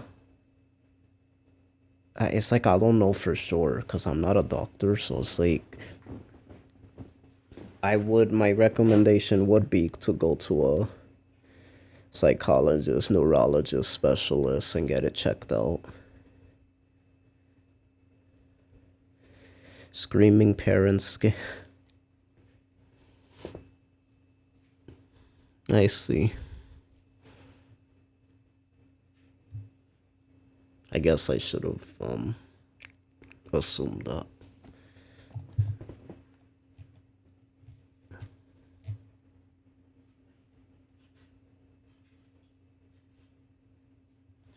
If Funko's going through anything right now, we can try to provide. Of course, yes. Shaky's exactly right. And I'm glad that's exactly what we've established here on this channel. I want us to be people that, I want to create a community that helps each other. Even if it's through emotional, spiritual, or any type of support. I think it's important that we keep our roots in this channel.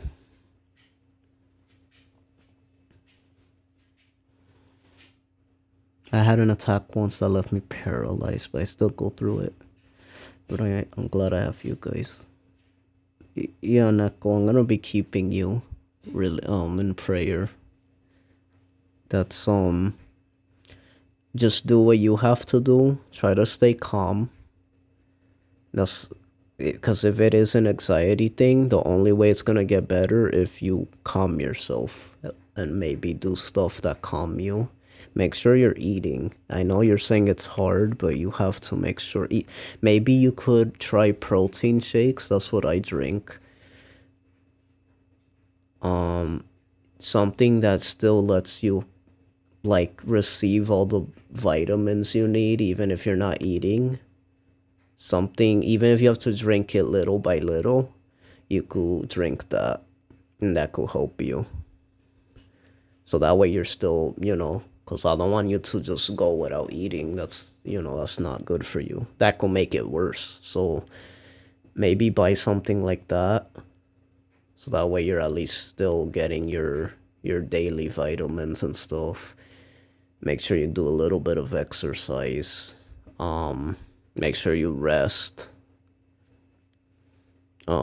Anything that makes you feel better, like you said, the towel that you would do, make sure you do that. Make sure you talk to somebody. That always helps with anxiety. Always vent to somebody. Make sure you go to a psychologist or find wherever you need to go so they could help you even more. And just pray. Just, you know. I know I will.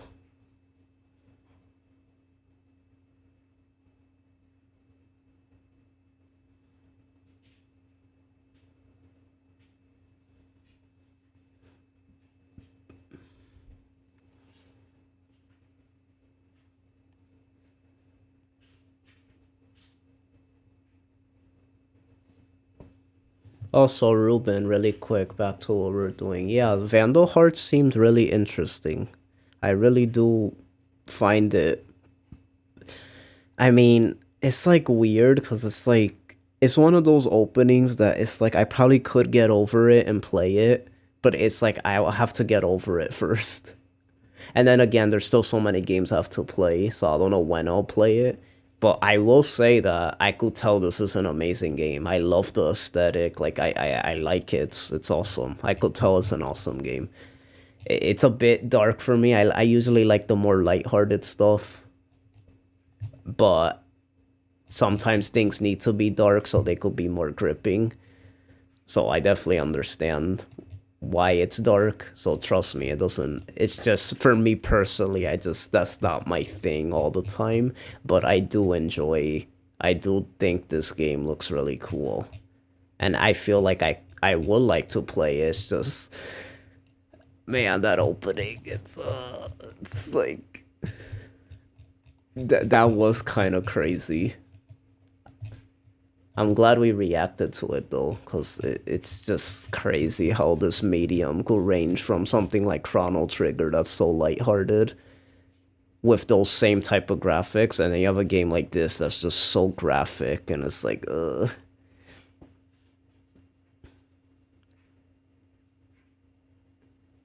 But regardless, it looks like an awesome game, and I feel like we'll see. Maybe I will play it one day.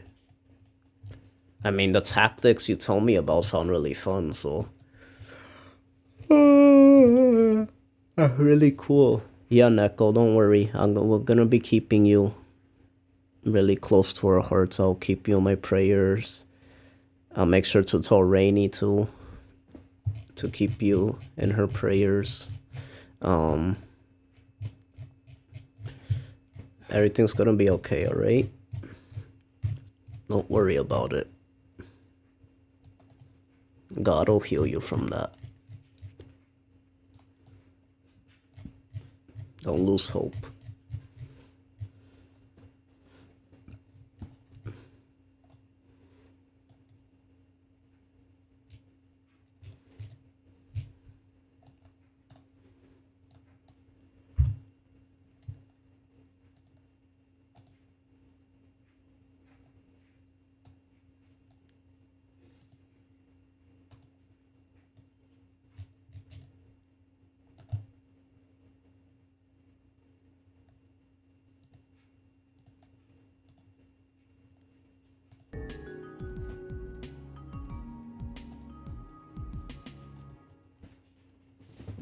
Okay. What are we watching next? I feel like I could still stay up. We actually kind of doing it.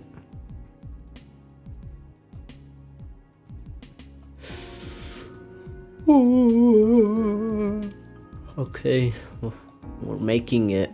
I'm getting through it. Stay awake. Don't fall asleep.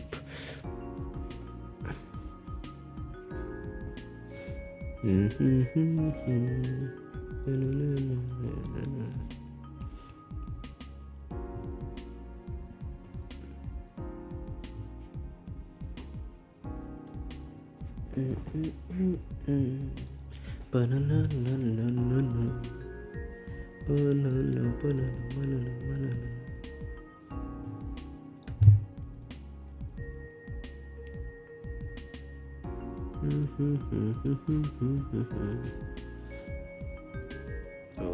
trying to see like in my watch later list if there's anything that'll be interesting to watch with you guys.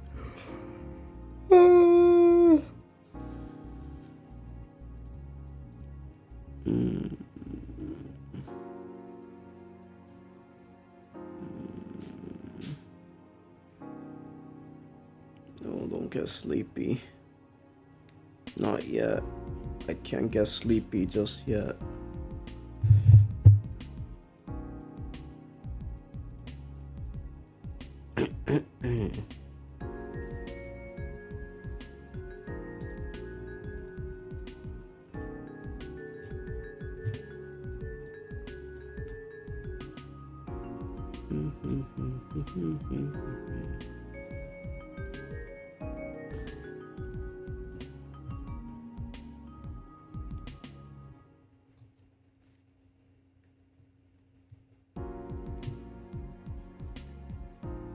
Make sure to leave a like if you guys been enjoying so far. It's been a fun stream. I've been enjoying this stream. I like how every stream we do every once in a while is incredibly unique. So I've had fun with this. But yeah, make sure to leave a like if you guys been enjoying or to support. It really helps. Always appreciate that. Every Mario game ranked from worst to best. That I don't know why that seems funny to me. That seems funny to me. In spite of my even though it's mistake, like 2 hours. I must continue to go where my duty leads. Is that Patrick Seitz? That sounded like him.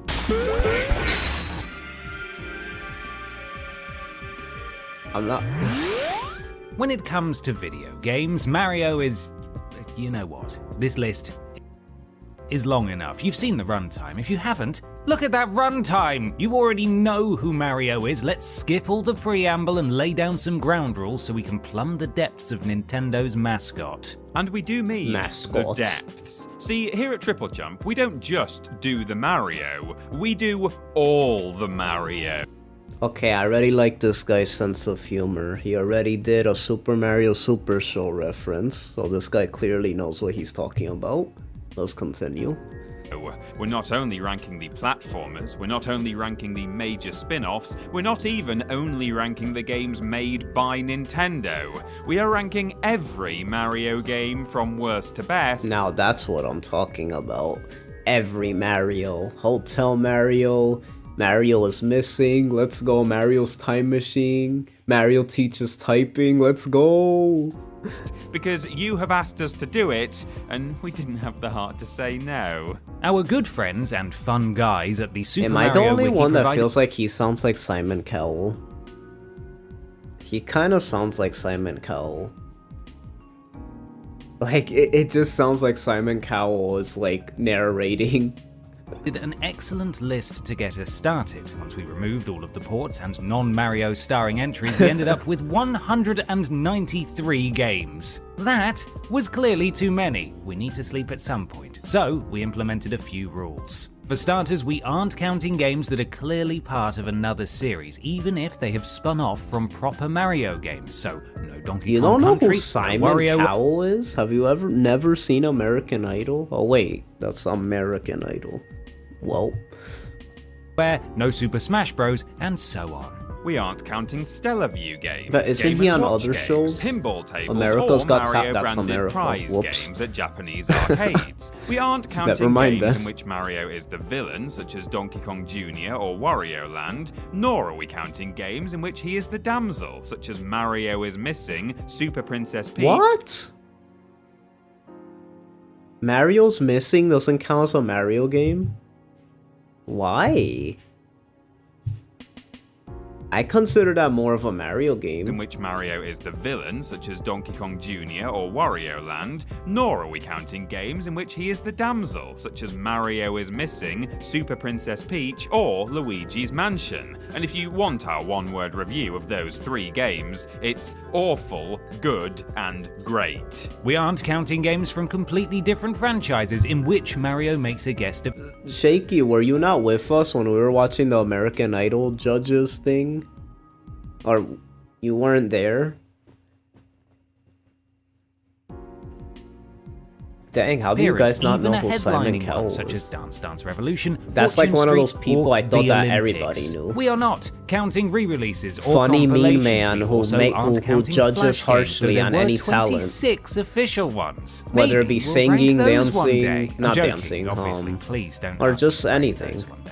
That's a lot of stuff we aren't counting, but only because there's even more stuff we are counting. Wait until you see how many entries there are in this It's list. Cowell, Jesus by the Christ. way. We'll be Like ranking them according Cowell, to critical that's how you reception, pronounce it. fan Or reception, spell it, I mean. and common sense, which isn't always taken into account You know when it who comes to- to critical Oh no, or fan reception. Ruben's trying to Let's use. rank 'em. It's a me, Benio. And Yeah, I'm but no one knows who that is. Pete Turigi from That's the Triple Jump, difference. and this Everyone is knows every who Simon Mario Cowell video is, game for the ranked most part. from worst to best. Number 148. Oh man. Super Mario World. Yeah, but Barcode here's Battle. the difference. Here's the difference, Ruben. Everyone knows in my country. Yeah, but remember, everything revolves around the US. So everything that's popular and known here, if you don't know it, then you're the weird one.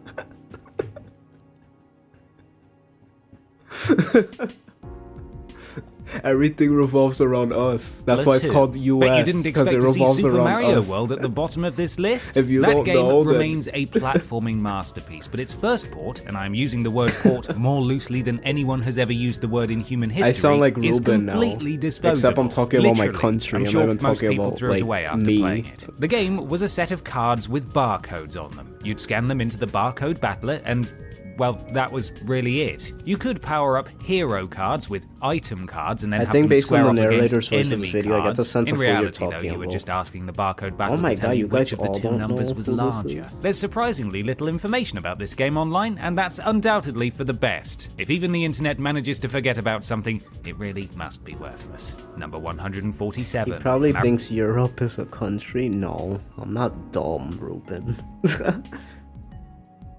I thought Europe was a city. I don't believe it. I love how every single person says something different. Ruben's like, he thinks I'll say Europe is a country. Then Michael comes out and says, Ruben, I thought Europe was a city. And then Shaky just says, I don't believe in Europe. That was like the best chain of comments I've ever seen in a long time. Mario Calculator DSi and Mario Clock DSi. Oh, the pitchforks are coming out now, I can feel it. I know you wanted me to review Mario Calculator and Mario Clock separately, properly. What are we talking? What? Mario Clock and Mario Calculator? What is this? Is like a meme. Legitimate what is journalist happening? showing due respect to a calculator with Mario on it and a clock also with Mario on it. But This there's is a really funny almost video. nothing to say. I love Both it were already. available for purchase as DSiWare. They released together in the West, but Japanese fans of Mario Calculator had to wait more than 1 month for Mario Clock, and I'm sure it was I can't take this seriously. This guy's saying it he's saying it so normal. Mario Calculator and Mario Clock. I don't know why that sounds like so fake. And to think it's real.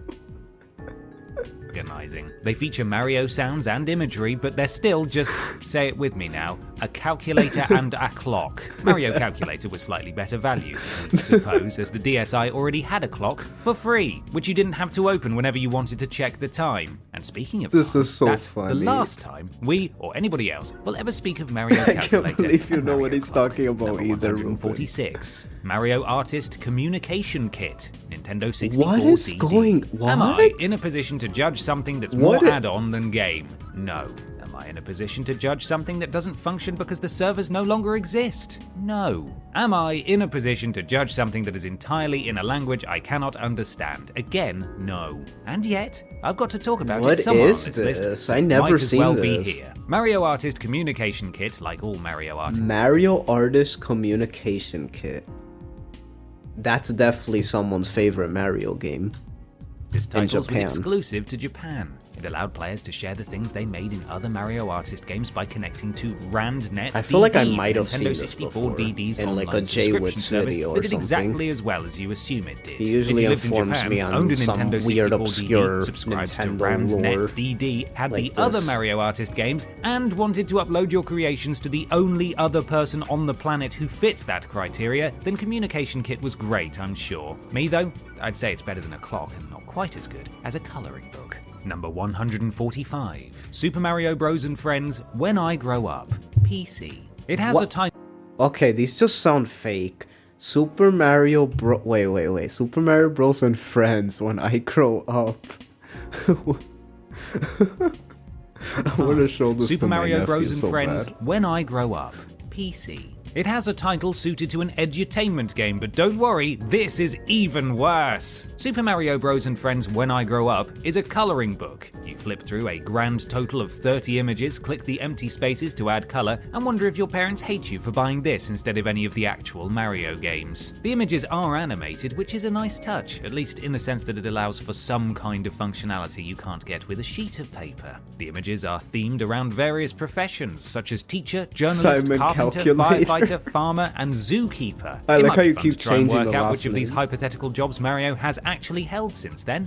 It also might be fun to go to Mars. I'm never going to do either. Shaky, you were supposed to change the last name. That's what makes it funny. 144. Mario's early years. Fun with numbers. PC. He missed I might as on well the point joke. out now that you're going to hear Supposed to add to the PC a joke. lot towards the bottom of this list. Anyway, Mario's early years was a brief series of edutainment games hosted What? by a man who, for all we know, has received no formal education whatsoever. In Fun with Numbers, he and his friends come together to What teach is you this? almost nothing, to be honest. Instead of learning maths or solving basic equations, Fun with Numbers is aimed at very, very young children. Children who aren't even aware of what numbers are. And because there's very little Simon, one you can do with bellow. numbers without accidentally teaching children how to add or sub...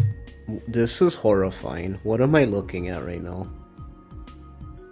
This is Mario. Go ahead. Do the Mario Luigi thing. Just do it. What can someone what's it called? Like caption this with the Mario voice, like Luigi something with the Mario voice. What would he say in this situation? Luigi, I'm a stranger cat.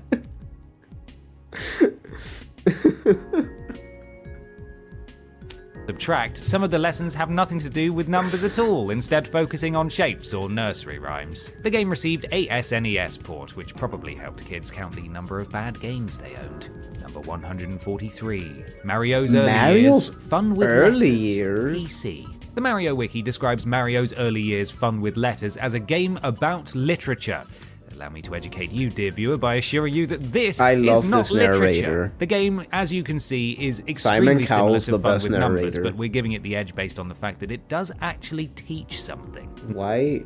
Just never mind. I was gonna make a joke. Not only do you We're learn not the making letters the of the joke. alphabet, but you use them to complete words and sentences. The game also teaches basic spelling and parts of speech, things I am using right now to varying...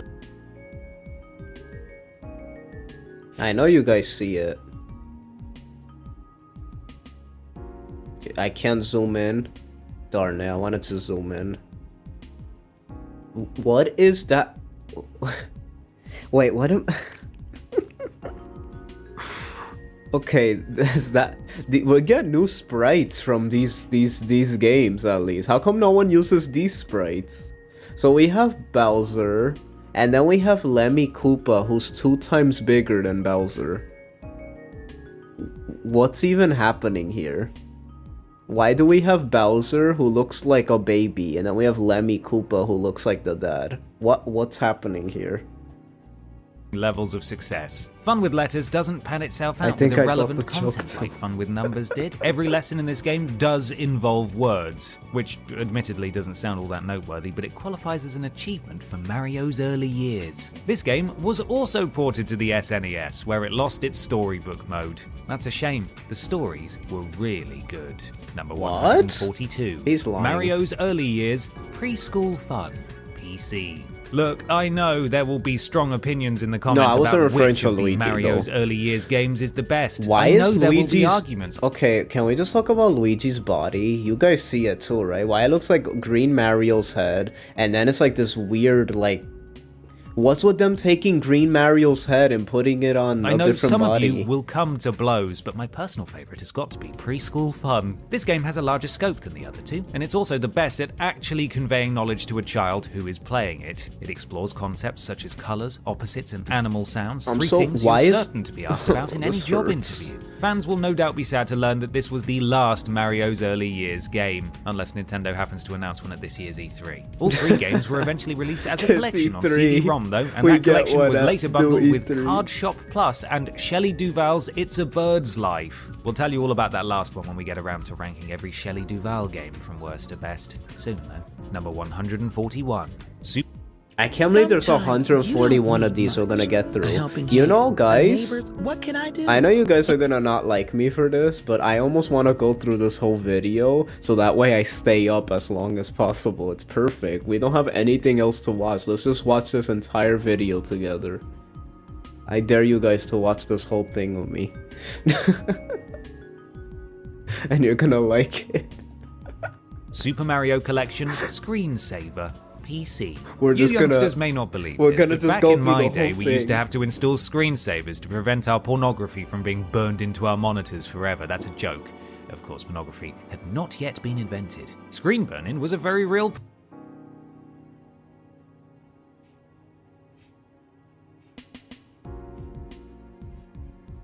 What? Nani? I have several questions. One, TMI, I didn't need to know that. Two, is that true? I don't know why I care about why that's true or not, but I did not know that. I did not know that. That's a joke. Of course, pornography had not yet been invented. Screen burning was a very real problem, however, and Mario and friends were here to keep images from resting too long in place. Stop typing that in my chat. In Japan, but you get Stop. the point. You could choose No, from Mario delete- and Luigi delete walking that around, from my Bowser chat. I don't walking want around, that in or my Goombas chat. walking I don't want around. that The word in my possibilities chat. were endless. You could even watch Mario and friends wigging out like they had the wrong kind of mushrooms, or Mario being a total pipe tease. The collection also came with wallpapers, a clock, and This is getting more sus the more into it goes. What did he just say to me? No. What did he just say? Mario being a total pipe tease. I'm afraid to repeat that. What does that even mean?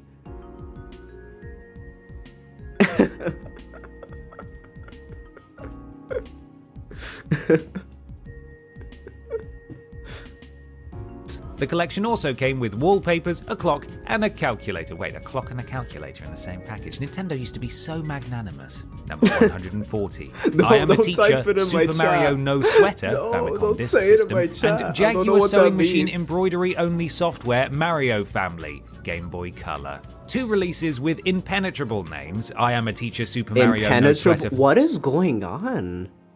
This guy is using so many... What? It's like the more we go in... Pause. He's just...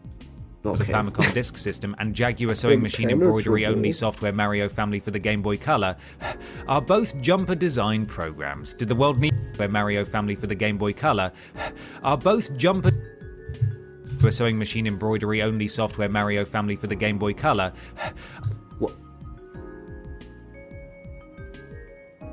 Any reason why he took that breath? What was that unedited breath he took. What the heck is happening? This is the weirdest video I've ever seen in my life. This video is like an experience and I'm loving it. I don't know what's going on, but this video's kind of crazy.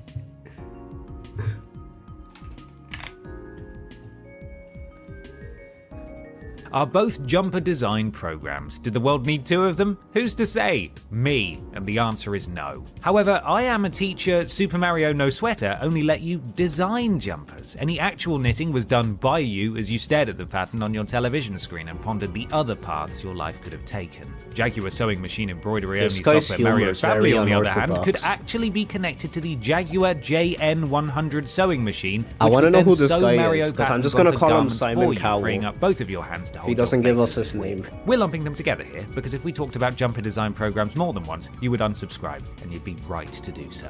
Number 139, Super Mario Bros. Print World, PC. Good news, princess. We found your prints. I'm ending the stream. This guy's, he's going too ham. He can't be stopped, but we could stop him. We could choose to stop him right now. Should we stop him? I think we should stop him. Simon Coward. I don't know why that one's so good. It's so simple, but that's such a good one. Simon Coward. Oh my god.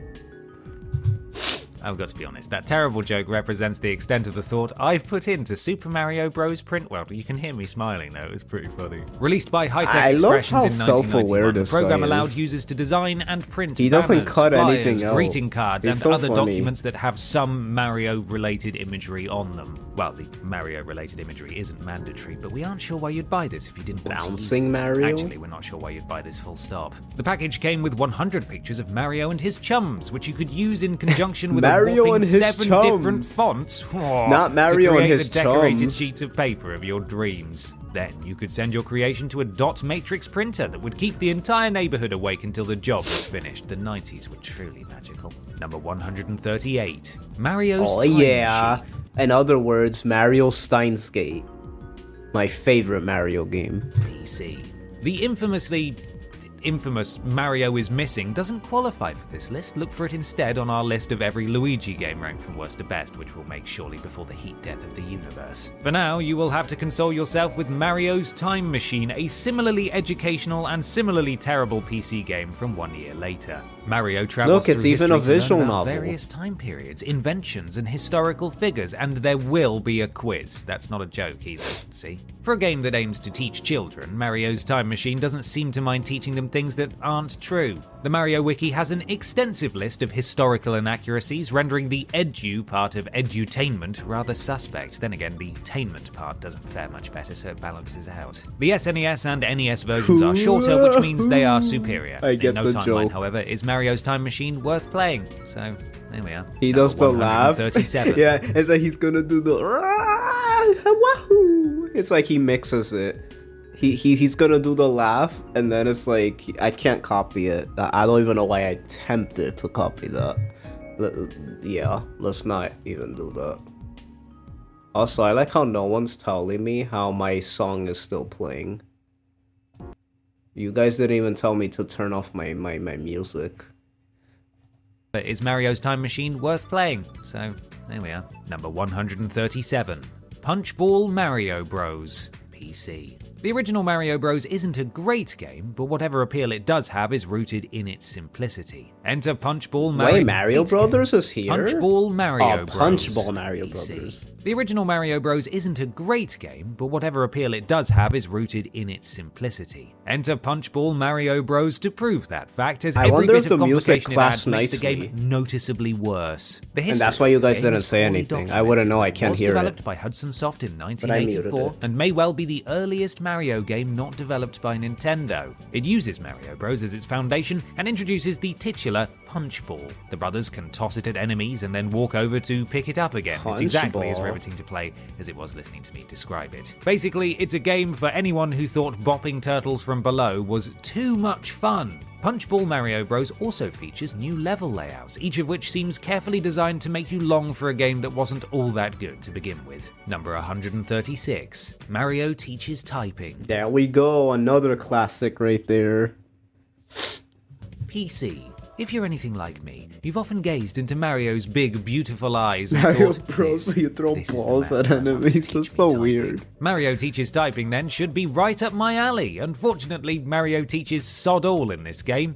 It would be more accurate to call it Mario watches you while you type. The game contains a few different scenarios. I'll call them gameplay sequences if I weren't at risk of crushing the world beneath the weight of that overstatement, in which you type letters, words, and phrases. If you don't already know how to do that, Mario has no interest in teaching you, and he will stand idly by as you let Princess Peach sink to her death. It's a weird game then, and a later CD-ROM version made it even weirder. Oh no, that's where he comes from? I thought that was from Super Mario 64's beta. I didn't know that was from this. Oh no, that's so creepy. Some horrifying CGI sequences that still, and I simply cannot stress this enough, do not teach you typing. Number 135. Mario Teaches Typing. There's a part 2? PC. Where's part 3 though? CD-ROM version of the first Mario Teaches Typing added a story mode in which Mario finds a magical typewriter. Mario Teaches Typing 2 launched with its own story mode, in which Mario finds a magical typewriter. Brilliant. Also, look at him using it. Is this really the guy you want teaching you to type? This is exactly the sort of typist yelling at us in the comments because the game we ranked at number 116 should clearly have been ranked at number 121. Silly us. Anyway, Mario Teaches Typing 2 is an expanded version of the first game, reusing just about all of the stages and nice assets. Computer you got here. Can I have it? I know that reference. The difference? It has a color-coded on-screen keyboard to help you learn where the keys are, and it also includes I actually put that on one of my videos before. It actually teaches typing. It took 4 years and 3 versions of the game, but we got there, everyone. Mario Teaches Typing finally does the bare minimum we'd expect it to do. It's still rubbish, though, obviously. Number 134. Mario's Game Gallery. PC. Released in PC 1995 Master and then Race. again in 1998. Look as at all Mario's these that made it onto the list. You Fundamentals, see, in which the PC title Master emphasized fun Race. because the game sure as hell didn't. Mario's Game Gallery is a gallery of games featuring Mario. You probably didn't need me to explain that. Mario. The collection includes drafts, or checkers if you want to get American about this, backgammon, Go Fish, dominoes, and a version of Yahtzee that differs in one key way. They didn't want to pay for the name Yahtzee. Everything plays well enough, but surely these games are more fun to play with friends than with a guy wearing the same clothes he just wore in the sewers. Also, Mario refers to toads as little toadies, and I will quit the internet if he ever does that again, quite frankly. What? The game was developed by Little Interplay, which only 2 years later would introduce the world to Fallout. Is it too much of a stretch? Wait, what? The Fallout creators made a Mario game? What? To suggest that Mario's Game Gallery helped inspire the world's most beloved post-nuclear role-playing franchise? Yes, number 133. What the heck? Mario Bros. Special PC. With The Punch people Ball who Mario made Bros, Fallout Hudson made that Soft game made a version of before Mario they Bros made that was Fallout. significantly worse than the original. Here, though, they made a version that was less significantly worse. Progress. Mario Bros. Special does sort of retain the simple appeal of the arcade game, but its attempts to spice up the experience are more frustrating than fun. Conveyor belts, trampolines, shifting platforms, and other hazards don't so much vary the gameplay as make it more agonizing. These concepts work well in side-scrollers, but in single-screen platformers in which you must carefully outmaneuver enemies, they don't fit nearly as well. It's nice that the game retained simultaneous two-player mode, but it was hardly worth one player's time to begin with, and hey, it was the closest thing PC players could get to a direct port of the arcade game, that is, as long as you ignore all of the direct ports of the arcade game that PC players also got. Number 132. Super Mario Bros. Special PC. Don't let the name trick you into thinking this was an enhanced PC port of Super Mario Bros. It's actually a sequel, and it's enhanced in exactly the same way that being punched in the neck might enhance your evening. Developed by Hudson Soft, Super Mario Bros. Special adds elements of the original Mario Bros. Arcade game. One might think that such a mashup would lead to It looks like negative Mario. Like the nega filter. That's what it looks like. Doesn't it look like that? Experience, and then like everything is just the colors Super Mario are all Bros. Special swapped. unintentionally revealed just how much better the Famicom was than consumer PCs of the era. The game's colors are nowhere near as rich. It's plagued by flicker and collision detection issues. It lacks a 2-player mode, and the screen doesn't scroll. Quite a detriment in a side-scroller, really. It does contain new levels and the first power-up in the series that allowed Mario to fly, but it's a pale imitation of the game that made Nintendo a household name. Number 131. Really? So they invented Flying Mario before Flying What I Mario. love the most about memories. Whatever happened. Mario Kart Tour. Oh, Mobile. wow. Somewhere on this list, Mario Kart Super Circuit is wiping its brow with relief that it is no longer the worst Mario Kart game. Yes, Nintendo gave that honor, possibly permanently, to 2019's Mario Kart Tour. This is the mobile game that answered the question, how do you play Mario Kart without buttons? The answer was very poorly. Thanks for asking. It looks nice, and the ever-expanding pool of drivers and tracks is welcome, but the game has been criticized for lacking proper multiplayer, Like, I wonder having what's limited above it. gameplay, and only being playable in portrait mode. Updates corrected these things to varying degrees, but introduced the we still got positively 100 more to extortionate go. $60 per year gold pass. You can buy an actual Mario Kart game, with fun and everything for that price, and you wouldn't have to pay for it again the following year. Thankfully, Nintendo's other dalliances in the mobile market were much better. Well, maybe not all of them. Number 130. Mario No Photopea. Nintendo 64. If you've ever wondered why Nintendo never made a What? sequel to Mario Paint, that's because you didn't know Nintendo made a sequel to Mario Paint, and you should consider yourself lucky. Well, What? because I'm about to tell you about it. Mario No Photopea, or Photopea, or Photopie, I don't know,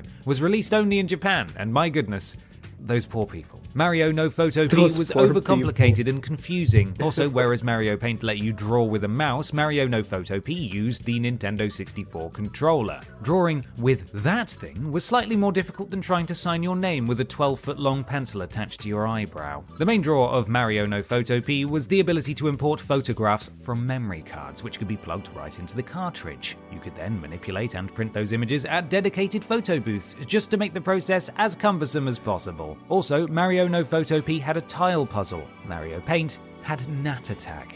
I rest my case. Number 129. Photos with Mario 3DS. As a free download, it's difficult to be too harsh on Photos with Mario. It certainly isn't good or worth the 11 seconds of your life you might spend playing with it, but it's easy enough to ignore. The 3DS app takes advantage of the handheld's AR capabilities, but not in any especially interesting AR was ways. so cool. You can use cards to spawn different Mario characters and I objects, always and while thought those that cards was did so cost money, you could innovative. also That print was them so out cool yourself to and me. experience disappointment far less expensively. Viewing the cards through the 3DS allowed you to see the characters interact, and once you've done that, you've technically it's experienced just all that Photos with Mario has to offer. I Of mean, course, it's really you could just pose things with popping Mario, up more because likely they stick your sense thumb into the- shot, which might expand the game's appeal by another full second. Like, I guess I think I it's was wrong not there. that It's crazy, but it's the fact of just seeing it on Mario at top all. of your... Number I don't know, 128. it's just kind of cool. Mario Clash. Virtual Boy. What is a Nintendo console without Mario? Sometime between Ooh. Nintendo developing Why the that Virtual game Boy moves and so it becoming clear that smoothly? the Virtual Boy would flop, Is that how somewhere smoothly within that 2-week system window, moved? there were plans for VB Mario Land. It got far enough that attendees at the 1995 Winter Consumer Electronics Show were treated to some footage. It was never finished, of course. Instead, Nintendo took one of VB Mario Land's planned minigames and fleshed that out into Mario Clash. And by fleshed actually that looks out into pretty Mario fun. Clash, I I'm mean not gonna lie. released whatever they could scrape together as Mario Clash. It's not terrible, but it is almost daringly slight. It's a repetitive score attack game that does get more difficult, but never gets more interesting. It's not the Virtual Boy Mario game anybody wanted, but since nobody wanted the Virtual Boy to begin with, very few people hold that fact against Oh my it. god. Number 127. He's roasting the Famicom Virtual Grand Boy. Prix How could F1 he? race. Famicom Disk System. Virtual Boy's if you're my waiting to boy. see where this game's Saw what I predecessor did there? ranks, the one simply titled F1 Race, I'm going to have to disappoint you. Despite this game and its sequel featuring Mario, the That's a previous game Mario just game? features cars. I mean, there are probably drivers in them, but the first game in this series didn't gain a true Mario connection until it was ported to the Game Boy, where some Mushroom Kingdom denizens would pop up to congratulate you. This game, Famicom Grand Prix F1 Race, does feature Mario. See, there he is on the box. Get a good long look at him there, because it's not as easy to find him in the game. Oh my god. Actually, wait, is that him there? Looking like he just ate something he shouldn't have in Willy Wonka's factory. The game is a decent top-down racer, and it's got a nice soundtrack, That wasn't but that's a good by no joke. means a rarity on this list. Number 126, Alleyway. That's not a Mario game. Do you like Breakout? No? Oh, sorry, I was expecting you to answer yes. This is embarrassing. How about Arkanoid? Do you like that one? No again. That looks familiar. Well, I can't say I'd recommend Alleyway then. It's a stretch to call Alleyway a Mario game, I know. Hell, it's a stretch to call it a game, but since we've shown that Mario pilots the little paddle around, I suppose we do technically play as him, and we're stuck including To call it a We understand game, Nintendo's dang, desire to people plop its worked on mascot into a this, launch that's not title for their nice. new handheld, but it would have been nice if they'd done anything to actually tie it into the Mario universe. I still have Mario some himself fun is with already known this. for breaking blocks. Couldn't they have done more than just stick some sprites into the bonus rounds? As it stands, though, Alleyway does an excellent job of keeping dust from getting into your Game Boy's cartridge slot. Number 125, Mario Pinball Land, Game Boy Advance. Mario Land is fun, pinball is fun, and yet here we have Mario Pinball Land right down near the bottom of our list. Surely this must be some sort of mistake? No, unfortunately, I endlessly never slapping seen this Mario game against walls before. until That's the game creepy. decides to let you progress is not really What all the? that There's much a fun. Koopa It's far from the only time Nintendo Pharaoh. married a popular franchise to a handheld pinball game. Kirby, Pokemon, and even Metroid Prime all got the treatment. In those cases, however, they were actually, balls. Here, poor Mario needs to have his spine shattered and his body compacted into a sphere for the game to even exist. The mechanics of pinball serve as Luigi, I'm more a of a hindrance Metroid than a ball. fun or interesting way to Morph accomplish now. anything. Reviewers at the time were not impressed, though they did single out the game's graphics for praise. Looking at it now, I have to assume they were just being polite. Number 124, Mario's Tennis, Virtual Boy. Well, we never thought we'd have to write an entirely new entry about Mario's Tennis after covering it in our Virtual Boy video, but here we are, trying to assemble some new words about a game in which you move left and right and sometimes push a button. Mario's Tennis is nowhere near as good as the other Mario sports games on this list, not least because there's precious little Mario content in it. To be honest, there's not all that much tennis in it either, as the experience is boiled down to almost Atari levels of simplicity. With so little content and such a low skill ceiling, the game would be completely forgettable if not for having Mario in the title. So, sure, swat some balls with Yoshi, wonder why you pulled that Virtual Boy out of storage for this, and Why never is think about Donkey it Kong again. Jr. there? At least. Number Why is he in 123, tennis? Wrecking Crew, NES. Developed in that brief window What's between with Mario's that? creation and the firm establishment of what that character's game would be like, Wrecking Crew introduces another early profession for I our like hero. Wrecking Here, Crew. he is a demolition man, not that one. Wrecking Crew is a puzzle platformer Was in that which my Mario boy must destroy Rocky? a set number of objects in each stage, all the while besieged by walking wrenches and eggplant men, or aubergine men, if you want to get, I'm not sure which countries other than the UK call them aubergine about this. Here's a joke. Oh, but What do these what? eggplant men wear to work? That's a wa- Aubergines. Hold your applause, please. It's a challenging game, as destroying some objects I can didn't prevent get you the from joke, reaching others, but but it's not you guys call particularly eggplants good. Later aubergines? stages seem to try to defeat you through sheer frustration rather than difficulty, and the appearance of an evil foreman who keeps knocking you to the bottom of the stage doesn't make things any more fun. On the bright side, this was Mario's final game before Super Mario Bros., meaning things almost exclusively got better from here. Number 122. Undake 30 Same Game Daisakusen Mario version, Super Famicom. In 1985, a programmer called Kuniaki Moribe created Chain Shot. The computer game was distributed via magazine, and it became what we'd today call a viral hit. In the early 90s, it made its way to Unix, Mac, and Windows platforms as Same Game. True to its name, the various versions of Same Game were all similar. Then, in 1995, Nintendo added Mario heads. The game doesn't offer much beyond the chance to see Mario's severed... Also, this is kind of creeping me out. Every time I read Michael's thing, I always think that's Shaky talking. Like, I'm gonna get confused who's talking sometimes because my eyesight isn't the best. I look at my phone and the little the little images are so small. Maybe I should start reading the names and not looking at the image, because I literally see Shaky and then it's Michael talking. You guys have like such similar profiles. Like I look at it and like just hold up your phone far away and look at chat and tell me that if you were to look really quick, you could think it's Shaky or Michael Danielson interchangeably, because it's true. But head stick its tongue out at you, but hey, maybe that's enough. I won't yuck your yum. Undake 30 same game Daisakusen Mario version never hit store shelves, but it was an official Nintendo yours just product. show a It was given person, out as a prize at figure of a tournaments and person. was used to show You off the guys literally have the same exact position. I just realized that. It's literally a head and like the upper shoulders. Oh my god, I can't talk. Of like, it's the same shot of the face with like a background around it, so it's like, that's why. No, yeah, the reason I'm watching it on my phone is because I have my how I watch chat. I open it on my phone and then I open chat. That's so I could read chat while also streaming. The Super Famicom at retailers. There was a version available for play through the Satellaview though. It was broadcast on Mondays at 5:30 p.m. if you ever find yourself hurled backwards in time and dying for a fix of Undake 30 same game Daisakusen Mario version. Number 121. Mario Bros. Really? Arcade. Well, the title of 121? So this game right here, an actual good Mario game, is this high up.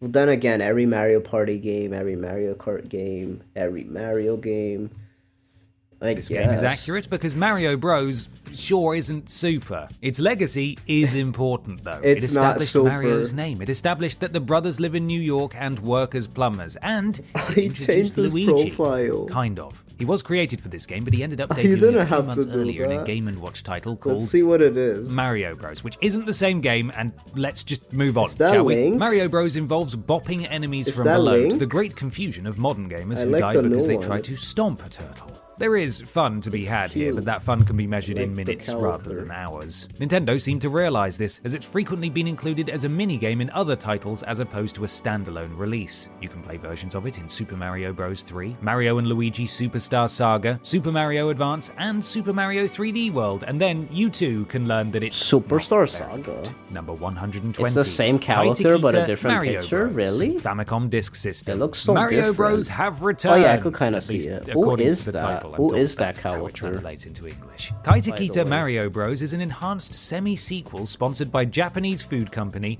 Nagatanyan, I think. Owing to the title, the sponsorship, and the fact that it was released on a console that never came to the West, you have probably already inferred that Kaita Kita Mario Bros. Was exclusive to Japan. We don't feel particularly Yoon bothered from by that. It's better than the original Mario Bros., but so is the Katsuki no massive Yona. pile of That's, crap we're going to Yona cover of the next. Dawn, right? Kaita Kita Mario I know Bros. that adds anime. features, improves the controls, and That's allows the you girl to with sit the through red an hair, advertisement right? for Isn't that the Nagatanyan Fire before you're Emblem allowed to anime? play. The And anime that's that something they very compare much to as you Fire can Emblem? worry. There's also a mode Well, it called has romance in Nagatanyan it. World. Hey, have I mentioned this game was sponsored by Nagatanyan? Additionally, there was a high score contest with physical prizes. always wanted but I'm to watch fairly that. certain it's over now. Sorry. Number 119. Crazy Kong Arcade and Crazy Kong Part 2. Wait, what? Also arcade. Crazy Kong It's is common real? knowledge that there were Wait, Crazy Kong's real? I thought I came up with Crazy Kong. What? He's even red!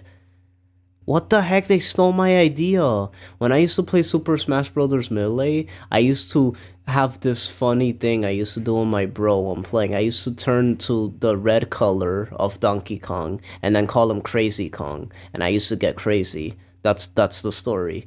And now they're telling me Crazy Kong is a real video game with a reskin Donkey Kong that's red. What? They stole my idea. inferior clones of Nintendo's hit game Donkey Kong. But did you know that Nintendo officially licensed 2 of those inferior clones itself? Crazy Kong was the result of Nintendo being unable to keep up with demand for Donkey Kong units in Japan. In 1981, Nintendo allowed Falcon to create Crazy Kong, putting more units into production and funneling more money back to Nintendo. Crazy Kong is essentially Donkey Kong, only poorly made, worse looking, and much glitchier. Both companies were unhappy with its quality, leading Falcon to release, in the same year, Crazy Kong Part 2, which was not a sequel, but was rather a fixed version of the first Crazy Kong with a few gameplay tweaks. That's what I'm a legal saying. battle ensued when Falcon began exporting Crazy Kong to other regions, something Nintendo explicitly it's like a forbade them reverse to do. Mandela effect. The suit I just was didn't know how settled to in say Nintendo's it. favor, but that's why you probably won't see Crazy Kong in Smash Bros. Anytime soon.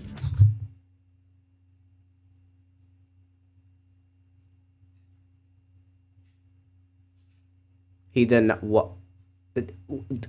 What? Nintendo's favor, but that's why you probably won't see Crazy Kong in Smash Bros. Anytime soon.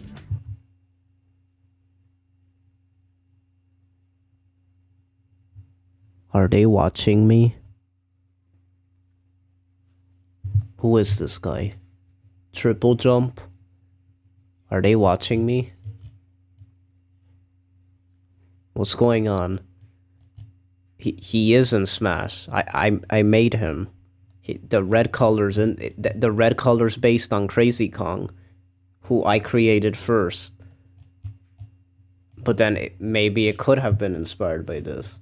But then he's saying it's not in Smash, but it is in Smash technically. I made it. My brain hurts.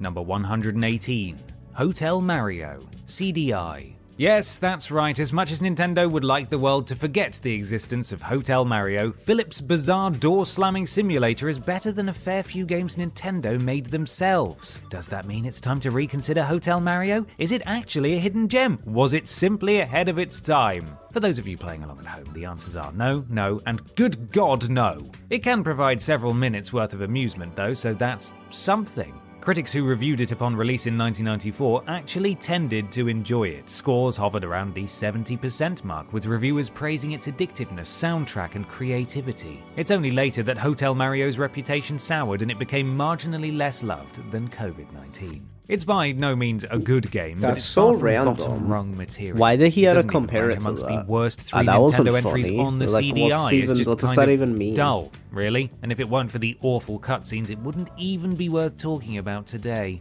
Number 117. That made no Famicom sense. Grand That was Prix such a 2 poor 3D joke. Hot Rally. Poor Famicom taste. Disk System. In Famicom Grand He Prix lost 2 points. 3D Hot Rally, you play as Mario or Luigi, though you'd be forgiven for not realizing that. Neither of them looks very much like the back of a car. Regardless, according to the game's official art, those are your drivers. It's another racer that ostensibly has Mario in it. Hooray. It's not half bad though, and for an Hooray. 8-bit game it looks and runs well enough. 3D Hot Rally was compatible with the Famicom 3D system, essentially a set of goggles that would make some games appear to run in 3D. It was also the only Nintendo-published game to be compatible, meaning it's yet another example of Nintendo under-supporting its own peripherals. The game was offered to Nintendo of America, but they didn't expect it would sell due to its cutesy graphics. As a result, and because there were no other countries at that point in Earth's history, 3D Hot Rally never left Japan. Number 116. Mario Party Advance. Game Boy Advance. Is your favorite thing about Mario Party the ability to play with your friends? Is the only thing you like about Mario Party the ability to play with your friends? Then steer well clear of Mario Party Advance, which seems to think you'd rather walk around doing quests for NPCs. It's a strange game, prioritizing a disappointing single-player experience over multiplayer, which does exist, I should point out, but which is cumbersome and underdeveloped. Interestingly, we found a number of wikis and blog posts stating that Mario Party Advance was awarded the title of the worst received Mario video game from Guinness World Records, but we found no such report. Really? I on always any found this game looked Or, pretty cool. You know, from Guinness. It's safe to say that Since even I never if it played it, it actually looked were cool to recognized me. as Like, I such, like the though, the graphic sheer volume style. of crap you've had to It sit looks through just to cute. hear us talk about this entry proves that the I title love would the mean art style, very though. little. Number 115. Mario Kart Super Circuit. Game Boy Advance. The first handheld Mario Kart game is notable only for being the first handheld Mario Kart game. Awful it was cutscenes, technically I believe he impressive to means play something meme like this on the Game Boy Advance, but whereas other I know, handheld right? titles still compare favorably to the console games, Pirate there is Shy no Guys. reason to return to Super Circuit such a today. cool, Its tracks are like, even flatter and more dull thing than to those in the exist. original Super Mario Pirate Shy Kart, and while Guys. it's nice that 4 friends It can just play with one works. cartridge, they're limited know, to I a just feel like single saying mode in that. which there are only 4 tracks and everyone plays as Yoshi. At least it doesn't give you a wedgie. Its most enduring legacy is the introduction of retro tracks. In this case, it's just stages from the SNES game, but in later sequels, the retro tracks would be a welcome opportunity to reimagine old favorites. That's one positive about Super Circuit, and you don't even need to play the game to appreciate it. Number 114. Mario Party, the top 100. I like how there's 100 left, and the Mario Party, the top 100. That's funny. We're half hour in. There's still an hour and 30 minutes left. 3DS. Having 100 games from previous Mario Party releases in the palm of your hands sounds great. Sorry, my mistake. It sounds like Nintendo rushed a minimum effort title in the hopes of scraping together a few extra bucks. And what do you know? That's exactly what it feels like, That too. sounds like We Nintendo debated nowadays. leaving Mario Party, the top 100, off this list entirely. It's sort of a collection, but Or it's also Pokemon. kind of a new game. We decided to cover it mainly because we didn't want anyone I love to that accidentally minigame. buy it. The minigames do feature improved I love that one graphics too. and gameplay tweaks, but overall it feels like an excuse to get another title on shelves without having to do much work. It holds a 59% ranking on Metacritic and an even... That's kind of weird how this Mario Party didn't do good, even though it has all the iconic minigames. Like, how come the Mario Party Superstars, that's the one that remakes 1, 2, and 3, that one did pretty good. But this one didn't, and this one actually has, like, good minigames from the past, but I guess if you don't have good boards and all that stuff, that doesn't Worse, mean though anything. more deserved, Did they even have 53% boards? on game rankings. Ironically, Mario Party the top 100 doesn't even crack the top 100 of our list of Mario like that games. minigame. Actually, is that irony? I don't know. Nobody knows. It doesn't crack the Number top 100, he made the joke I 113, did. Mario Tennis Ultra I Smash. forget this game exists. I forget that this game exists. This is the game with DLC, but all of them are colored Yoshis. Wii It's so U. random. When it comes to poorly received Mario games, fans and reviewers still tend to appreciate their charm, novelty, Oh, it doesn't have a or party the mode. Oh, that inventiveness to be explains found it. within. Not so with Mario Tennis Ultra Smash, which was received like an affront to humanity. The main problem with the game was At how least little it of looks there so actually nice. was. With the Wii U struggles, you would think Nintendo It would at looks least so attempt nice, to though. It put looks out just a like the new must-have one. Mario Tennis game. That always bothered me, because when I remembered when I saw Aces, I'm like, this game looks amazing. And then when I realized that it's literally just Ultra Smash, I'm like, oh, wait. But since I never got Ultra Smash, it just felt like impressive. But it basically just took the graphics from there. Instead, they released just about the emptiest and most disposable one.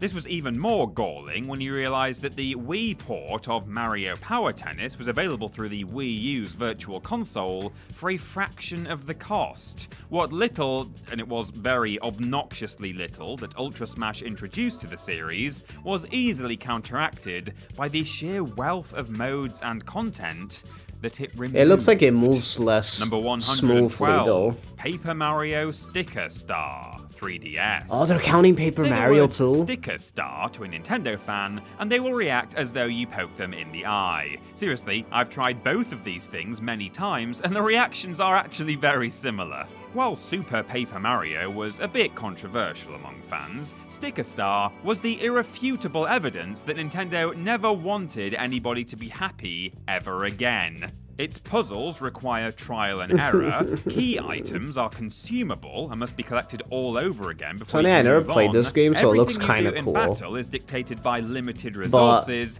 I know it's not we good. know all of that. So for once, let's focus on the positives. I could tell, because the new one on Switch was well, terrible the to me. soundtrack is good, And this one's supposedly worse. Some of the visuals are kind of nice, and the music that plays when you fight the squid is great. Oh, but I suppose that's just the soundtrack again, actually. It ends eventually. That's got to count for something, right? It ends Number eventually. 111, Mario Artist Talent Studio, Nintendo 64 Disgrace to the Paper the Mario second series. Mario Artist title seems What to be the a sort heck of am I looking at, homunculus anime? generator. The idea What? is you create human characters and then trigger a load of animations. It is intriguing. I mean, this would have been impressive when compared to other character creators of the time, but ultimately, it was I don't know how the best Mario game of all time is Thousand Year Door, and their series, their spin-off series go fall so low and become not even in the top 100 Mario games. Imagine that. It's so sad. Can I get an F in the chat? bit limited. You could feed actual photos of people into the talent studio, but that was very much a bad idea if you ever wanted to sleep again.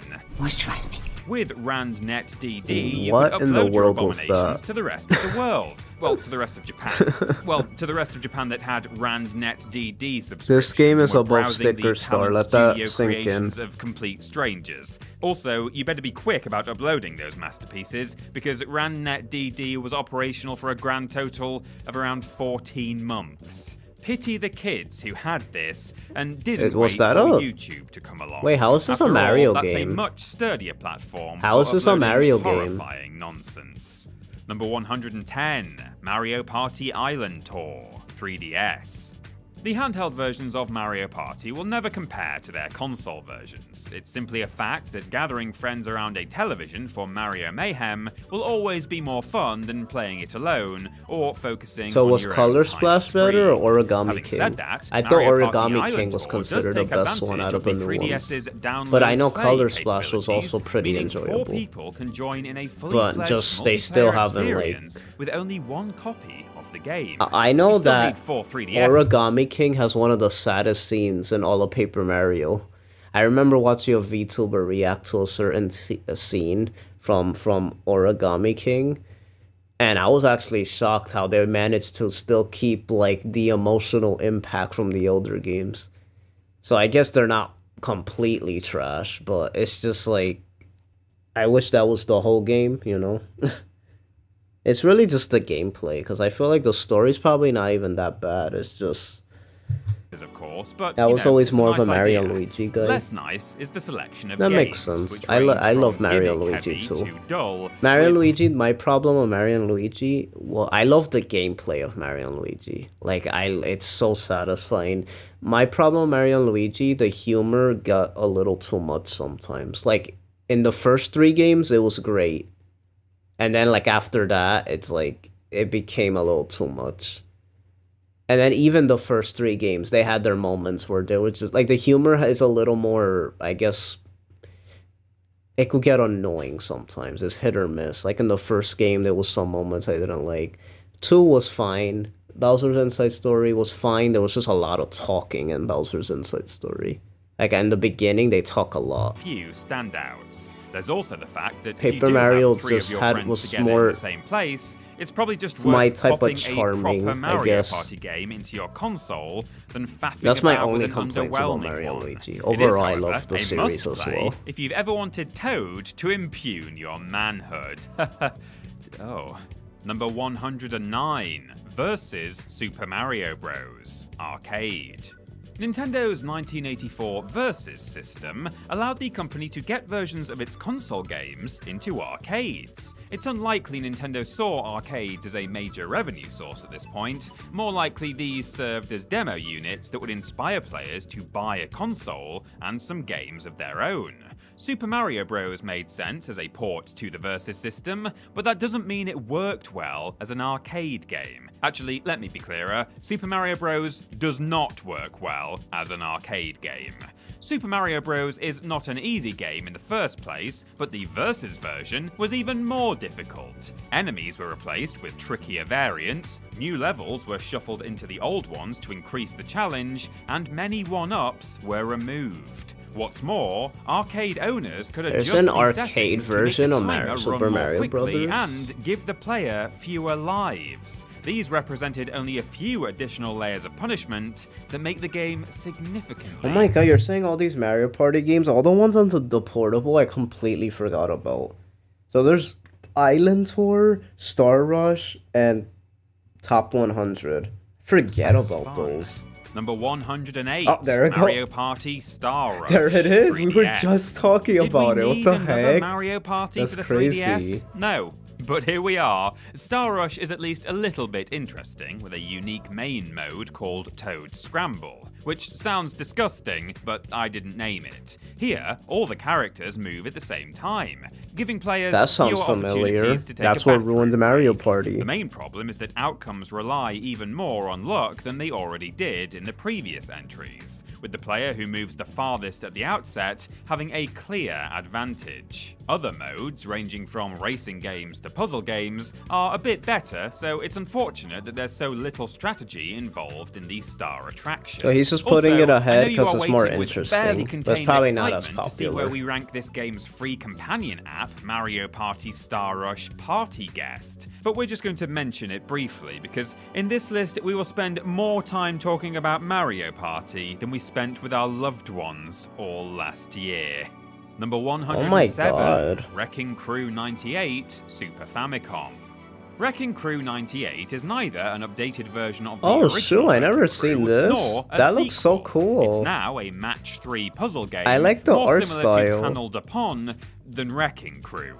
Now this is good because Panel Upon was fun, whereas Wrecking Crew was like learning you had 1 week left to live and you had to spend that entire week playing Wrecking Crew. The game Why includes he makes the fun of the requisite games like Mario that? imagery, and it certainly looks fine, but it's not especially fun to play. Glad Whereas to know games DS like is the Dr. highest Mario handheld and, of Mario course, Party. Panel Yeah, that's Upon definitely the have best one. simple movement, so you can It had focus boss directly battles. on creating chains. Just and like Mario combos. Kart, DS had Wrecking Crew boss battles, 98 and that's what sees made you it awesome. controlling a character who They just had this thing interacts on with the making game boss board, battles on the adding a DS level for of some detachment reason. from the tile I guess because of matching the two that doesn't really make screens, it the made it game more any visually more like engaging. appealing As to one put the might boss on the expect, top it's better in screen or competitive something. two-player mode, but it's nowhere near as strong as Nintendo's other Then puzzle again, they didn't games. do that on the Mario Number Kart thing. 106, Super Only for Mario Mario Bros. Party. 2 Famicom Disk System.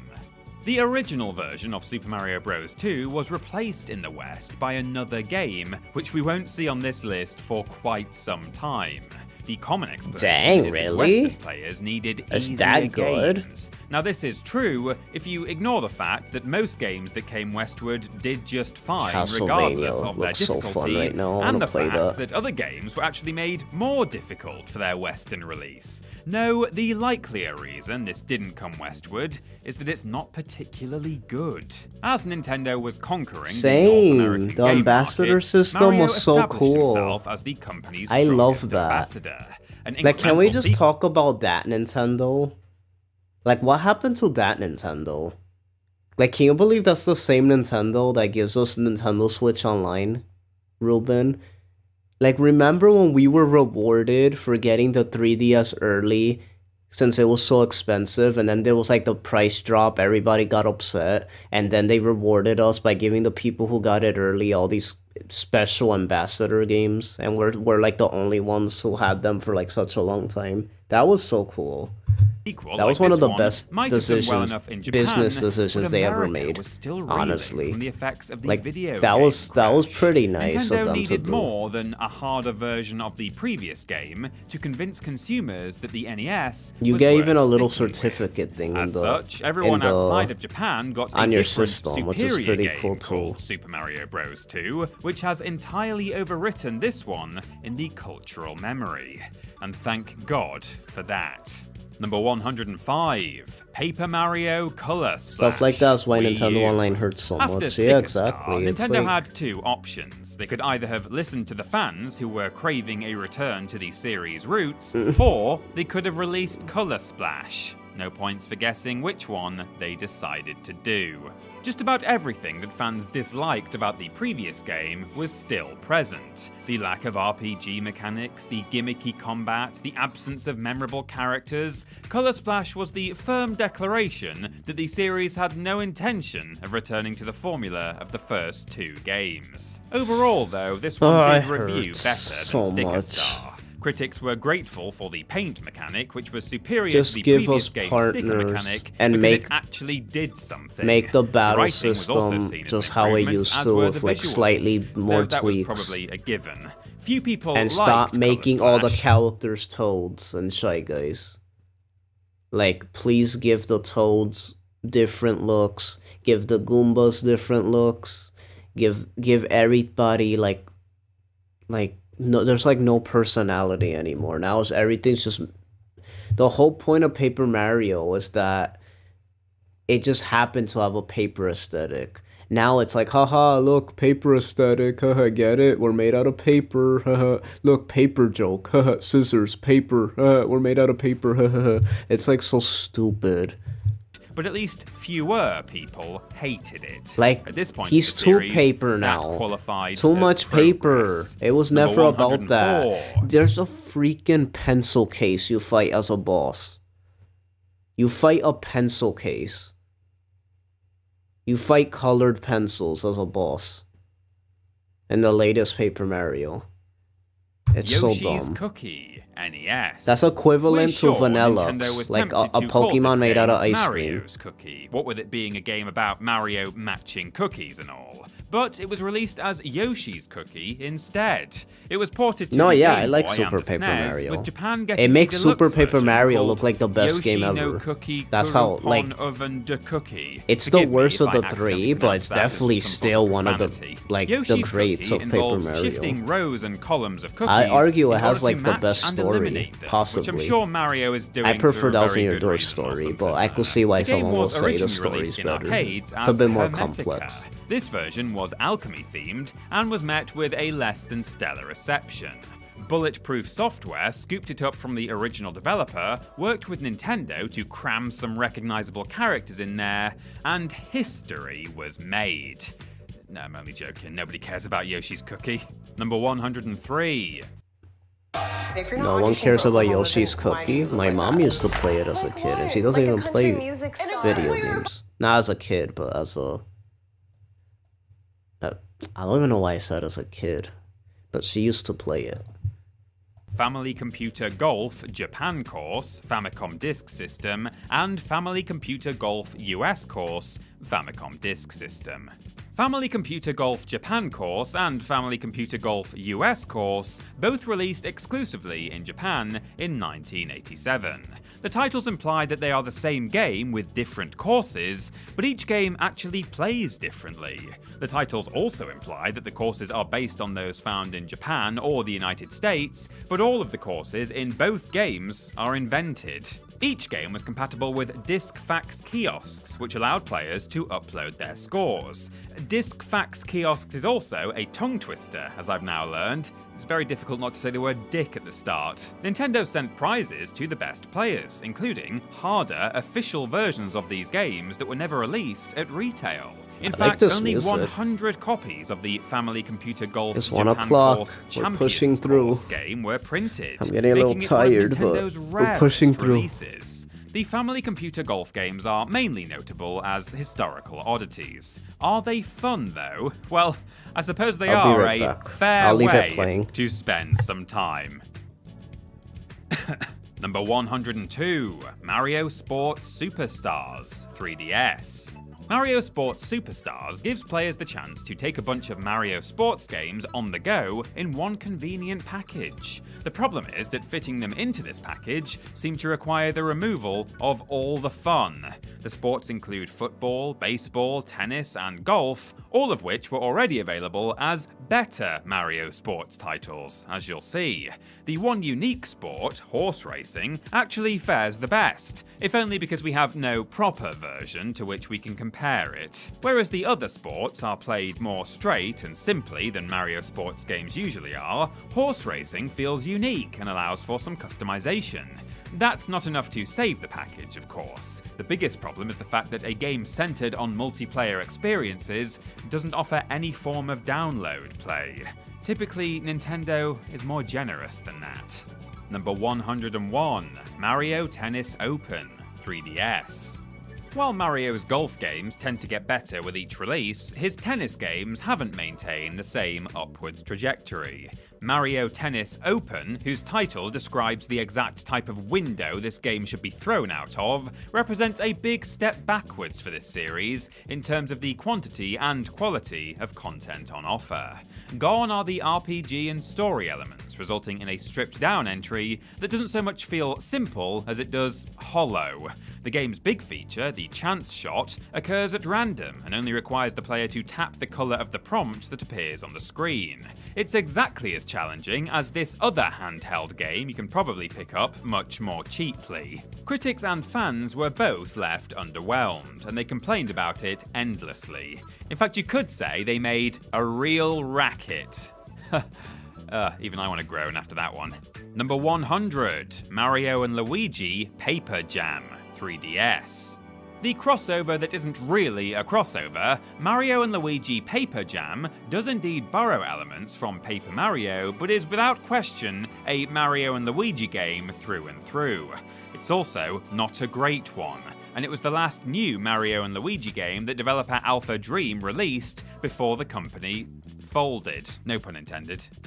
Okay, it was intended. Even removed from any associations with Paper Mario, Paper Jam failed to live up to the standards of previous games in the Mario & Luigi series. It was seen as lacking creativity and not really adding much to the formula. It did introduce a battle card system, but since that replaced the previous badge system, it wasn't quite a net gain.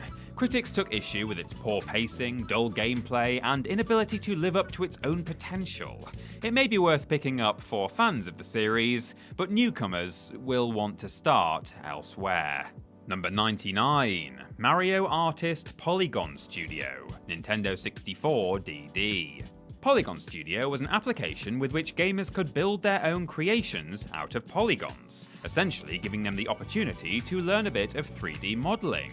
It also contained a few models of Nintendo characters, which no doubt helped kids better understand how Nintendo created the games they loved. There was an explorable 3D world, as well as a collection of micro games, which quite clearly went on to inspire the WarioWare series. But ultimately, Polygon Studio was just a modeling utility. If you owned the creation kit, you could upload your projects to RanNetDD and order papercraft models of the things you built. Pretty nifty. This was also the last of the Mario Artist releases. Oh, you played Super though Paper 4 additional Mario? titles were meant to follow: Sound Maker, Graphical Message Maker, Video Jockey Maker, I didn't know that, Shaky. I didn't realize you played Paper Mario. Would the latter have been an early run at what eventually But you became missed the Super best Mario one. That was in your Maker? door. It's impossible to say for sure, but no, it wouldn't. Definitely not.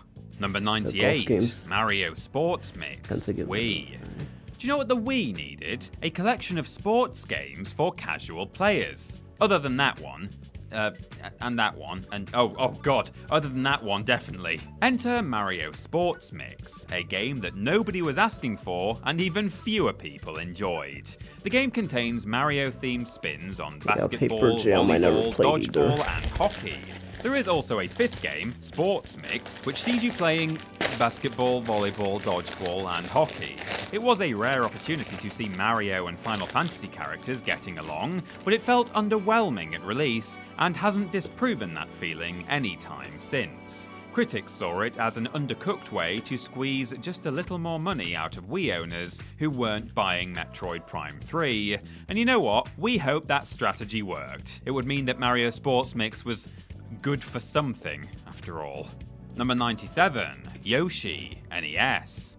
Oh look, another Yoshi puzzle game on our Mario list, so you can rush to the comments to type the same thing you typed when you heard us talking about Yoshi's Cookie. In Europe and Australia, the game was called Mario and Yoshi, at least making it sound like a better fit. In Japan, it was called Yoshi no Tamago, which is a title I can't understand and probably makes it a worse fit. You do control Mario in this game, even if he is little more than just a cursor. You swap platters back and forth to match falling enemies. You can also pile them up between two halves of a Yoshi egg, which allows Yoshi to eat them.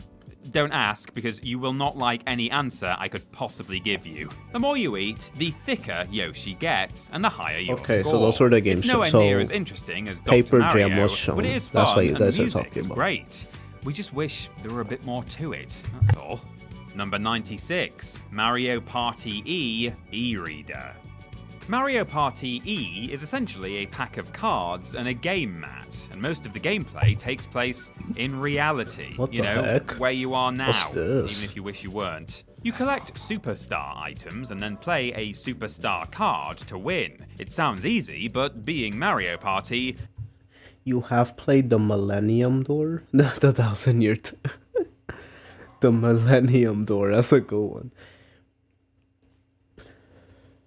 You've played the 1,000-year Door, really? I'm more of a Mario and Luigi over Paper Mario. That's fair. Some people, yeah, enjoyed that more. No, I agree. I agree with your Bowser's Inside Story opinion, though. That's the best one. There is plenty of opportunity to ruin your friend's Out of the Mario and night. Luigi's. This, of course, involves challenging them to mini-games. These are accessed by scanning cards into the e-reader, and they're all pretty simple affairs, but it's fun, and the nature of a card game allows for a level of strategizing that many proper Mario Party games do not. This is also the only game on this entire list you can play without any electronic devices at all, as the instructions suggest flipping Paper a coin if you Jam don't was have shown. access to an e-reader. You know I left, right? Do you guys know that I even left? You know I went downstairs to get a snack. I think I said that before I left. I don't know if you guys heard me. I went to the bathroom. You could just challenge your So I friend missed like to 5 a coin spots. flip at the outset and save yourself the entire cost of buying and playing the game. Just an idea. Number 95, Yoshi's Safari SNES. I Yoshi's missed some of them Safari because is I the left. best game for the Super Scope peripheral, which means very little as it's nearly the only game for the Super Scope peripheral. It's also the only game in the entire Mario series that ends with the plumber pumping Bowser full of hot lead. It's a rail shooter in which you ride Yoshi around some colourful environments and shoot baddies in the face. Every so often there's some additional interactivity, mainly choosing which paths to follow or jumping to avoid hazards, but Yoshi's Safari I am largely falling asleep, focuses though. on Mario's newfound gun lust. I'm not even joking. Mario turns his gun on Yoshi because even after defeating Bowser, he hasn't sated his thirst for blood. The game plays well for what it is, and it's an amusing novelty. I can't believe but it there's a also makes first-person clear shooter exactly why Mario game. Mario works better with It's the fireballs Doom and genre. boomerangs than he does with a heckler and cock. Number 94. All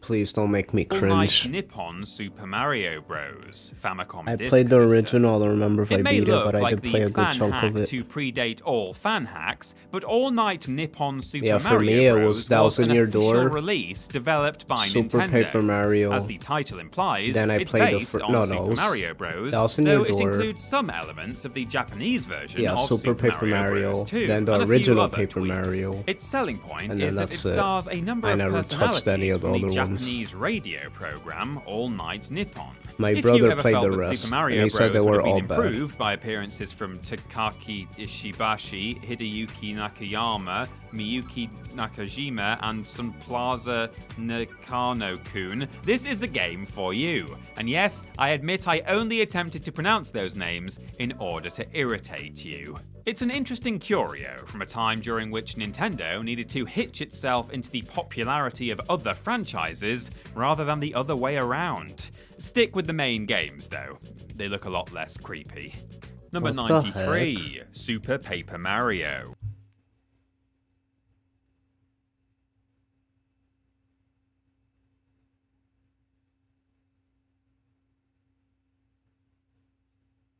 Nowadays, the most I know about 1,000-Year Door is that it does a super weird foot joke on the first boss that's completely out of place and probably awakens something. No, what are you talking about? You're talking about the hooktail fight. That part's super funny. My brother and I meme on that joke all the time. It's just a funny joke about the boss tricking you into paying money to smell his feet. And then if you say yes, he squishes you. You're supposed to say no. It's just the humor. Saying it out loud makes it sound more weird, but in the game, it's not actually as weird. End the stream. I can't believe Super Paper Mario's this low. They look a lot less Did creepy. they really put Super Number Paper Mario this 93, low? Super Paper Mario. Wii. This Super is the Paper first Mario hot was a take. game about constantly mashing through endless dialogue between characters we cannot possibly care about.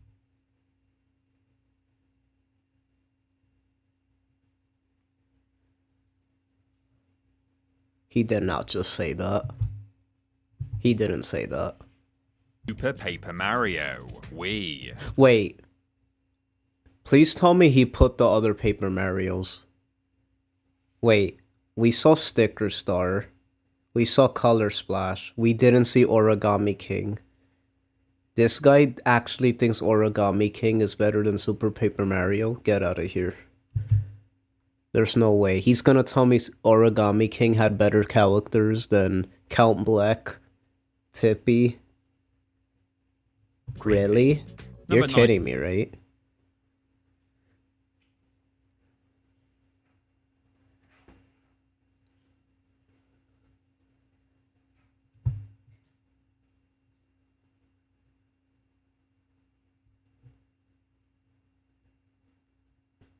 So you played the original, you don't remember if you beat it, but you got far. You played Super, made it to the final chapter. And then you lost interest from Dows in Your Door. That's so weird. Yeah, you are weird. Out of all the ones to get disinterested in, I can't believe it's Dows in Your Door. Dows in Your Door is literally the most interesting Paper Mario. It's the one with the most, like, different world. Like, Rogueport, the hub world is literally, like, the slums. Like, in a Mario game. It's like, part 1 of Paper Mario is just like regular Mario Mushroom Kingdom. And then you go to different worlds, but like, the hub world of Dows in Your Door and all the different chapters are so unique. I'm surprised you lost interest, to be honest. Stick with the main game. Then again, you probably didn't even get far into it to see how interesting it Number gets. 93, Super Paper Mario. That's a game that if you stick with, there's a lot of fun things that happen in that game. I mean, there's a tournament arc you go into, there's like this whole conspiracy that starts happening. There's a train arc where you literally have like Sherlock Holmes. You actually like go through the whole train and you have to be a detective. And it's like no battling. It's just like this whole segment where you're just finding like clues and trying to figure it out. It's like a Ace Attorney segment. You have like this creepy town that you literally lose your identity. And you have to like, you lose all your partners because they don't believe that your body got stolen, and you have to like prove your innocence. You have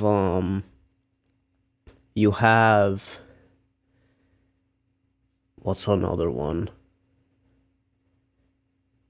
You have this part where you have to have like an army of 100 partners following you, and you have to use them to like get through all these puzzles, and like you could lose them and collect them, and it's like Pikmin in a way. You have all these scenarios. Like, just talking about it makes me realize how amazing Dows in Your Door is, because it's like there's so many unique scenarios in that game. That game's so fun. Mario. Wii. Like, you're gonna like at least one chapter in that game, because everything's so unique. Dialogue between characters we cannot possibly care about. I mean, maybe there's something else to the game, but I certainly don't remember it. Hey, I'm joking though, at least partially. Super Paper Mario had the idea of combining light RPG. I can't believe there was a visual novel in Super Paper Mario.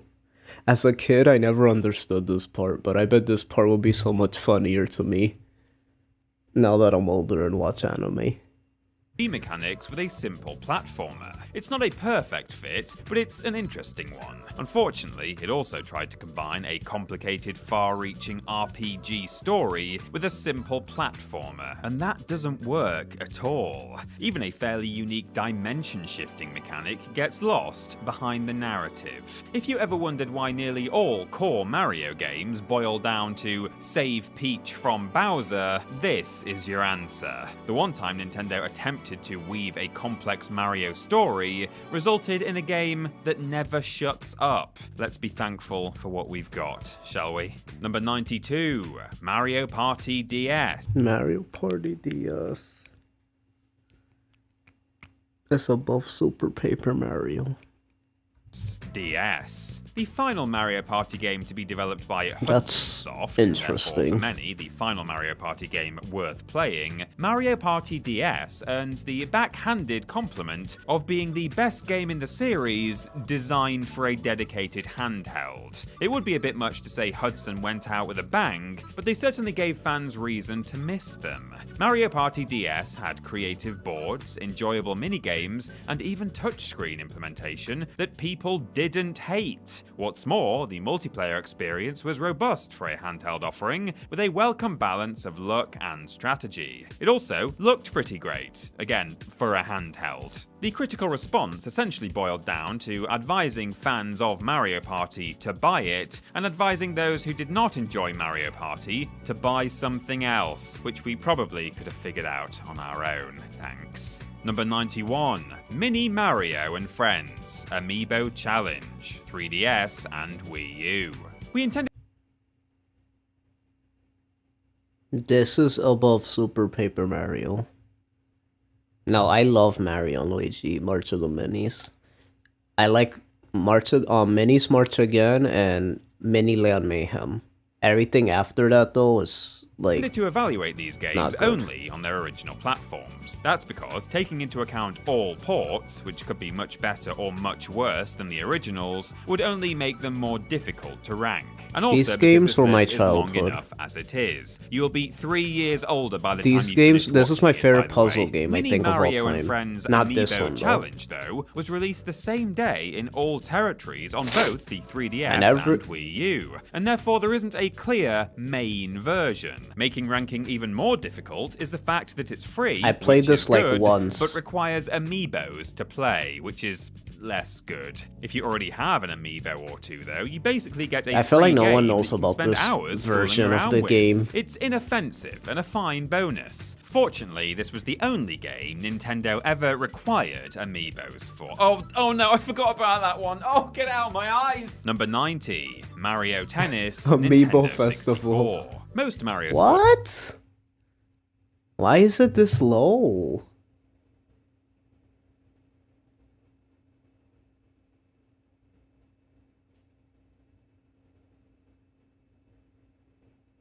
Yeah, Mario and Donkey Kong is an underrated gem, I agree. The Mario Donkey Kong games are really good. Sports games have a high degree of cartooniness, but Mario Tennis for the Hi, Game Nintendo Challenger, 64 how you doing? doesn't seem all that interested in whimsy. I mean, beyond the baseline whimsy that comes from watching a ghost and a dinosaur play tennis. Mario Tennis is, for the most part, a pretty straight interpretation of the sport. If that's what you're looking for, you're in luck.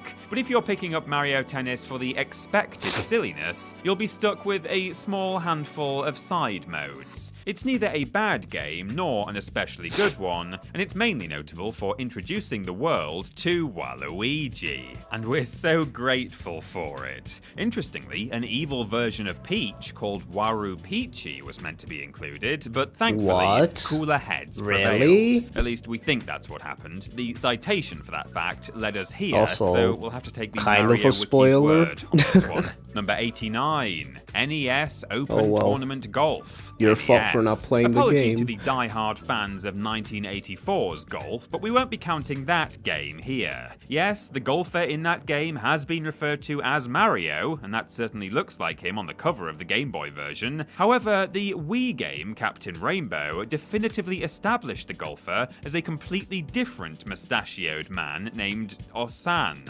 Thank you, Captain Rainbow. NES Open Tournament Golf is a solid, if unremarkable, golf game, and its mechanics aren't miles removed from the Mario Golf titles still being released today. It's mainly notable for its historical significance, however. Its sprite design was Eiji Aonama's first experience in game development, and he now helms the Legend of Zelda series. Really It was also now? the first I game didn't developed know from that. start to finish by the late Satoru Iwata, who would go on to serve as the the 4th president of Nintendo.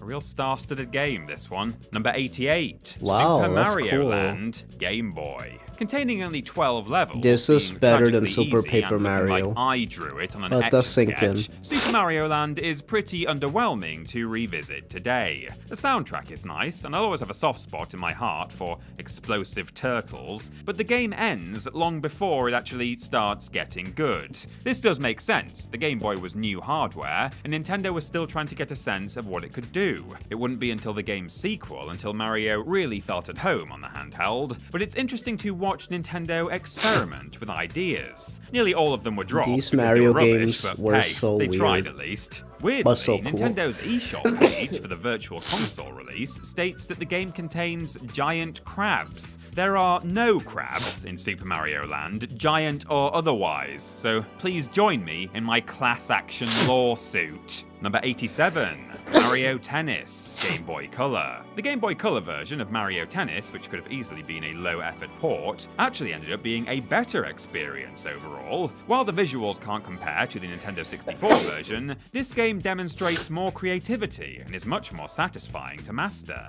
The pick-up-and-play nature of the game works great on a handheld, and the addition of a single-player story mode had a with story RPG mode, it was so cool. elements helps to stand ahead of its console counterpart. That being said, the story isn't anything too spectacular. It involves an up-and-coming tennis player on a personal quest to become better at the sport than Mario, a plumber who maybe Thank picks you, up a racket every Daniel. 10 months or so. Still though, it is a fun mode, and the gradual increase of tennis skill makes the RPG elements feel more central to the experience than they actually are. Toss in some great music and pixel art, and it's worth a spin for sure. Number 86, Super Mario Run Mobile. Nintendo waited a very long time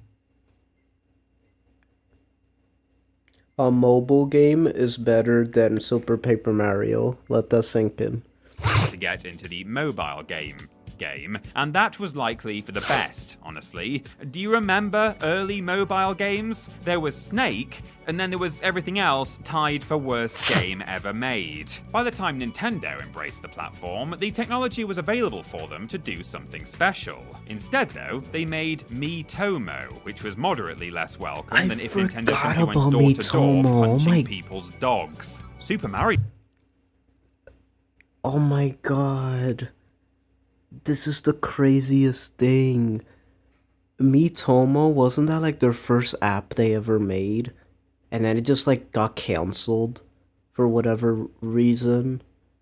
You should make your own ranking of all of these games. Okay, we'll do it afterwards. Year, however, and it was much better. I'm gonna rank it was all of them also after the free fact. of the in-game monetization people We're gonna try doing expected, it in which 10 is nice. minutes. It was a bit too easy and far too short, though. A sequel could have fleshed things out significantly, but sadly, we haven't heard a peep about another Super Mario Run. Also, the listing advertises it as a Mario game you can play with one hand, which, hey, I'm not judging you, but maybe don't play that way in public.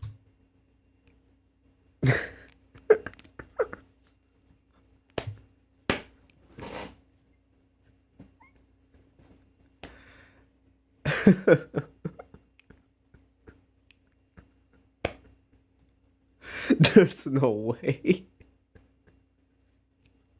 He just said that.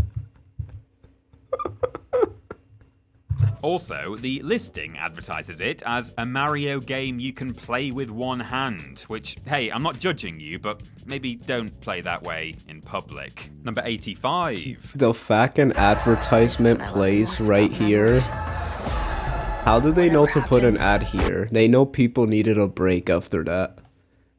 After that joke. Mario Kart Live Home Circuit. What the Switch. heck? As a showcase for augmented reality, Mario Why did Kart he make Live that Home joke? Circuit is great. Nintendo managed to turn the simple pleasure of piloting an RC car into an actual game of Mario Kart, complete with all of the wackiness and unpredictability that series entails. Cameras mounted on each of the real-life vehicles bring items, hazards, weather conditions, and even AI opponents into your home. It's impressive just how much actual Mario Kart content is here, with the expected stage themes, cups, and difficulty settings translating rather well. Where it stumbles, though, is in the logistics required. The game gets significantly less fun and interesting if you don't have much floor space in your home. And with everyone needing their own kart, the cost for entry is around $100 per player. Those are significant limitations, even if they're understandable. Those with tiny homes or tight budgets should probably stick to the main games. Number 84, Paper Mario: The Origami King, Switch. With true RPG mechanics.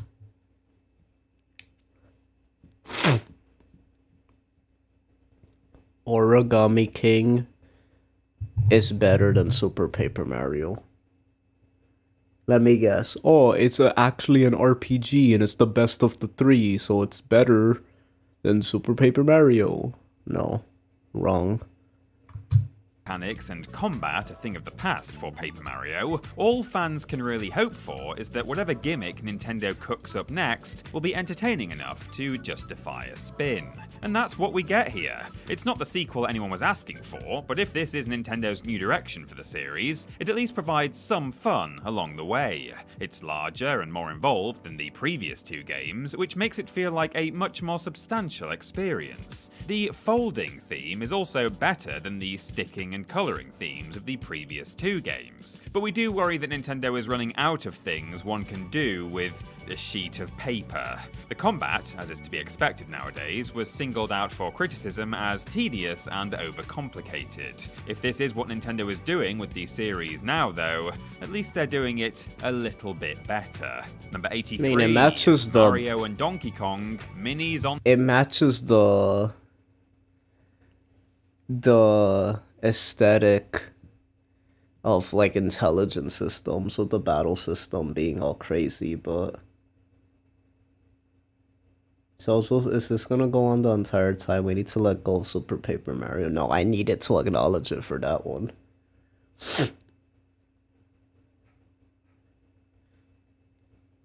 Mario and Donkey Kong minis on the move.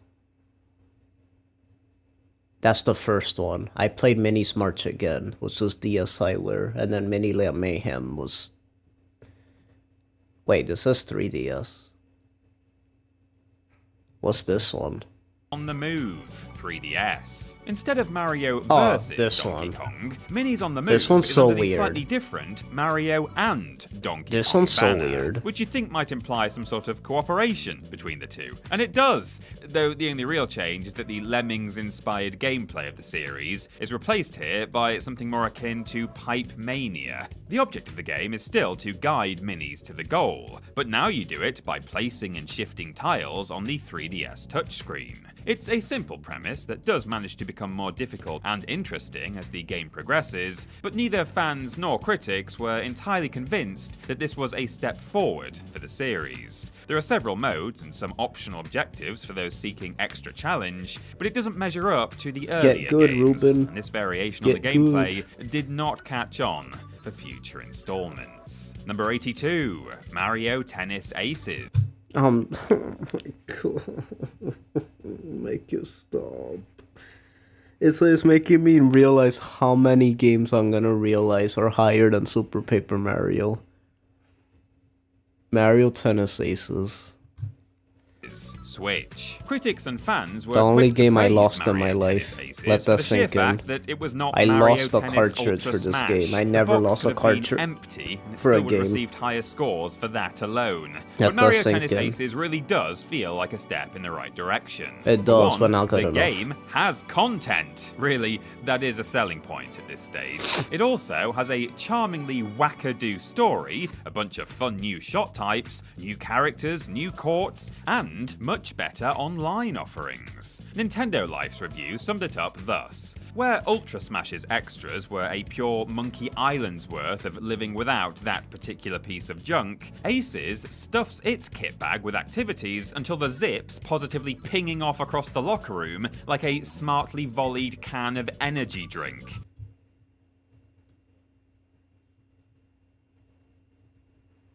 Why do reviewers write like this?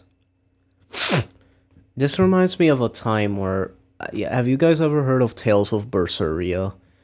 And the main character's named Velvet. They said this is like the velvet chocolate cake or what. It was the stupidest thing I ever saw in a review. I'm like, can they just talk normal? Like, why they have to like? Can they stop trying so hard to sound like a reviewer? Like in a critic, it just sounds so dumb. What does this even mean? When Ultra Smash's extras were a pure Monkey Island's worth of living without that particular piece of junk, Ace's stuffs its kit bag of activities until the zips positively pinging off across the locker room like a smartly volleyed can of energy drink.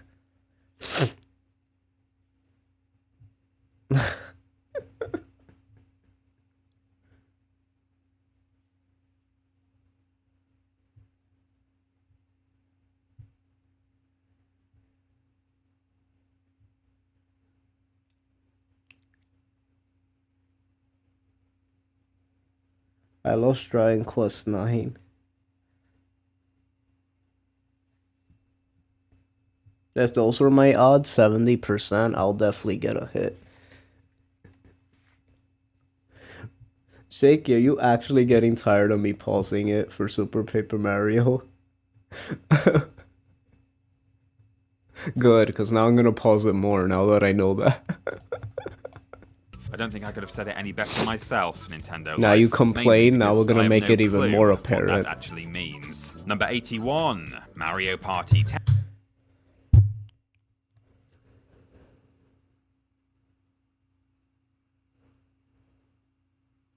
I'm not even doing this because of the shaky thing, the shaky comment. I'm literally losing my mind. Like, for real, I would have paused it here anyway. Mario...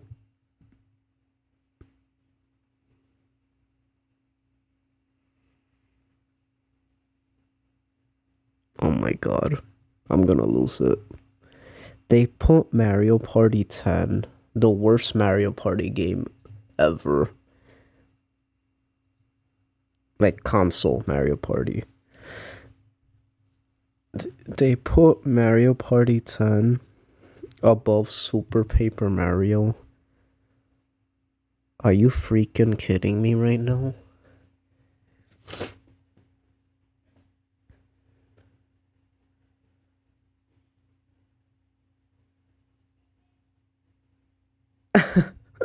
Can't believe this. 10, Wii U. What could possibly save the Wii U? If you answered a mediocre party game, you probably work at Nintendo. Mario Party 10 is one of the most poorly received Mario Party games, with 66% on Metacritic and 64% on Game Ranking. I like how he has the nerve to mention the Metacritic scores, yet Super Paper Mario has like an 80, like what, 83, 84, 85. Why he doesn't bring those scores up now?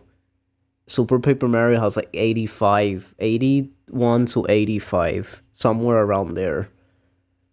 And he's here bringing up this garbage game. Oh my god. It scored slightly better than Mario Party 8, but we're pretty sure critics were taking out the frustrations of a lifetime on that game. Mario Party 10 does actually do Wait, some Super new Mario things, Party but was none of low, them were was received was well. The small number of Wait, they proper showed boards Super was Mario Party criticised, already? as was the fact that players now traveled around them in vehicles. Mario Party making 10 that ranked aspect of the higher? game There's even no more way. mindless. Additional boards were locked behind the use of amiibos and were almost insultingly simplistic. Bowser Party was the game's single redeeming aspect, with one player controlling Bowser and 4 others attempting to survive his attacks, via minigames, of course. It was an innovative concept, but it was bolted on to a game that really didn't deserve it. Oh. Number 80, Mario's... Wait, you don't think Super Mario Party should be... I would say Super Mario Party is better than Mario Party 10. That's just me, though. I think it should be higher. Super Mario Party was better than Mario Party 10. Mario Party 9 and 10 were trash, in my opinion. I think Super Mario Party was better. Picross, Game Boy, and Mario's Picross 2, Game Boy. We debated excluding all of the Picross games on the grounds that, well, look at it. It very obviously has nothing to do with Mario beyond an image of him threatening us with a hammer. We ultimately decided that because the game is indeed called Mario's Picross, that we'd be remiss if we didn't cover it. The direct sequel, Mario's Picross 2, but then again, if I'm being honest, 9, 10, and Super are all interchangeable because I think they all suck. So even if thanks to its story mode, even if you think it's better or less, they all kind of suck, to be honest. We thought a nice so I don't even care. Would be to include both in the same entry. I just feel like never think 9 and either 10. Of them ever 9 again. had the carts. 10 had the carts too, I believe, right? Anything that had the cart was the worst Mario Party because I like being separate. Super Mario Party brought the separate back. So that's what made it just a little bit higher than 9 and 10 for me, even though it was still lackluster amount of boards and all that stuff. Developed by Jupiter Corporation, the company that still makes Nintendo's Picross games to this very day, these are collections I had of slightly more fun with Super, but even then it was still terrible. Here's some of them. That's it, that's all we're saying. Number 79, Mario's Super Picross, Super Famicom. Don't worry, this is the last Picross title in this list. There's only so much one human being can say about nonograms before they transcend their corporeal form and become a beam of purest boredom. I analyze Mario Party. I analyze any game. It's a video game. I'm gonna analyze it, whether it's a party game or a puzzle game. I'm still gonna analyze it. I know my reasoning of why a game is good, even if it's a party game. Super Picross looks and for me, it's the mini games and the boards. Though it's not portable. There are also in the Wario theme. puzzles, which are for a bit Mario more Party at least. in the sense that you won't be alerted. Mario to Party many 6 has the mistakes. best mini Nintendo's games, Picross boards, games have everything lost their overall, so that's why it's the branding over best. the years, but the While Mario series Party is 9 is still the kicking. worst You because can it now has the solve puzzles freaking without cart a thing. stout Italian man constantly judging your performance. Ben? Number 78. New Super Mario Bros. 2, 3DS. New Super Mario Bros. Was a system seller for the DS. Creating a sequel for the 3DS made sense for a fairly obvious reason. In fact, that reason was so obvious that Nintendo based the entire game around it. Your goal in New Super Mario Bros. 2 is to amass as much wealth as possible. That may seem like a goal Wario would have, so the game also sees you fighting Bowser and rescuing Peach, reminding you that this you're game still always the looks good so guy. satisfying to me. I never played a really it. greedy good guy. The game's focus on coin collection meant that there was a positively... Like, I know this is probably the least favorite New Super Mario Brothers, but I won't lie, when I first saw this one, I always liked 3DS graphics. They just look satisfying to me, I don't know why. I'm a big, like, portable head, so when I first saw this announced, it always looked so satisfying, like, it being just about coins, so many coins. It's like, it just seemed really satisfying. The absurd amount of money everywhere, spilling out of blocks, enemies, and even yourself. Do see a doctor if that happens, by the way. The fact that 100 coins still gave you an extra life meant that any potential difficulty was rendered moot out of the gate. It's by no means a bad game, and in many ways it got the most creativity of any new Super Mario Bros. Title, but it does feel a bit soulless. Number 77. Mario Kart Arcade GP VR Arcade. Of all of the Mario Kart arcade games, Mario Kart Arcade GP VR is definitely the most interesting. Overall, it feels like a very impressive proof of concept, and it's a natural one as well. Wait, what? Who hasn't wanted to wipe out on a banana peel dropped by a smiling mushroom man? Wait, what's this? A proof of concept is all it really is, though. The game features exactly one track, which is limited to exactly one lap. Did I Each miss cabinet allows you this? to play as exactly one character. Wait, There's a did good I deal of see variety this? within those confines, but it's When did impossible this to come stop out? playing Mario Kart after a single lap and feel satisfied by the experience. There are also only 3 items, which adds to the sense that the game isn't quite finished. It's not at all that easy to find in the wild, but perhaps that's by design. Maybe it's prepping us for a full-scale Mario Kart VR experience. I'd enjoy that. Until then, though, this is just an impressive oddity. Number 76. Mario Party 8. Wii. Mario Party Backlash was in full swing by the release of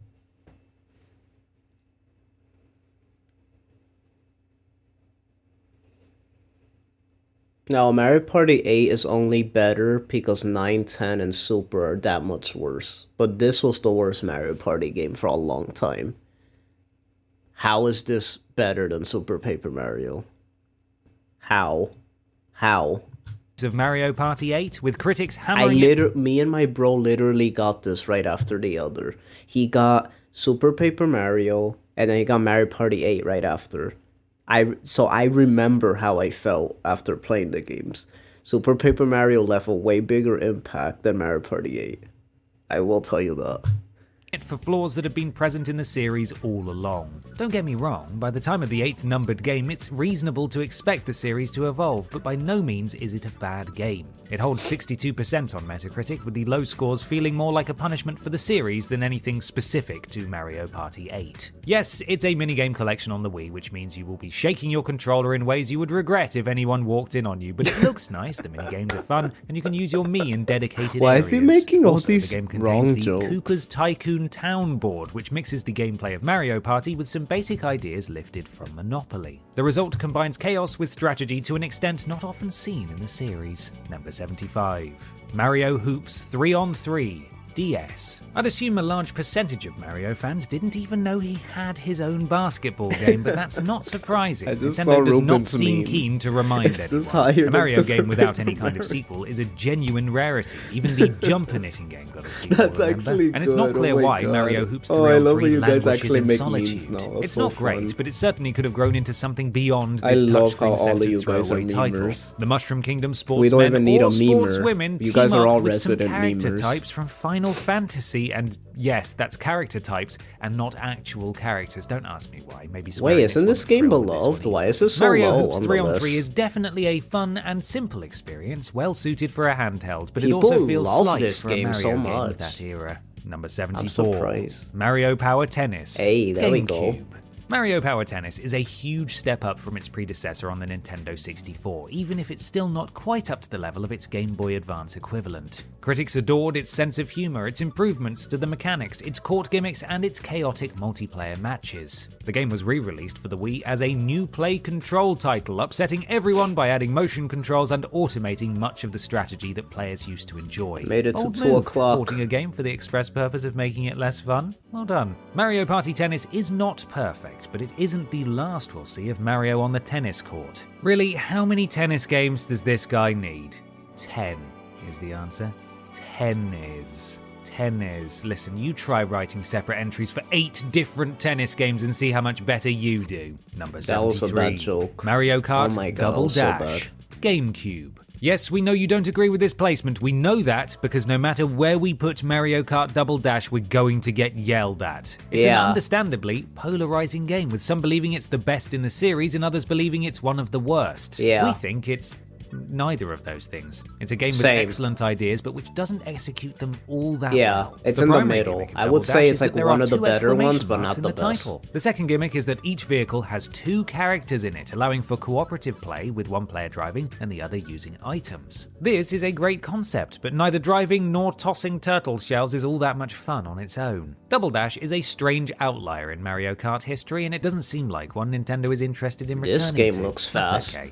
Ruben, what's your opinion? Does this look at least 72. pretty fast? Mario Golf, Nintendo 64. The first Mario Golf game that was actually a Mario Golf game, this is considered the start of the series proper. It owes a People lot to love the this innovative game. simplicity of Nintendo's earlier golf titles, but it now has that distinctive Mario flair and a decent number People of characters love to this unlock after game. defeating them in head-to-head matches. Critics enjoyed it, praising it for its accessibility and sense of fun. The fact that it lacked the complexity of competing golf games was usually seen as a selling point rather than a detriment. It earned an impressive 91% on Metacritic, but barely cracked 87% on Game Ranking. 91? Oh my god.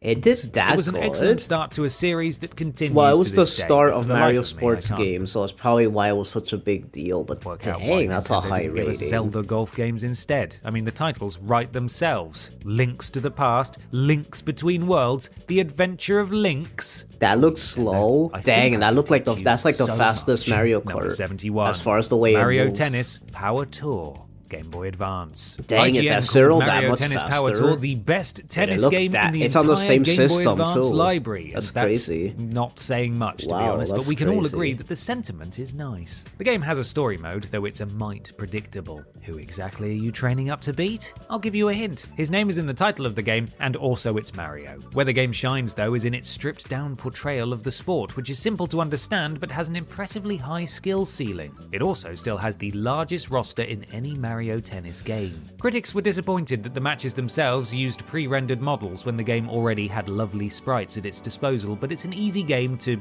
love. That's a tennis term, right? I've heard tennis people say that, definitely. Number 70. Super Mario Maker, Wii U. It's difficult to rank Super Mario Maker as nearly all of its actual content comes from fans. As a level design tool, it's fun, simple, and versatile. Its sequel outdoes it in practically This every game was respect, but if such a you're big interested in deal to playing me when it community first levels, came out. well, the And then part sequel 2 outdoes just it never there as well, existed. not least because nobody can upload new courses for the Wii U version. I can't believe he's gonna Fan put part creations 2 tend to higher, gravitate either when I towards feel like the no one simple played and part 2. amateurish I or feel the like they played it complex for like a week fiendish, and then never rarely touched it were again. they any fun. Part Super 1 Mario was Maker so seemed like it might give everyone such a chance to embrace their phenomenon. inner game designers, but it only ended up proving that it's usually best to leave that to the professionals. Mario Maker We're choosing to was lump the such a later cool 3DS concept release when it in first with came this out. entry, as that only exists because both people who owned a Wii U already bought And on the game, Wii U, and Nintendo wanted to sell a few more copies. made it even funner because you could just Number use the pad. 69. Nice. Super Mario. It's right after, what the heck? And he put it at number 69. We're at 69, we got there so fast. Greedy. Number 69. Nice. Super Mario Maker 2. Switch. Super Mario Maker 2 is similar to its predecessors, as might be expected, but it offers significantly more as far as course design goes. There are more enemies, more items, more level themes, more options, and even a token reminder of Super Mario Bros. 2 so that Nintendo can make it very clear to us that they haven't forgotten the game, they just don't care about it. Super Mario Maker 2 offers more than just new stuff, too. It allows for much more freedom of design. This doesn't mean that the ratio of great levels to crap ones has gotten any better, but it does mean that the great ones have a lot more to work with. There's also a story mode, which was a strange omission from the original game, especially since it does an admirable job of teaching players how to actually design levels as opposed to cram them with hazards and laugh. Number 68. Mario Party 5. GameCube. Ooh, okay. Most of the criticism levied at Mario Party 5 is identical to the criticism the series has received as a whole. Not much changes from game to game, assets are reused, it's not fun without friends, etc. Well, let me tell you something, Mr. Critic. You know what else isn't fun without friends? Life. Go make friends, you dingus. Mario Party 5 fared more harshly than most, earning a not-so-nice 69% on Metacritic. It's a bit nice, though. It wasn't all bad news. 69%. Critics and fans both appreciated the soundtrack, which had an orchestral feel before the series actually started using an orchestra. The game's dreamlike that's right. setting It and did appearances kind of from feel Paper that way. Mario's Star Spirits also went over well. Unfortunately, fatigue was setting in, and Mario Party 5 did little to dispel the suspicion that the series was starting to stagnate. Number 67. Super Mario Bros. 2. NES.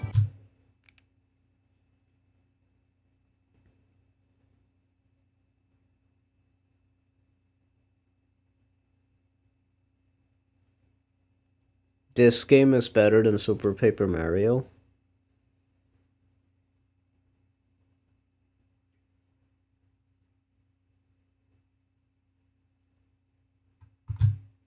The Western version of Super Mario Bros. 2 was a reskinned version of Yume Kojo Doki Doki Panic. Did you know that? Of course you did, but all video game channels have a legal obligation to mention that fact at least once. Oh This my worked god, out that's well, so as true. Yume Kojo Doki Doki Panic was We a all far better know. game than the original Super Mario Bros. 2, even if it was mechanically At this very point, people are gonna think you mean Doki better, Doki Literature varied and Club if you interesting, keep saying and you could that play as 4 in every characters instead video. of 2. Nintendo did make some tweaks, such as inserting Koopa shells, adding a run button, and making it so you could complete the game without playing through it 4 flipping times. In return, the game introduced its own elements to the Mario franchise, such as bombs and bob-ombs, and Peach's predilection for plant plucking. All these years later, Super Mario Bros. 2 stands out as the odd duck, but it's a darned enjoyable one.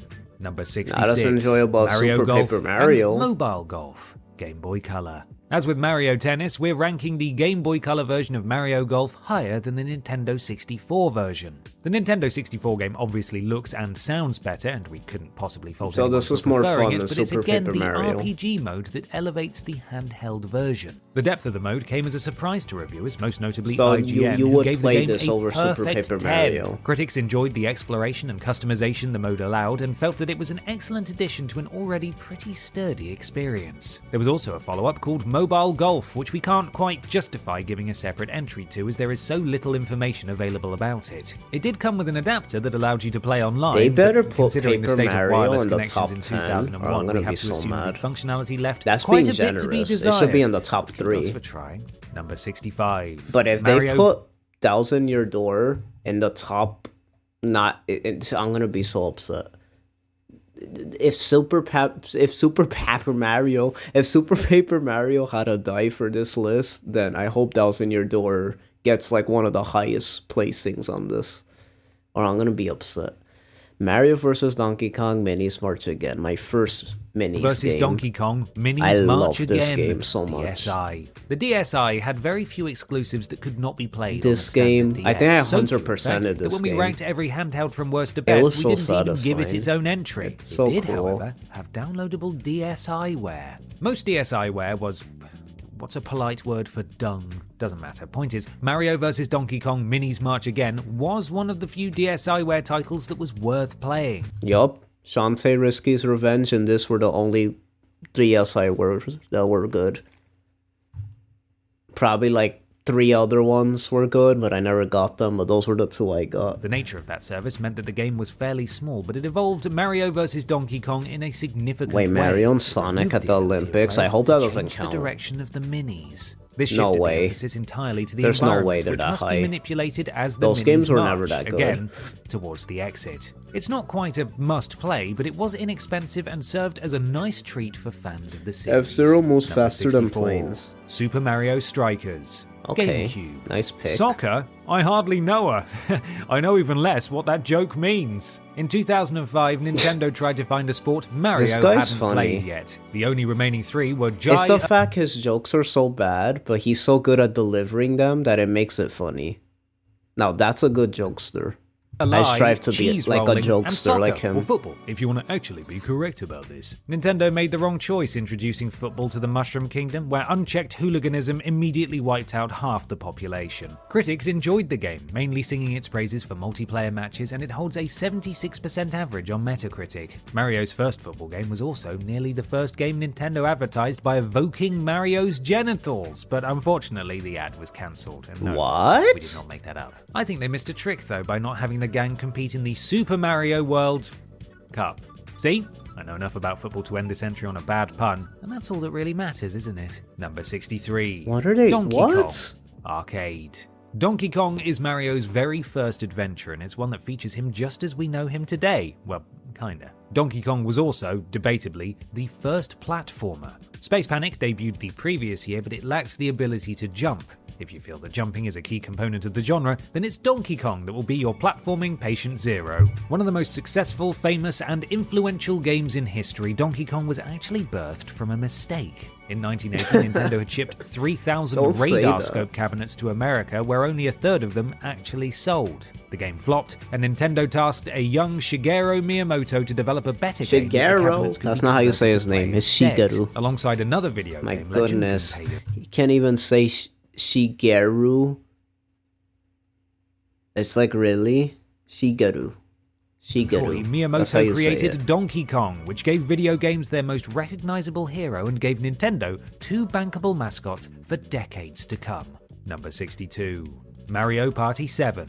GameCube. The 7th Interesting. numbered game in the series, and therefore This the one's 6th higher than time critics Strikers? would complain Wow. about these games being too similar. Mario Party 7 did try to innovate. Part of the problem was that the previous Mario Party games had already done a great job of I always creating like and 7. facilitating a fun party Some people don't atmosphere. like it. How 7 was exactly awesome to could the me. series improve on that? Well, it was the last good Party one, bigger. in my opinion. Mario Party 7 introduced 8-player mini-games, which is the sort of simple tweak yeah, that the seems 8-player mini-games. That was great so job of making the game sick. feel like more than just another Mario Party. It was Scores so ranged cool. from 30 to 85%, It had cool so stages, clearly there was too. little agreement as to what critics even wanted from Mario Party. It scored a 64% overall on Metacritic, which we think is a bit too low. Lord knows we've seen what bad Mario Party games look like, and they're not this. Number 61.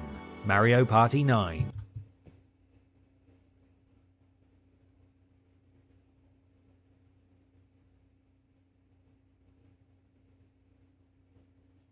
Mario Party 9 is higher than Super Paper Mario.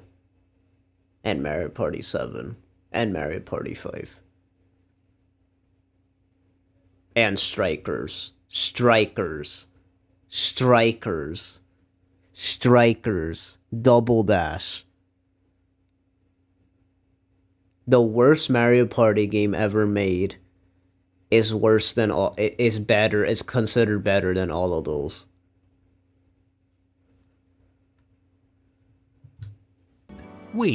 Mario Party 9 is propelled this high on the strength of I its don't blame you. critical 7 response is alone. great. With I wouldn't on even Metacritic and find it weird if that's 75% your on game favorite. That rankings, is a critics good one. seem to start appraising the games on their own merits again, rather than simply vent their spleens about the inherent failings of the series. At least that's the only explanation I can come up with. Mario Party 9 isn't significantly better than its immediate predecessor, and yet the difference in critical response between the two is night and day. There are a few things Mario Party 9 does better. It does not rely as heavily on motion-controlled minigames, it has a great presentation, and it contains boards with interesting gimmicks. Destructoid even praised it for feeling like an actual Mario game for once, which is good. As always, the single-player mode was singled out for criticism, but it's nice to see critics having fun with the games again. We're fairly certain that was the point of the series to begin with. Number 60. Mario vs. Donkey Kong Mini Land Let's Mayhem go! DS. Nintendo has done a decent job of keeping the Mario vs. Donkey Kong My series favorite from becoming one. stale. Fans would almost certainly be happy with a mere level pack now and then, but just about every entry introduces some new feature or mechanic that then becomes This standard. game was awesome. In the case of Mario vs. Donkey Kong Mini Land Mayhem, the new idea is This the game was ability to hard. generate bridges for the minis to follow.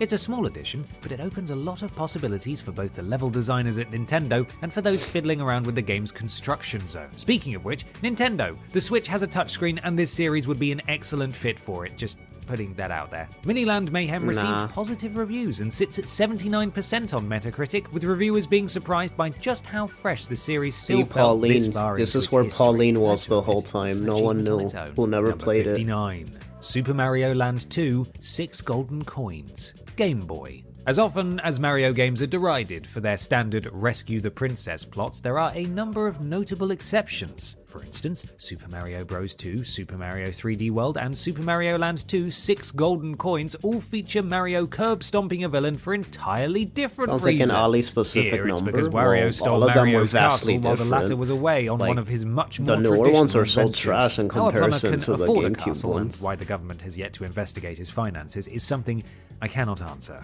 In order to regain his throne, again, this is a plumber, so maybe Like, he just means his toilet. there's Mario must people who platform take his Mario way through a Party really variety of themed seriously stages and ultimately as far as how crush they rank Wario's them. skull. It's far from the most They're way memorable different than each adventure, other. and you'll probably only find it difficult Like, if you try to the play it newer with your ones eyes are so closed, but it's bad. excellent fun and has a great GameCube were soundtrack. amazing. It's also the only and time then you can explore 64, people Mario's... adored those. Moving on.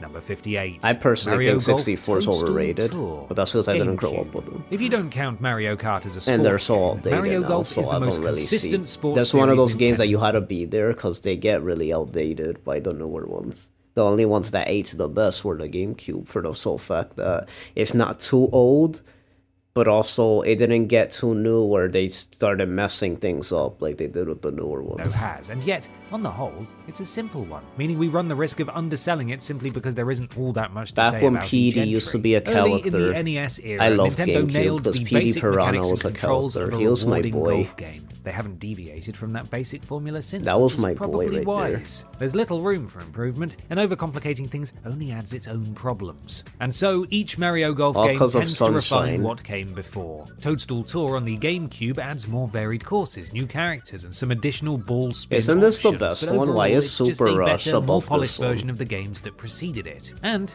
that's a huge compliment, even if it might not sound that way. Number 57. Mario Strikers Charged. Hey, let's go. Mario once again takes to the pitch to play football. It's a nice expansion on the previous game, featuring a larger roster, new And we get mega a strike new one. moves, and We more get a stadiums. new one soon. Stadiums. So Do I mean excited. Stadia? Oh god, no, I don't mean Stadia. The game also featured online multiplayer, which is great until you remember it's a Nintendo game and therefore you'd have a smooth experience, maybe 6% of the time. I'm being generous, I know, I'm such a fanboy. Also in this I love game, how the you could ball charge remembers up the how many ball. times it's been passed between I mean, players, that's the changing whole colours to show gimmick, how but- powerful the next shot will be, just like in real life, right? I think we can all agree that's how football works. And I, for one, am glad Mario Strikers Charged did its homework. It scored 79% on Metacritic, pulling off that rare feat of pleasing critics even with its single-player mode. Number 56. Mario and Wario. Super Famicom. Nani? Mario and Wario is a puzzle platformer that's mainly interesting for how few Mario fans got to play it. It seems to have been planned never for a seen this Western game release in with my all of its life. text in English, but it never left Japan. Perhaps Nintendo. Oh, this is the game with the Oh my god, I haven't seen this in ages.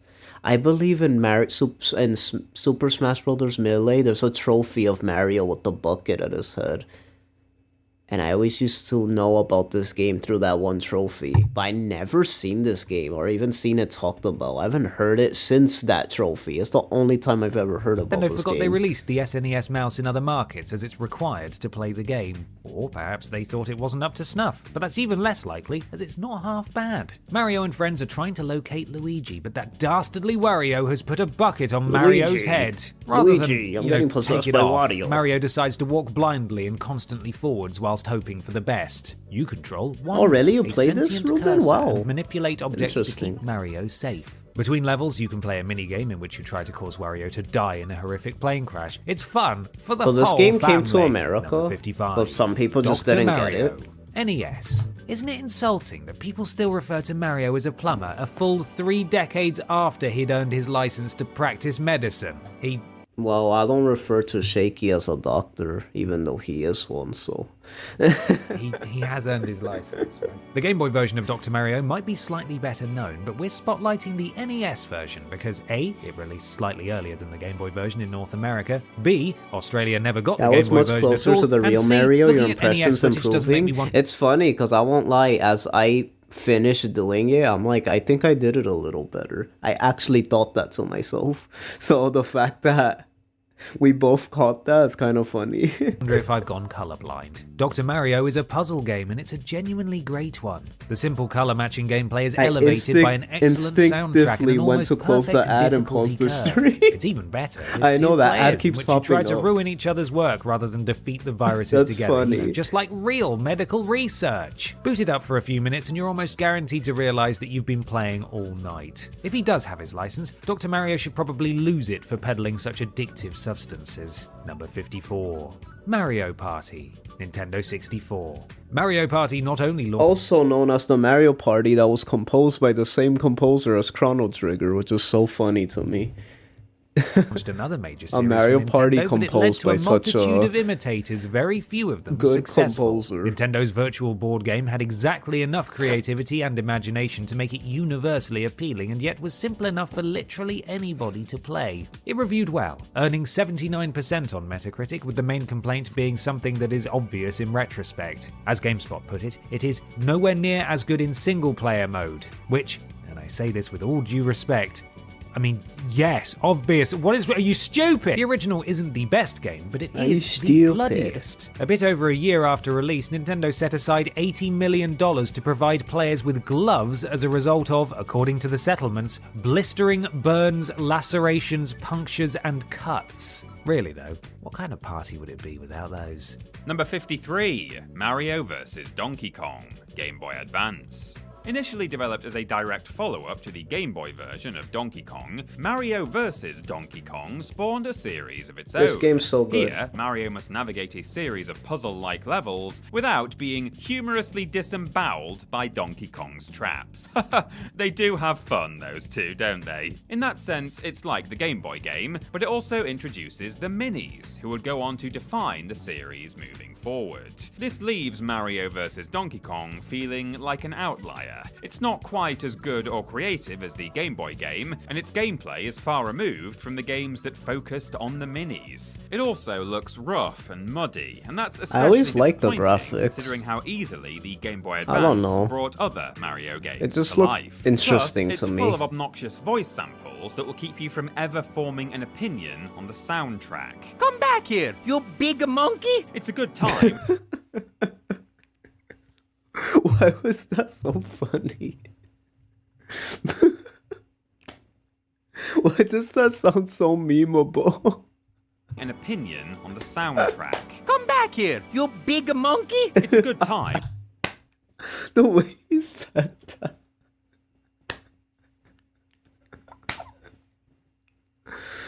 Oh my god, the way he said that. He said that with so much savagery. It's so funny. Come back here, you big monkey. It has great level design, but it is much less memorable Luigi. than the games on either Luigi. side of it. Number Donkey 52, Kong. Mario Golf Advance Tour, Game Boy Advance. Just as the original That's a Mario big Golf monkey. did not attempt to compete directly with its Nintendo 64 counterpart, Mario Golf Advance Tour knows better than to try and can't measure even up do to it. its I'm GameCube laughing too equivalent. much. In fact, Mario Golf Advance Tour took the sturdy foundation established by the Game Boy Color title and improved upon what was already there. The game looked better and sounded better, there was more variety, and it was more refined. Sure, it's another sports RPG with Mario This looks playing like the role of Harvest the Moon. ultimate What the heck? adversary, but it is a hell of a good one. Mario Golf Advance Tour is not Why does the this look deepest like golf Harvest game, Moon and or the Golden deepest Sun? Mario Golf game, but it's certainly the best example of the series' flirtation with RPG elements. Even if you're not interested in the story, The art Advance style Tour's reminds me of quick those play two mode is games. perfect for a few holes on the go. And if That's not anything even his other than best golf line in that crossed your game. mind when I said that sentence, you should be absolutely Well, he was trying to ashamed showcase of the yourself. bad lines, Number so 51, I guess. Mario and Luigi Dream Team 3DS. By this point, the Mario and Oh Luigi god, series Dream had Team. stumbled upon a formula. The When it tone, started the going combat, the downhill, narrative beats, I all of it had literally been tried playing established this for recently and I several couldn't games get now. into That it. formula was a good one, though. People enjoyed it, and I there's no wish reason to fix what isn't I broken. could, What but- is broken, though, is How is this better than Super Paper Mario? over-tutorialized this game is. Nintendo intermittently gets the urge not so much to hold players by the hand, but to drag them from the At beginning one of the point, game. Mario says, it's all you, baby. He says that? Oh, I have to the look that end up. credits. Dream Team is where that tendency hit the Mario and Luigi series, and as a result, it is a slog to play. Yes, it interferes with agreed. the pacing, the Very humor, and the sloggy. gameplay, leaving players to feel like they're spending more time being told what to do than actually doing it. Its gimmick, Luigi sleeps, is also not nearly as engaging as those found elsewhere in the series. It is a genuinely fun game. I like the but art boy, style, do though. Nintendo try to hide that fact. Number 50, Mario Artist Paint Studio, Nintendo 64 DD. Paint Studio was intended to be the killer app for the Nintendo 64 Why, DD. he said it like that. Unfortunately, it was intended to be the killer app for the Nintendo Killer 64 DD. Unfortunately, the only reason anyone ever mentions the Nintendo 64 DD gave Luigi today the is to spotlight? point Yeah, at yeah. it and shudder. In other words, the game I was felt the a pretty game that decent that gave title Bowser on a the fairly spotlight did it ropey better, platform. but Now, I could see how someone Paint would like the Studio is a game. drawing It wasn't program, as you might bad. expect, but it Yeah. does have a few nice It wasn't until surprises. Paper Up to Jam 4 where it people got can bad. draw simultaneously, for instance, which probably But Dream led to Team was chaos like far the more often than start it led of to art, but, it going a little you could also downhill. roam Not as 3D much. worlds while taking It's like the photos of Super the Paper wildlife, Mario of similar Mario to and Luigi. Pokemon Snap, which came out the Where same it's year. like, it's not Plus, bad, it had a banging soundtrack, but as did compared all to of the Mario first three, Artist it's games. like Pre-release builds of Paint Studio first made three the are game's just that connection much- to Mario Paint more clear, they're just as it contained a classics. 3D reimagining of Nat Attack. It actually looks like fun, and that's probably why they took it out. Number 49, Mario Party 6, GameCube. Let's go. Critics may have been sick of Mario Party. Wait. Oh my god. Have we still not seen Super Mario Party yet? Or the one that's on Switch? The two that are on Switch, have they come up yet? Because this guy's literally saying those are better than Mario Party 6, when Mario Party 6 is the best Mario Party game ever made. I'm done. By the second game, but fans didn't seem to mind similar sequels that didn't do much more than add new batches of boards and mini-games. I mean, it's either play Mario Party with your friends, or talk to them. No choice at all, really. The game introduced two things to the series, a day-night cycle that... Say it? Day-night cycle. That's why it's the best. Wasn't tied to a specific board. Every minigame has a second version of that minigame. For example, if you're climbing in one game, you're falling at nighttime. So it's like every game had just a different version of each minigame. That was so cool. And minigames that didn't work. The latter was accomplished through microphone functionality. And then the microphone was the stupidest thing ever, but it was so funny. Like, playing that jokefully was the funniest thing as a kid. We used to play on the mic all the time. I don't care how bad. I used to say Princess Peach, and they used to think I said Koopa Kid, but I don't care. It was still fun. That's what made it fun. Everybody enjoyed paying for a peripheral that they would never use again. Eurogamer described it as one of those parties where there's nothing to drink but warm Heineken and no one to talk to but people who are having trouble with their boiler and students who've just spent 3 months in Thailand and want to tell you all about how they got dysentery in Chiang Mai while a savage... 6 was our favorite when my pal and I played Mario Party. Let's go. Ruben with the culture. Garden fan hangs around the stereo all night, glaring at anyone who tries to suggest an alternative, or more succinctly, 71% on Metacritic. Number 48, Super Mario Party, Switch. The Mario...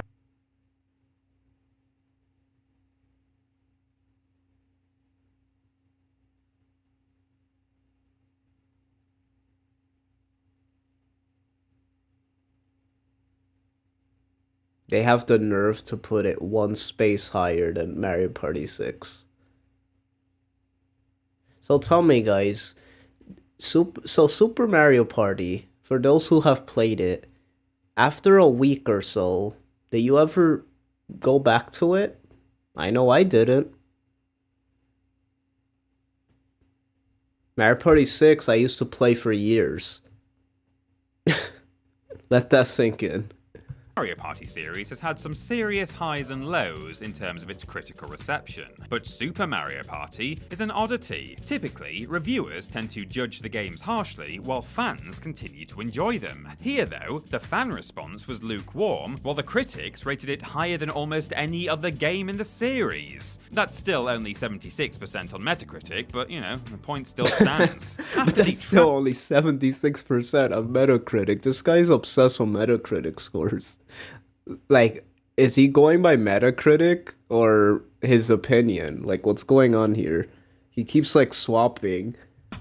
He's almost as bad as Callum. 10, Nintendo wanted to bring the series back to its roots and provide simple, engaging fun. That's the correct impulse, certainly. But fans were left a bit cold by the basic minigames and I went back to play the older ones with my nephew, and he loved them. A huge selling point. Critics, of course, believe I played the older Mario Party games with my nephew, and he loved them. We were cracking up so much.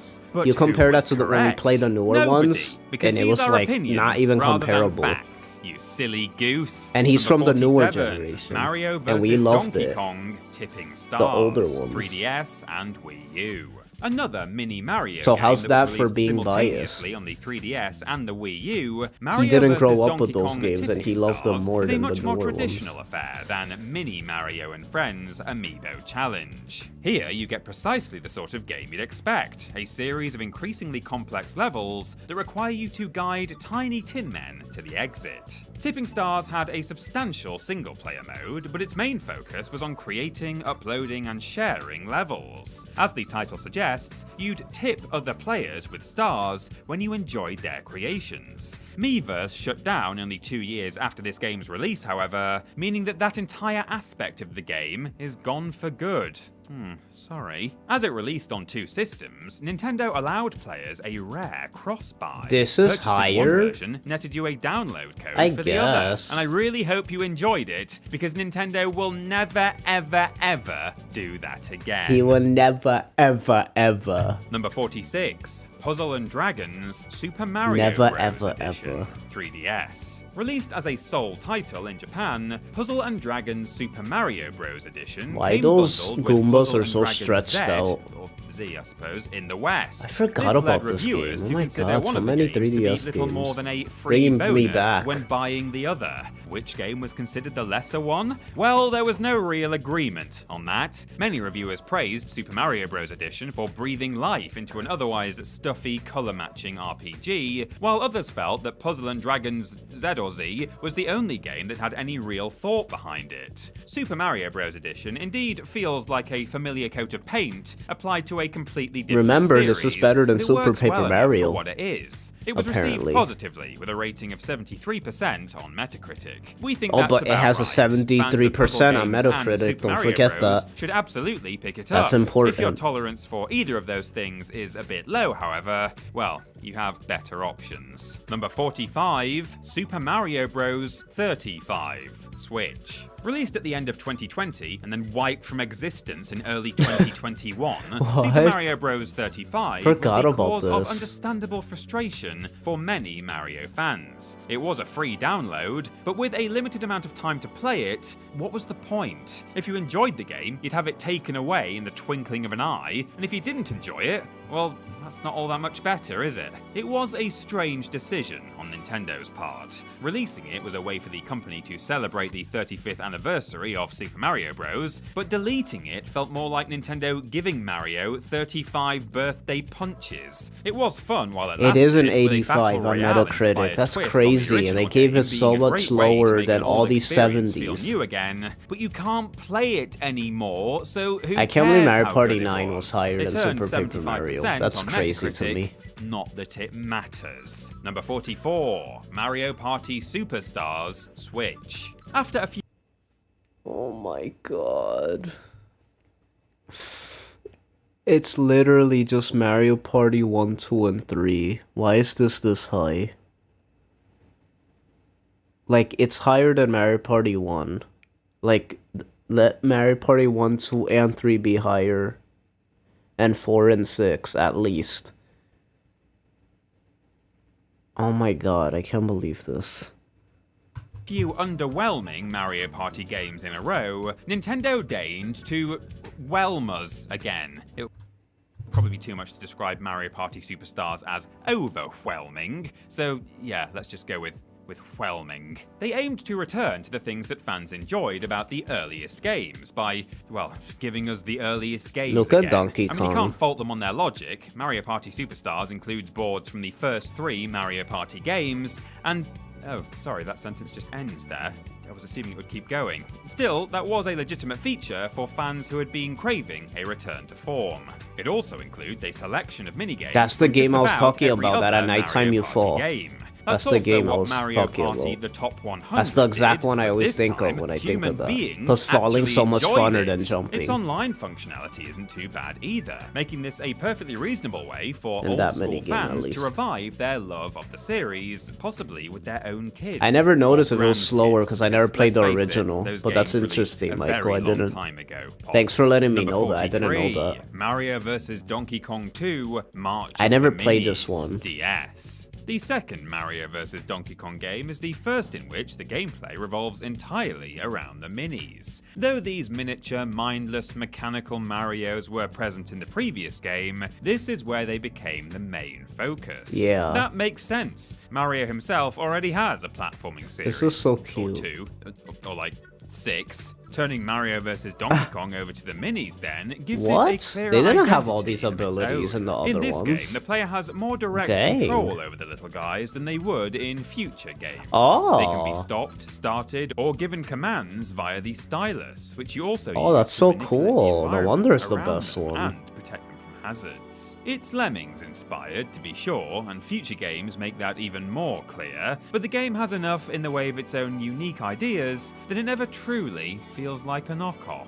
Number 42, Mario. I feel like Mario games have the best spin-offs. I mean, it's Mario, so it's like they could do so much with this IP, but I'm just glad they did so good with this IP because they created so many. Can we just realize how many iconic IPs they created with just the spin-offs? You have Mario and Luigi, they're right there. What? Partners in Time? Wait, you're telling me Super Paper Mario was ranked so low, and Partners in Time is finally getting its flowers? I can't believe this. Mario and Luigi Partners in Time is actually getting its flowers. Usually this game is ranked really low. I'm really surprised they're giving this credit. Wow, even above Dream Team. That's surprising. I mean, I agree, but I don't know. I just expected him to treat this one really bad. Partners in Time might actually be my favorite one, because it was the first one I played. And it's the hardest one. I just didn't like it as a kid because of the dark atmosphere, but now that I'm older, I feel like I would appreciate the time traveling aspect. It's literally Mario and Luigi Chrono Trigger, now that I think about it. Luigi Partners in Time, DS. Hey, you know those baby characters who appear in every Mario sports game, eating up slots on the roster even though nobody ever picks them under any circumstances? Well, here's a whole game about them. What can I say except... You're welcome. In all seriousness, Partners in Time is the first Mario and Luigi game on the DS, and it is an impressive debut for the system. Your mileage will certainly vary when it comes to the humor, but we can all agree that you just can't go wrong with a Mario adventure involving time travel. Oh, actually, no, wait. Oh, okay, I take it back. Partners in Time is worth a spin for RPG fans who Mario's don't mind a bit of light-hearted chicanery in their epic part one quests. to this game. The babies even managed to pull their weight, expanding upon the exploration I and love combat Baby Mario options and Baby introduced Luigi. in They its were so Superstar fun Saga. to play And as. look, you get to meet young Toadsworth. 10 out of 10. No one G-O-T-Y. G-O-A-T. Aside from the Just 41 kidding. games still to come, obviously. Number 41, Dr. Mario World, mobile. We'd have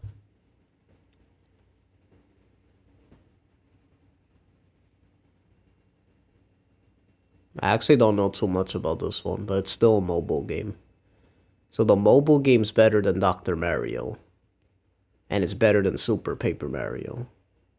And Partners in Time. And Strikers. And Mario Party 6. And Double Dash. Interesting.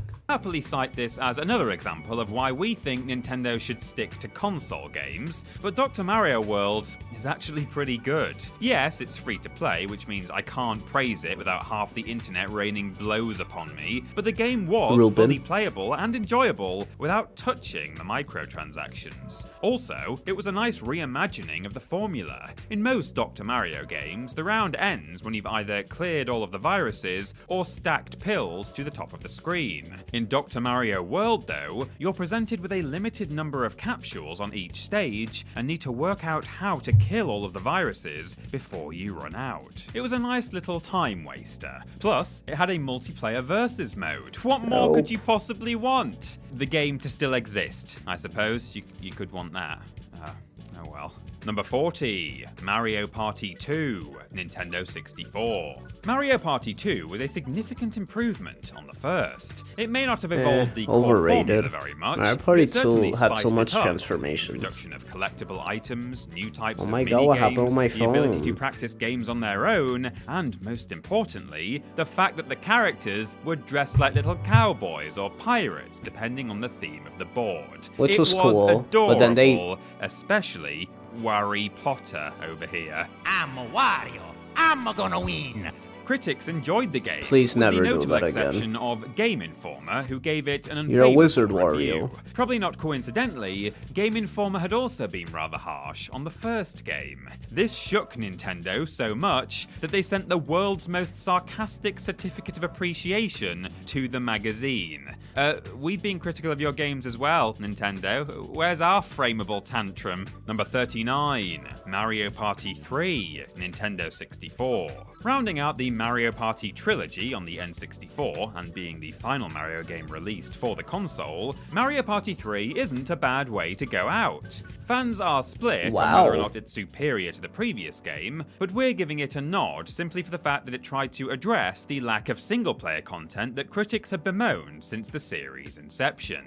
Did it address it well? 1 and 2 didn't have not really. story mode? The story mode is too clearly adapted from the multiplayer experience, meaning it offers none of the fun of playing with friends, and yet all of the tedium that comes from watching other computer-controlled characters take their turns. It tried, however, and other features are more successful. This is the first game in the series to have all mini-games unlocked from the start, and the dual boards are a nice twist on the familiar gameplay. So, you know, it's not all bad. Number 38, Mario Party 4. GameCube. Wow. Ain't no party like a Mario Party, because a Mario Party That's ranked don't the highest. stop, and I also Nice. That's don't my get to second stop favorite. talking about Mario Party. Mario Party 4 moved the series to the GameCube, Looks which was both squirm, smart the and second best foolish on minigame ever Nintendo's made. part. Smart because nobody was buying the N64 anymore. Foolish because no one was buying the GameCube either. Still, the game looks great and shows off the system's higher processing power, bringing the series closer It to does how look it pretty always nice looked for a in our Mario Party game. imaginations. The boards are also larger and more Final involved, 7 which is looked either a uglier. great improvement or makes the game more How is tedious, that depending possible? on which critic you asked. Overall, reviewers were split between those who felt Mario Party 4 was refreshing and those who saw it as evidence that the series Also, had nowhere is nowhere Neko. left to go. It scored 70% on Metacritic, but did a bit better with 73% I love that minigame. on game rankings. Number 37, Super Mario We're at Bros. 37? NES. It would have been silly to expect that any one game could resurrect the industry after the video game crash of 1983. And yet, that's exactly what Super Mario Bros. Did. The crash is often thought of as a North American phenomenon, but its impacts were felt severely in Japan as well. They even had their own name for it, Atari Shock. Nintendo was seeing decent success with its Famicom, but the damaging effects of the crash made the company reluctant to bring the system westward.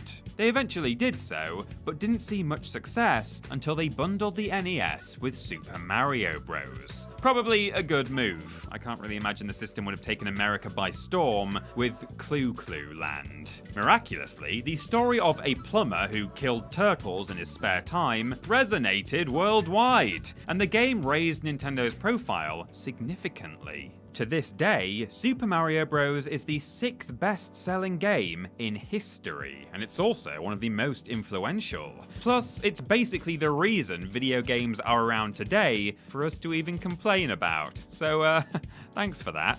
Number 36, Super Mario And yeah, Sunshine. it's only number 37 or 6. Wow. Okay, Sunshine, GameCube. interesting. Oh boy, Super Mario Sunshine would be so much fun if it worked. Glitchy and unfinished to the point that we might as well call it Mario 76, this game deserved so much better than its rushed development allowed. With the That's actually a GameCube pretty good sinking joke. and dragging Nintendo down I with don't it, get it, a but I proper I feel Mario like I game do was get it. exactly what the console needed.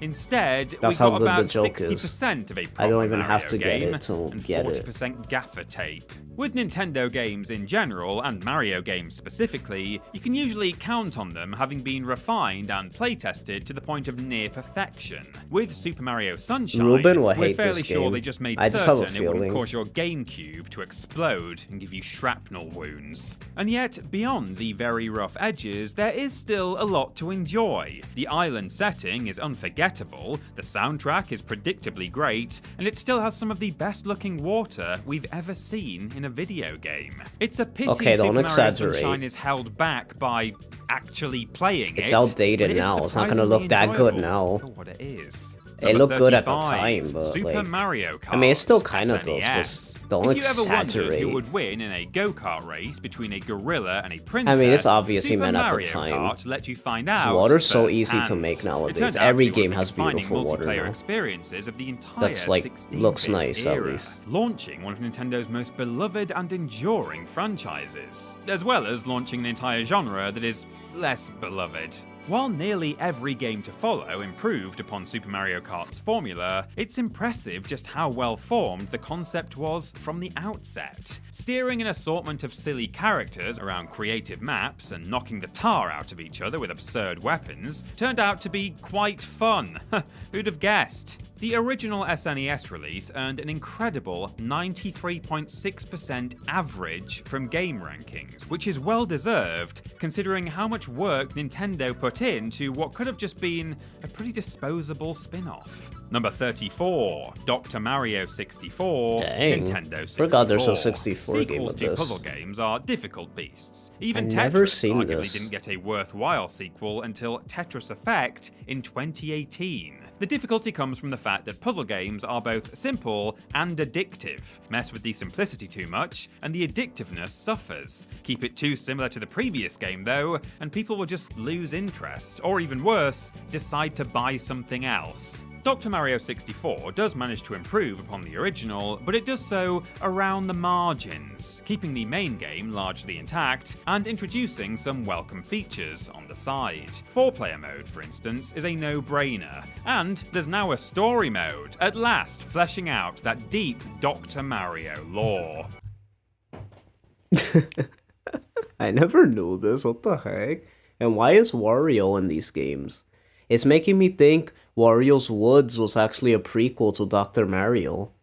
Am I onto something? Because that a lot of people forget about Wario's Woods. That's my favorite Mario puzzle game. That's not Mario vs. Donkey Kong, but like, I didn't even know this had a story mode. I forget there's even a Dr. Mario 64. No one talks about it, and it's this high up. Do people love this game?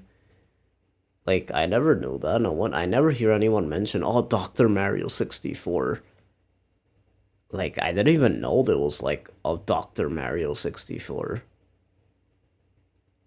But I never hear people talk about this series, really. A story mode, at last. And being this is the best one, it's like, Dr. Mario makes me wonder, As like, a nice touch, not only can you also play as Wario, who, to be clear, we do not think should be responsible for handling anybody's medication, but he even gets a unique story of his own. Vampire Number 33, Wario, what the heck? New Super Mario Bros. DS. Prior to the 2006 release of Hey, New Super Mario the Bros., best new the most Super Mario recent Brothers. 2D Mario platformer was Super Mario Land 2 in 1992. I think this one should have been was because, the best well, one. because of everything you've seen in this list so far. Nintendo had struck gold with Mario's I can't various stand the Wii U sub-series one. and spin-offs, And and the the Wii company one's, made a hell of a like, lot of them. maybe the New second Super best. Mario Bros. Assumed that there was still an appetite for simple side-scrolling adventures, and it was correct. With more than 30 million units shifted, it's the best-selling game on Nintendo's best-selling console,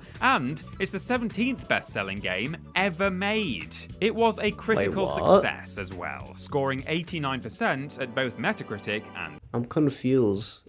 The DS is the best-selling Nintendo console? Huh? No. Is it? game rankings. Whoa. Does it hold up? What? Well, really, that depends on what you're looking for. I mean, that New makes Super Mario sense, but I Bros. never knew it was is a the little light DS. on creativity, which makes sense for a game thought it was the specifically aiming Wii. to recapture the glory days. You do, however, get to watch Bowser get his flesh melted off, so points for that, I Yes, suppose. introduction to Dry Number Bowser, 32, best Bowser. Mario Paint, SNES. No, I know the DS was crazy, but I didn't know it was the best-selling Nintendo system. Since when? I'm so confused. I thought the Wii was always the best-selling. And then I thought the Switch topped that. 1992's Mario Paint Or did that was mean for not the console? first drawing program for a home console. Maybe that meant console. Videomation But for was the the NES DS came out always the year best prior. overall? That was probably also Out of not the the Nintendo first, but I wanted to consoles, like mention all it of only them? so we I could didn't know bask in that. the glow of its incredible box art. Anyway, the point is, Mario Paint may not have been the first, Mario but at the Paint, time, that it game's was so easily iconic best. for like the It took music full maker. advantage of the SNES mouse, not only for Some drawing, people but use for the general music maker interactivity more. that allowed players to uncover dozens of creative Easter eggs. What's more, it provided an animation studio, music composer, sprite art creator, and, the reason we're all here, Nat Attack. Yeah, sure, Mario Paint was fun and encouraged children to develop their artistic skills and creativity, yada yada yada. But I want to pick up a fly swatter and dish out some Mario pain on this robotic bug, and there is nothing you can do to stop me. Number 31, Mario Super Sluggers. What the heck? I forgot about this game. This game's this high? Was Mario Baseball that beloved? Like, I love Mario Baseball, but I didn't know, like, it's this beloved. I thought Strikers was always, like, the golden child. Or even tennis. The fact that baseball games are this high, we didn't even see the first one, so this is interesting. Retaining much of what worked about Mario Superstar Baseball, Mario Super Sluggers is certainly a competent sequel, but it's one that didn't impress critics nearly as much as the first game did. That's ultimately down to the game's motion controls, which were considered to be both less reliable and less fun. Super Sluggers overall, though, was still great, with the single-player mode getting fleshed out a bit, and times of day affecting which stadiums were available for play. It also had more levels and more characters, which no doubt kept things interesting. There was so many characters in this game. So imagine this one. He said there's more characters. I only played the GameCube one, and that had so many characters. Familiar with the original. The game sold well enough in Japan and North America to be released as a Nintendo Selects title, but for some reason, it never released in Europe, making it the only Mario game on the Wii to skip out on us. Not sure why. We'd have loved baseball. It's basically just cricket, isn't it? Except sometimes you explode birds. At least that's my understanding. Number 30, Dr. Mario is that not Online, a thing in Europe? RX, Rex? I don't know. Wii.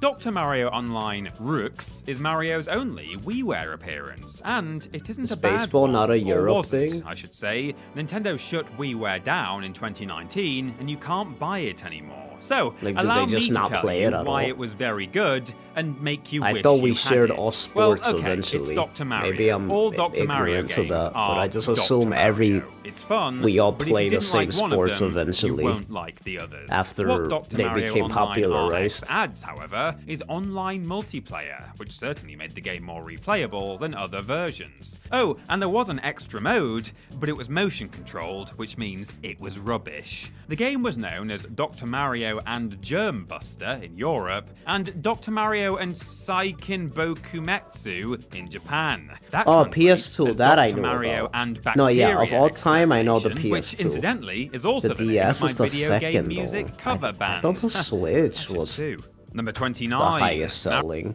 I guess they meant console. I'm on a whole other level now.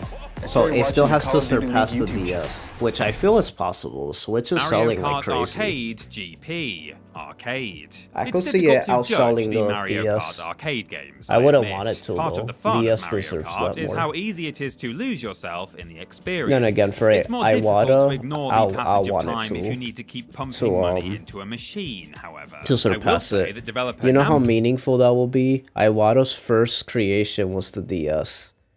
And then for his latest creation to surpass it, I think that will be so meaningful. has an excellent That's kind understanding of what symbolic. makes Mario I will Kart love fun, that. and they managed to craft an experience that feels right That at would be home really, in an arcade. They also amazing. didn't skimp on putting their own stamp on the series, adding happened. 3 Pac-Man characters to the roster, and introducing an insane 72 new items. Critics had the fair complaint that the game was simply too expensive to enjoy thoroughly, though. By the Why time is you this learn game any of so the high tracks, you won't have the bus fare to get home. For that reason, we hold out hope that one day we will get these arcade games. People on the say these are Switch, really perhaps good. on a single cartridge. They look a, good. A Mario Kart, if you will. Pac-Man's in it too. Ben? Number 28. Mario Kart Arcade GP2 Arcade. Remember a moment ago where Peter said it was difficult to it judge looks so the Mario good. Kart arcade games? Well, he must have been out of his mind because it's at least easy to judge Mario Kart Arcade GP2 as superior to Mario Kart Arcade GP. Overall, My it's God, a that's similar a mouthful. experience to its predecessor, but with more stuff in it. There are new drivers, for instance. One of them is This Memechi, who looks is a fast. Tamagotchi thing? Oh, This looks super fast. This looks like F-Zero almost. I wish Ruben was here. This looks so and fast. Most importantly, the game now takes your photo and sticks cartoon features onto it, so you can spend the entire race being stared at by the hideous offspring of yourself and Waluigi. Number 27. Dr. Mario Miracle Cure 3DS. The best of the Dr. Mario series, Miracle Cure brings together modes and features from throughout the franchise's history, provides local and online multiplayer, and adds a few new tricks of its own. It's pretty much everything a Dr. Mario fan could ask for, except to be a fan of a better series. Boom! Roasted you! You are so roasted! Also, I can use this time to speak just a bit about Dr. Luigi, which we aren't covering on the grounds that Luigi is not Mario. Look! His clothes are a different color and everything. The game's main mode is included here, meaning you can use L-shaped pills and wonder why anyone thought that would be a good idea. On a more somber note, this was also the final Mario game released before the death of Nintendo president Satoru Iwata on July the 11th, 2015, I just mentioned exactly 1 month after the Western debut of this game. Number 26. Mario Kart 64. Nintendo 64. If you owned a Nintendo 64 but didn't own Mario Kart 64, then we probably have differing tastes in video games, and that's okay. But if you did own it, you know what a huge step forward it was for the series. As impressive as the SNES game's Mode 7 graphics were, Mario Kart 64 was far superior. We did it. It had actual depth, for instance, and hills, and a train that would sometimes run you over. The game had fewer tracks than its predecessor, but every one of them was more interesting, creative, and fun than anything we'd seen before. It was a genuine case of quality over quantity. It also had what might still be the series' best battle mode, not least because eliminated players could drive around as a little bomb to seek revenge on whoever had the gall to burst their last balloon. Number 25. New Super Mario Bros. Are you kidding me right now? With a score of 84% on Metacritic, it's easy to see that New Super Mario Bros. U is a good game and also easy to... And guess what has an 85? Super Paper Mario. To see why it didn't shift as many Wii U units as Nintendo had certainly hoped it would. Like the Wii U did with the Wii itself, New Super Mario Bros. U represented This is when New Super Mario Brothers was getting so annoying. Mario Bros. Wii, but it wasn't enough of a step to matter. It's a difficult game to play without feeling like you've played it before. Exactly. 4-player mode returns, the previous game's power-ups return, just about all of the enemies and hazards return. Worst power-up, you get Squirrel Mario, so weird. The big new power-up was the squirrel suit, which was clunkier and less fun to use than the cape from Super Mario World, a game that released 22 years forced. earlier. New Super Luigi U was a great optional expansion, but we're not considering it here. One day, we'll cover your game's green stash. One day. Number 24. Mario and Luigi, Bowser's Inside Story. Number 24? Number 24? I'm sorry, but the RPGs are such an experience. They should all be like in the top 15. DS. The best of the dual-screen Mario and Luigi games, Bowser's Inside Story answers the question every Nintendo fan had been asking for years. What if two Italian... Wait, have we seen Paper Jam? Guys, I'm scared. Have we seen Paper Jam? I'm like freaking out.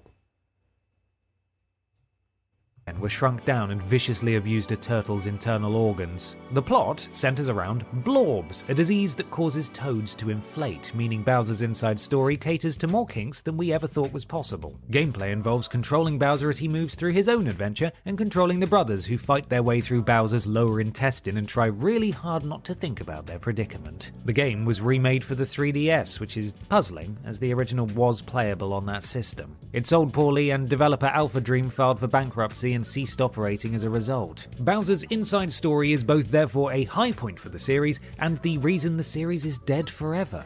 Covering all bases there. Number 23. Really? Mario Golf Super Rush. Switch. How do you make a golf game that doesn't feel like a golf game yet still satisfies those who are seeking a golf game? Do people love... What? I can't comment on this game because I barely played it, but it did not feel like a game that should be this high. Is this like... Don't ask me. I don't make games. You I missed only Paper complain Jam about when you got a snack? Oh, okay, Instead, thank God. ask the people behind Thank Mario God, Golf that's one of Super the ones I Rush. missed. The most recent Mario I was about Golf to game say, on it's this higher list than is also Super the most Paper Mario and experimental, Bowser's Inside implementing both Story. a push for I would have speed been so and some done. brutal jostling between strokes. I'm pretty sure that's the right terminology, though I wish it weren't. Super Rush manages to avoid the familiarity that settles in with most golf games. It keeps you on So your this toes is the by best pitting you golf against game? others, not only in terms of score, but in terms of I speed mean, it looks and power. fun, Surprisingly, but I got works bored darn instantly. well. But that might Critics just were be. disappointed It by was an my first Mario Golf game, so that might. I didn't have anything to compare it to. I think I just don't like golf in general. Overall lack Wii Sports Golf was always the best golf to me in a content video modes, game. But Nintendo began a series I of couldn't get updates into this. to address this. Even focusing solely on the game's original release, though, it's a really solid foundation, and it manages to keep itself interesting longer than golf games usually do. Number 22, Mario Kart 7. Oh my God, this list is getting so trash. What happened? Mario Kart 7's like the second worst Mario Kart game. It's the most forgettable Mario Kart game for some reason. 3DS. It's easy to overlook Mario Kart 7. Yeah. It's not the best game in the series, or even the best one available for a handheld, but it's a solid racer with some excellent tracks and an online mode that works great. What's more, Thank it God laid the DS groundwork is for the higher than this sublime one. Mario Kart 8. This one Mario was so Kart 7 forgettable, allows I players don't know to assemble why. their karts from unlockable I have no idea parts, why, but it introduces just was. air and C-track segments, and also gives us single lap courses in which Toadstool racers Tour? follow one Yeah, I long heard track that's the instead of best looping one. around it several times. My cousin used to Rainbow love that, Road in and this they game even loved takes it, that so approach, giving the feature a it must mark be of really honor. good. It's a fully competent and well-made entry, and it's not its fault that it was rendered more or less obsolete by the very next game. Number 21. Super Mario 3D Land. Really? 3DS. Taken on its own merits, Super Mario 3D Land is a perfectly serviceable and fun 3D platformer. I mean, I Considering the hardware that ran it, guess, however, but it's it's a like- masterpiece of game design. Super Mario 3D Land is a truly beefy game for the modest 3DS. I mean, it looks was a great sounds game. great, I don't know plays why great, I'm and even acting makes like good this use of the isn't- system's 3D functionality. It's because 3D That World shouldn't be noteworthy completely in like itself, but if you've made this played one 3DS obsolete. games, you know full well that it is. Also, I made use of the Fall down? 3D Well, it's far so from Mario's much. most inventive Like, out game. of all the 3D games, I feel like they really wanted to emphasize Mario with the 3D, and I feel like this one really emphasized the 3D. While it is indeed impressive, One of the few games that emphasizes the 3D on the 3DS, and actually like looks really good. the 3D platformer runs so well on this adorable Like, little you needed it handheld. almost. It's designed much more like the obstacle courses of Mario's 2D games than like the explorational sandboxes of his 3D ones. Also, this game introduced us to Hot Lady Boom Boom, and I've been reeling with emotional confusion ever since.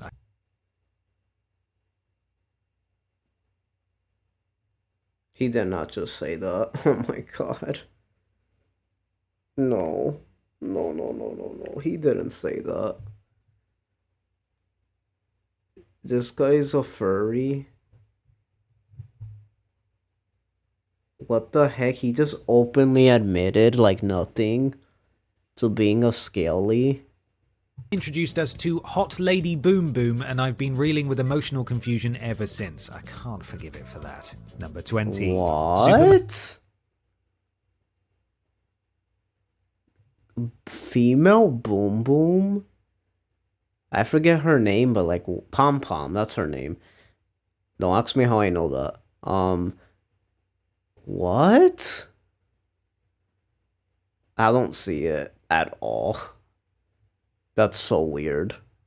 He's weird. Sorry. Mario 3D World. Wii U. After the Wii conquered the globe with great games such as Wii Sports, Animal Crossing City Folk, and yes, Super Mario Galaxy, Nintendo decided to experiment a bit. What if they released a console with no games worth playing? The answer was that it didn't sell very well, but it's not as though they could have possibly predicted that. The Wii U did get a mainline Mario game in the form of Super Mario 3D World, but it never felt like a must-have. Is that fair? Well, yeah, actually, because 3D World is definitely one of the plumber's slightest platformers. It's far too easy, and most of the stages are both short and linear, with a few of them clocking in at only a few seconds of playtime. Having said that, simultaneous 4-player action in a 3D platformer is a rare thing indeed, and that's where the game really shines. Well, that and its genuinely wonderful jazzy soundtrack. Then, The of course, there are soundtrack the is creative incredible. Captain Toad stages, which spun off into a game of their own. It's certainly excellent for what it is, but we wished it tried to be a bit more. Number 19. So, Captain Toad doesn't count as a Mario game? I would consider that a Mario game. Even though it's not Mario, those are the type of games I would consider like a Mario game. Look what my new outfit can do. Your new outfit? Yeah, I'm fast now. Get your first class free at Orange Theory. Mario and Rabbids. Now you're gonna consider these racing games that don't even show their faces on them. But you're not gonna count Captain Toad, Treasure Tracker, or even Luigi's Mansion. I would count Luigi's Mansion. Well, maybe not that one. Switch. The fact that Ubisoft Dang, made a it's Mario this game high? that doesn't involve running all over a big map collecting We gotta play paratroop Mario feathers Fire is Emblem. admirable. The We fact that got to. Ubisoft made a Mario game that compares favorably to most of Nintendo's own output is downright miraculous. Mario and Rabbids Kingdom Battle is a tactics game, meaning that Mario now has a game in every genre except, let me check here, dating sim, and actually that's it, just dating sim. There is one. It's called Super Paper Mario. Waiting for Nintendo. Anyway, the game I combines the... promise you, as I said that wasn't meant to be. You know, as I said that, I was just saying it because that's the first thing I think of when I think of a Mario dating sim. There is technically that in a segment of Super Paper Mario, but I just realized, what are the chances I just had to bring up Super Paper Mario again? Take a shot for every time I mentioned Super Paper Mario. Charm of the Mushroom Kingdom with the zany humour of the Rabbids, and it holds together quite well with some genuine depth to the combat. It's also I kind of forgot they existed too. The new one hasn't even gone It's mentioned. not an experiment many people expected to Again. work as well as it does, and it's promising that at this late Hey, it stage, looked amazing. Nintendo is still open to experimenting with its biggest property. So, dating sim next, right?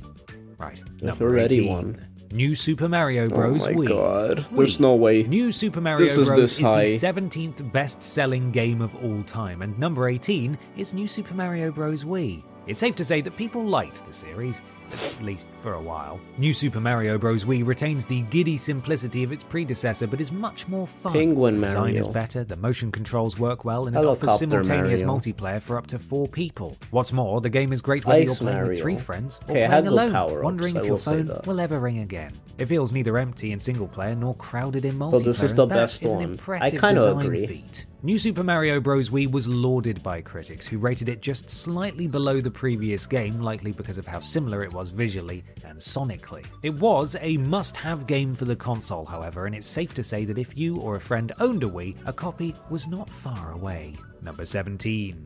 Mario Superstar Baseball. Oh my god, why is this so high? Was it that good? I GameCube. played it. I don't... It's fitting that Mario's first baseball game is a home run. Some of the plumber's dalliances with major sporting events have been underwhelming or needed time to find their footing, but Mario Superstar Baseball had a great handle on how to stay true to both the sport and the Mario spirit. A variety of game modes allowed players to enjoy something very close to This is the actual best. baseball as easily as they could enjoy cartoony chaos. This the is expected the roster of best silly Mario characters and sports minigames game. round out the experience, and it contains a great multiplayer mode. I can't say I'm looking forward to the next Mario Baseball game, however, because it doesn't seem like there's likely to be one. Mario Superstar Baseball only got one sequel before the series vanished, possibly forever, and that's not fair at all. Even I know that you're supposed to get 3 strikes before you're out. Come on. Number 16.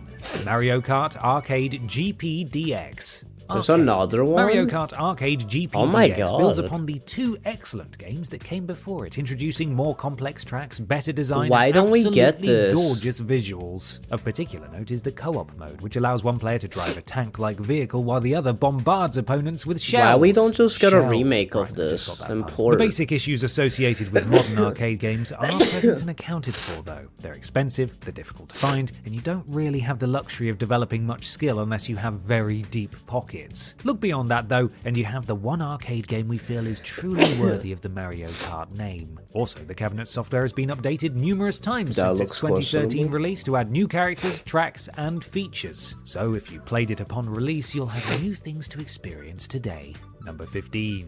Mario Kart Wii. Wii. Hey, I Yes, agree with I that. said Wii. Mario Kart Wii is the third best-selling Wii Why game is he and the second making best-selling if so you don't many count the wrong packed-in jokes? Wii Sports. Maple Fans Tree enjoyed Way, it, let's and go. overall, so Best did course critics, ever with the game made. earning an average of 82% on both Metacritic and Game Rankings. I don't apologize that I 82.07% forgot. if It's you a want to give ranking to the forgettable nearest game. 100th I don't about remember this. it. The game looked great and played phenomenally. It allowed more concurrent races I know it's a than ever good before. game, It was but it's the kind of first console forgettable game if in you the never series with play it. online multiplayer. The Mii integration I was fun. forgot It about added it, too, to be motorcycles, and the honest. battle mode. The second one barely gets existed. mentioned. I don't know why they're not But advertising the it. rest of the game was excellent and some of the best track design the series had ever had. There was even a tournament mode with different race types that Nintendo would roll out regularly as long as it supported the game. It's not the best entry in the series, but it's close, and it offered more than enough to justify its place in anyone's game library. Number 14, Mario Golf World Tour. What? 3DS. This is the best golf of the one? Mario Golf games. Wait, so you're telling me the best one was ranked third,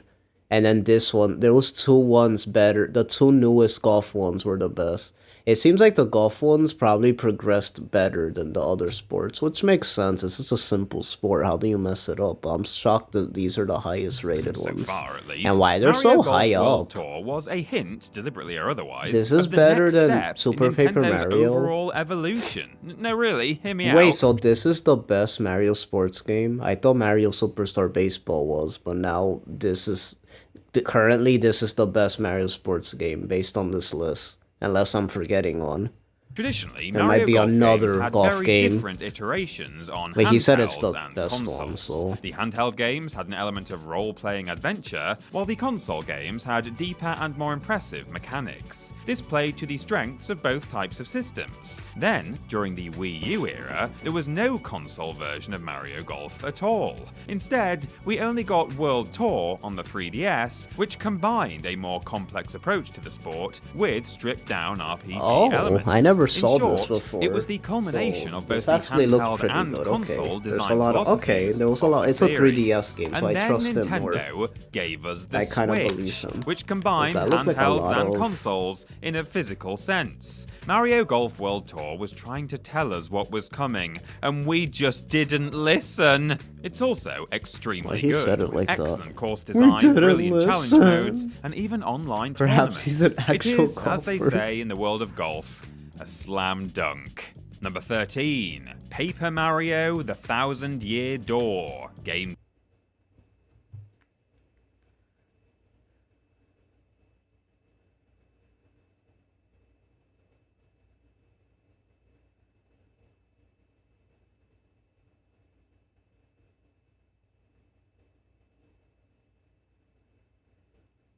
Do you guys remember what I said? Super Paper Mario had a die, so so Thousand Year Door could shine. Number 13? Are you freaking kidding me right now? 13? They think 12 Mario games are better than this one? Ay, ay, ay. Oh my god, such terrible taste. I don't care what anyone says, this is the best Mario game ever made. I'm sorry. A number of commenters were There's not a disappointed Mario that we didn't game that talk made much me about feel Paper like the Mario way the this one did. 1000 The music, the different chapters, just all the different, how unique they all were, the partners, the gameplay with the audience and stuff, the bosses, the story, just the moments in the game, the atmosphere, the exploration, the side quests. This is a game that caps at 99 hours. I played it past 99 hours. It's not even a game that you should play past 99 hours, and I did because I enjoyed it that much. Year door in our Every Nintendo franchise ranked from worst to best video. They were so disappointed that they called us profane things and questioned our parentage. You don't see that very often in the YouTube comments section, but please understand, in that video we were discussing entire franchises rather than each and every individual game contained within. We were obligated to provide an overview, a history, a discussion of the critical response, interesting facts, and even a joke or two, all within the strict confines of 150-word entries. It's difficult to accomplish all of that, and outright impossible to— This is one of those video games where it's the closest to perfect I've ever felt while playing. As in how much fun I had with it. Not as in at critic-wise or what, I just meant how much fun. Like, if I were to say, you're gonna make a video game for me, one of the first examples I will say is Paper Mario: The Thousand Year Door. Like, it just adds up everything I love in a video game. Funny dialogue, emotional story, good music, good atmosphere, really fun battles that are simplistic but enough to add depth to it, like with the whole stylish thing and stuff. I used to love doing that. Building up the meter, the audience gimmick was so freaking cool, the theme. Just the different chapters and like just everything came together so well. Bowser and Peach were like really interesting in this game.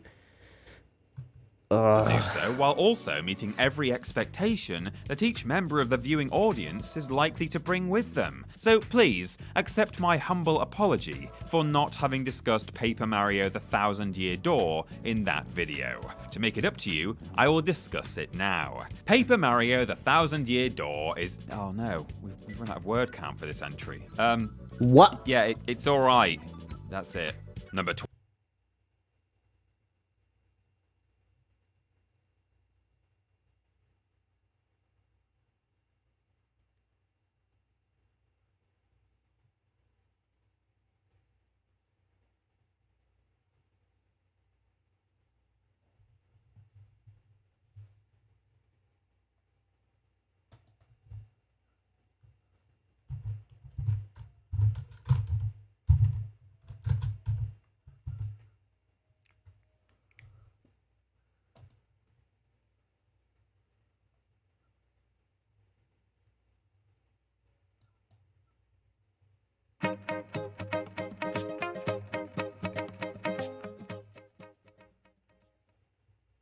I'm just gonna leave these here. You can watch them, right? You seem trustworthy.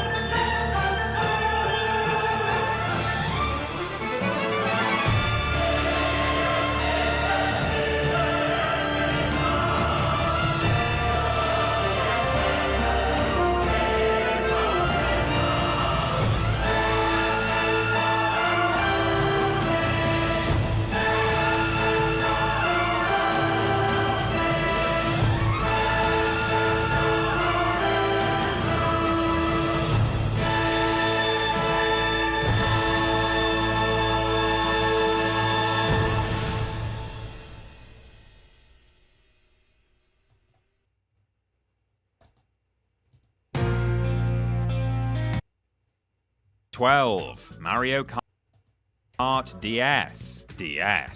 It took until Mario Kart DS before the series allowed for online play, but it was worth waiting for. Mario Kart DS would have been worth a purchase for that alone, but in actual fact, it was the best game in the series up to that point, with some of the all-time best Mario Kart tracks, a varied roster of characters, and even the ability to draw a Wilson in the game's emblem creator. Fantastic. In many cases, older Mario Kart games can feel lacking due to the fact that later entries build upon everything that came before. Mario Kart DS, however, has a number of features that we still haven't seen in later games, such as the rightly beloved mission mode, which, shockingly, gives the game some actual single-player content. Wow! The game has aged a bit in terms of its visual presentation, and obviously its worldwide servers are long gone, but if you have a few DSs laying around and, you know, some friends, there's still a lot of fun to be had here. Number 11. Donkey Kong Game Boy. Donkey Kong for the Game Boy is often dismissed as a port, and though that's far from the case, we can't really blame anyone for coming to that conclusion. The title is identical, the box art gives little indication that anything is different, and the first few levels are direct reconstructions of the arcade original. All of that is intentional misdirection, as once Mario completes those early stages, the game becomes something else They entirely. say that in the It's game? suddenly Oh my a puzzle God. platformer, and a darn What a good one at bold that. game. Mario indeed needs to avoid obstacles and hop across tricky platforms as usual, but now he also needs to find and use keys and other items to navigate levels that are rarely as simple as they appear. It's a frequently overlooked game in Mario's history, and you know, that's unfortunate, because it's not just a good for a Game Boy game sort of game, it's good full stop, and it introduces like a this surprising game. amount of I wouldn't agility rank it to this Mario's high, though. moveset, something that has stuck around to this day. Number 10. Paper Mario. You have the nerve to put Paper Mario at number 10 on the dot, and it's the original Paper Mario. I still don't get how people like the original more than Thousand Year Door. Like, I love Paper Mario Part 1. It's my second favorite Paper Mario. However, Thousand Year Door just takes Paper Mario and it just makes it better. Like, it's literally just better Paper Mario. Like, there's literally nothing I could say that was better in Part 1 other than maybe, like... Yeah, I got nothing. Nintendo It's just 64. inferior Beginning Thousand Year development Door. as a direct sequel to Super Mario RPG, Paper Mario had big stomping boots to fill. Miraculously, Like, I like the nearly late did. game for this As game, Nintendo's relationship but the with early Square game for started this to game is fracture, so, Paper like, Mario boring in became its comparison own to the game early and game even for launched Thousand a Year new Door. series. The story saw Mario and friends in search of the Seven Like, the Star first two Spirits, chapters which for is a this game are completely different really, and like, legally distinct concept but then in from the Thousand Year Seven Door, I actually Stars could get in through Super it. Mario It's not RPG. that bad. While the main defining aspect of I feel like the Mario first is two obviously chapters its are all aesthetic, kind of its sloggy sense of in all the humor is what Paper elevated Marios, it but above Thousand being Year yet Door is another not Mario as spin-off. bad. The game was bursting with personality and creativity, two things that have carried through the entire series, no matter how questionable the gameplay of later titles has become.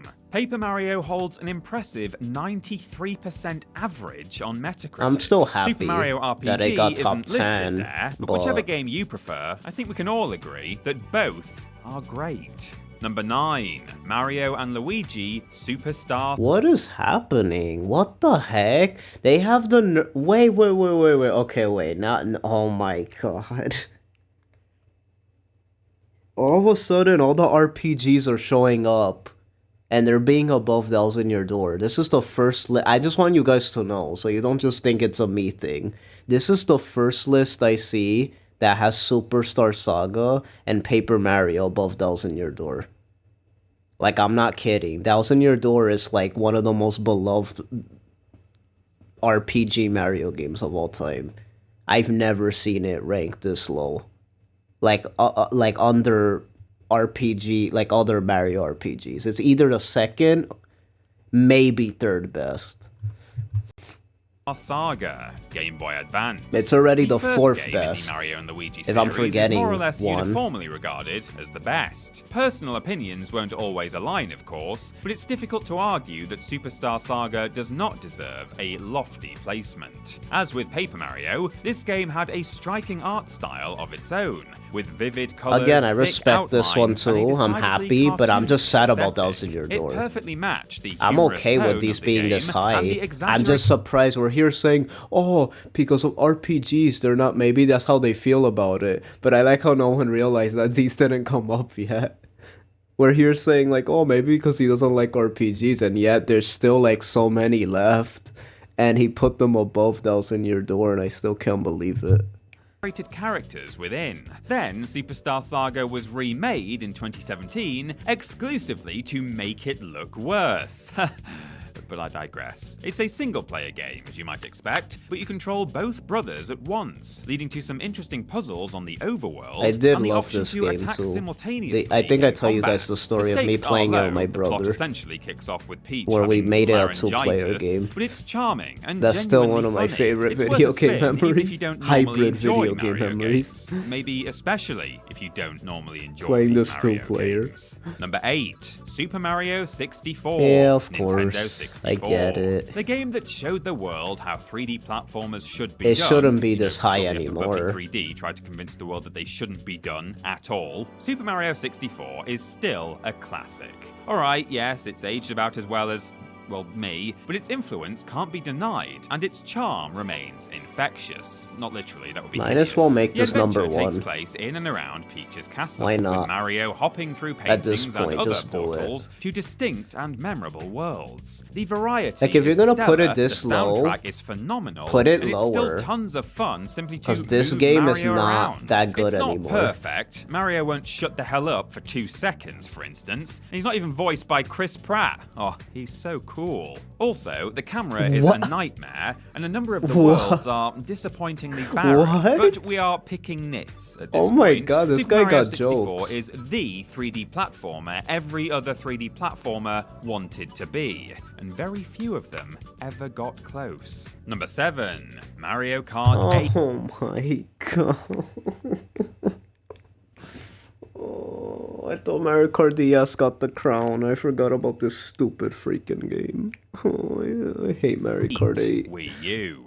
We've seen the Wii U a few times on this list. and It's usually weird because not it's in like, happy it's the best, circumstances, but it's not the somehow, best. Against all odds, Like, it's the little best, but system it's that not the absolutely best. Could It's not hard to gave us explain. the best game in one of Mario's and Nintendo's Like, it's best the best, but it's not franchises. the best. Okay, yes, Mario Kart 8 Deluxe on the Switch is better, and people actually play that one online, but, you know, you get the point. Mario Kart has never been a game about perfect balance, realistic physics, or anything other than cartoon characters It's just spraying squid ink into each other's eyes. The games not as live and fun, die simply I on don't how much know. fun they are and the design. And then he of their says how much courses. fun they The are. former is This found game's in not most fun Mario Kart anymore. games, but the latter is on I'd rather full play Mario Kart display Wii again here. than this. Mario Kart 8's courses are beautiful. They're clever, they stay entertaining for dozens of hours, and the anti-gravity mechanic leads to some truly memorable moments. Of course, Mario Kart has gone from strength to strength, so as great as Mario Kart 8 is, we're not sure it will stay at the top for very long. Good. Number 6, Super Mario Bros. 3.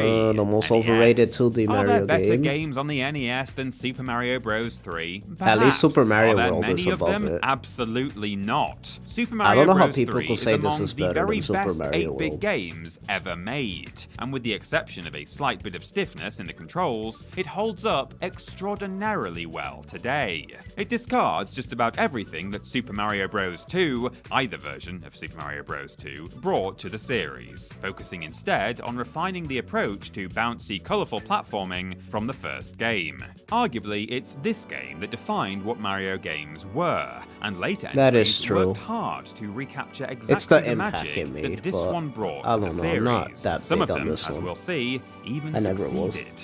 It's also the game that saw Mario becoming much more comfortable with who he is. Prior to Super Mario Bros. 3, he would only dress up like animals when nobody was looking. Dang, that GX Now, level's though, really he was kicking your perfectly butt, open Ruben. to dressing up as a frog, a tanuki, a turtle, and even Its a foot influence on fetishist. 2008 Good on Flash you, animations Mario. cannot be Dig yourself. overstated. Number 5. Super Mario There we go. There we go. That's what I'm talking about. Okay, now, if Thousand Year Door had to die so Super Mario RPG could live, I'm okay with that. Usually Mario RPG is the one that always gets first place. And I'm glad, because it's my second favorite Mario RPG. It's Paper Mario, Mario RPG. It's it's Thousand Year Door, Mario RPG, Bowser's Inside Story. That's the order I placed them in. And then Paper Mario, then Superstar Saga or Partners in Time, either one of those. RPG Legend of the Seven Stars, SNES. Still the best of Mario's RPG outings, Super Mario RPG Legend of the Seven Stars was developed by the reigning lords of the genre, Square. The company used its Final Fantasy and Dragon Quest experience to craft an Wow, they unforgettable mentioned adventure Dragon for Mario. Quest. I'm And the game surprised. is a gem This by guy knows every what Dragon measure. Quest It's is. a gem of an RPG, of the SNES, of the 16-bit era, of Square's history, and of I had the potential to play it as a kid, but I couldn't because its graphics scared me. That is the funniest thing I've ever heard. And to be honest, I could definitely see that. Because I could, when we were kids, little things like that will prevent us from playing a game. I don't blame you for thinking it looks scary. I used to be scared of Yoshi's Island and Super Mario. Oh, Yoshi, that's a game that hasn't come up. I just noticed. Dang, it's that high. Mario's history. It truly is fantastic, and there's a reason It does have still a held in creepy high art regard style. a quarter of a century after its release. But Super I love Mario it. RPG never got So a direct unique. sequel, but its spirit briefly lived on in Paper Mario. More recently, it was found in the Mario and Luigi series. Yoshihiko Maekawa, one of Super Mario RPG's designers, even moved to Alpha Dreams, where he worked on Mario and Luigi. In conversation with Jason most of the Schreier, staff usually Maekawa worked on all stated of that he them never saw a at some need for a point. sequel to this game because he was able to accomplish everything he wanted to do. Well, but Super with the Mario World original. 2, And, you it know, should count. hard It's to Super Mario disagree. World. Number 4. Oh, but I guess Super Mario...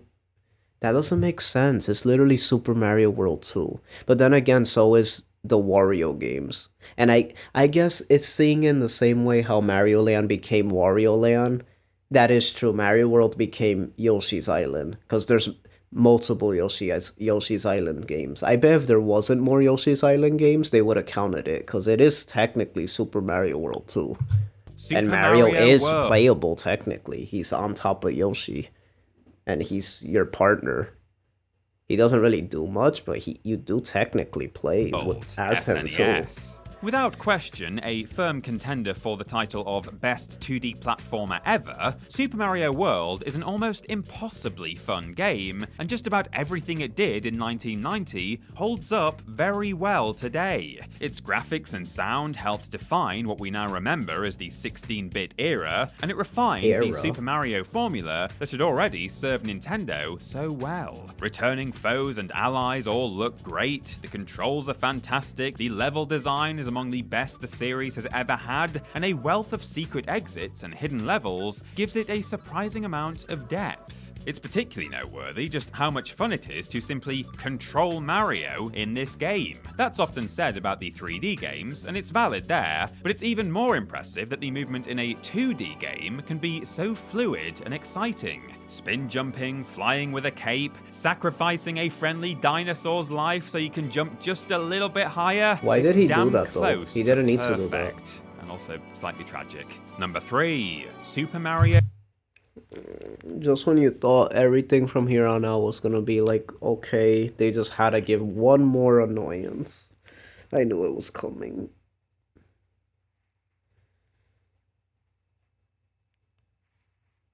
Oh my god.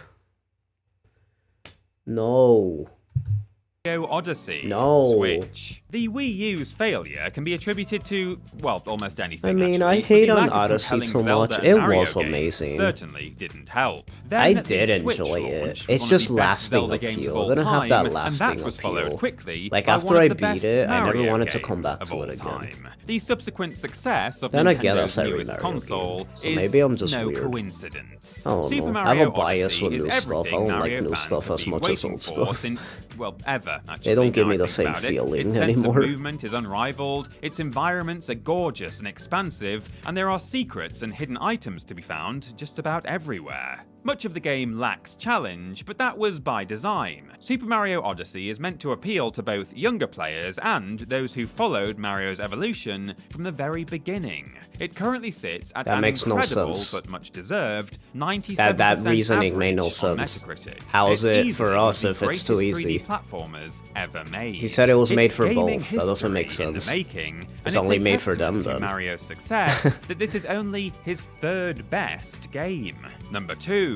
Super Mario Yeah, Galaxy 2. pretty much figured Wii. these two will No be matter at the which top. of the two Super Mario Galaxy games we ranked higher, we would disappoint half of you. And frankly, that's a good thing. It means that there's really no right or wrong answer when it comes to choosing between them. In fact, they both hold stellar, stellar, to get it, you know, like, okay, never mind. Stellar ratings of 97% on Metacritic. Galaxy 2 is only, we feel, They're a the hair highest less rated impressive Mario than its games. predecessor. For starters, it borrows so much from that game that it often 97 feels on more like a Metacritic. level That's pack, crazy. which is exactly how it began development, actually. It's also more That's so linear, good. with an emphasis on movement-to-movement challenges rather I than always respected these exploration. games. Some I never players liked prefer them that, though. and that's okay. They're But we alright. feel that it doesn't measure up to the They're sheer too linear. expansive majesty of the first game. Traveling around on I don't a like world linear map also Mario. doesn't I feel like nearly for as this. I impressive do as like the when it's Comet like Odyssey. Observatory did. On the bright I don't know side, what's you do my get to favorite ride 3D Yoshi in Mario. this All of them game, have flaws. which is something the team wasn't able to 64 so outdated. I thought that one was my favorite. Sunshine I used to think was my favorite, but then like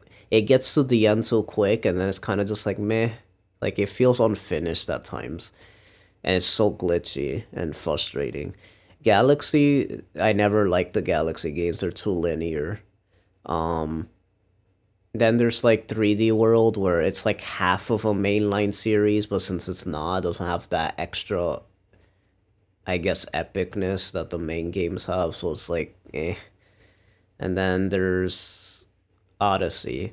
That part of me thinks Odyssey is my favorite, as ironic as that sounds, but Odyssey, again, it's just like, I loved it, but it's like, I just don't care about it anymore.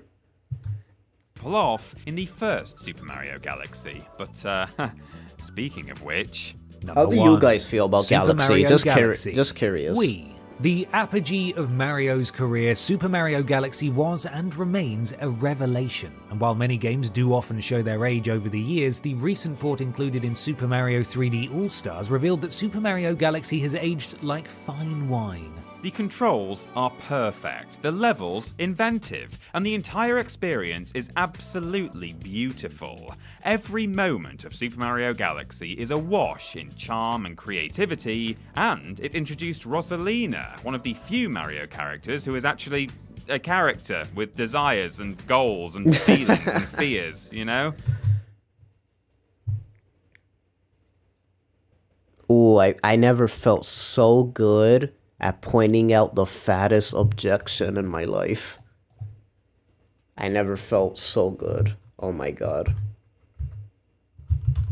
I never felt so good. I was just gonna laugh that off, and then I just realized something. Your Honor, there's a contradiction in that statement. The only character in the Mario series that has motivations and what did a character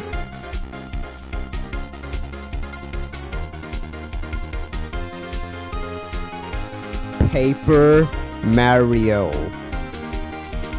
Paper Mario, the 1,000-year door. Super Paper Mario.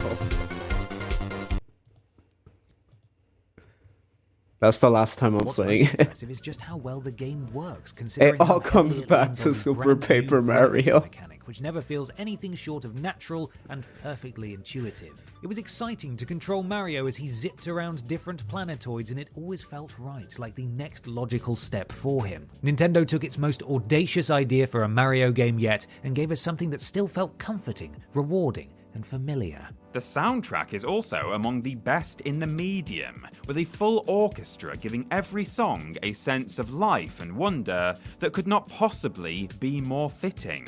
Perhaps one day Nintendo will outdo themselves, but even if they don't, it's a miracle they even brought us this far in the first place.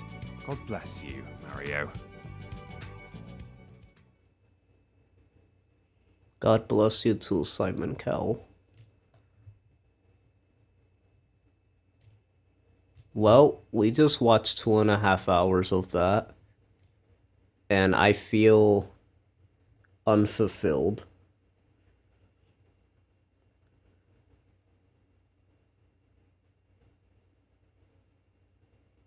But chill, those games are too complex and don't appeal to the stupid Mario fans who can only deal with non-existent story and characters. Simon Callum.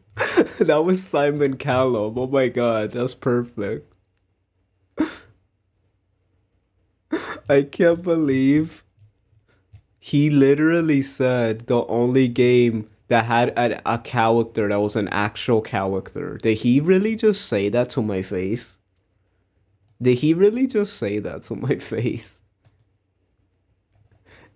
Like, what the heck? That made absolutely no sense. I literally been screaming that game throughout the whole 2 hours of this, and he's gonna tell me that. What's funny is that the game that has the most of what he just said is the game I couldn't shut up about throughout the whole thing. The only thing I won't give to Thousand Year Door, I'm gonna give it to Super Paper Mario. Cause that game had probably the most complex writing in a Mario game. With its villain. The heck is he talking about?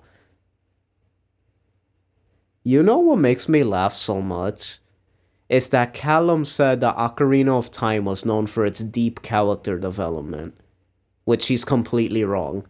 And then this guy has the nerve to say, oh, Mario's not known for its, like, deep character development. And Rosalina's the only deep character development in Mario. I'm so done. These guys have to stop lying to my face. I'm tired of this. They have to stop lying to my face. I'm so done. Why are these guys lying to me? Why are they lying? What is wrong with them?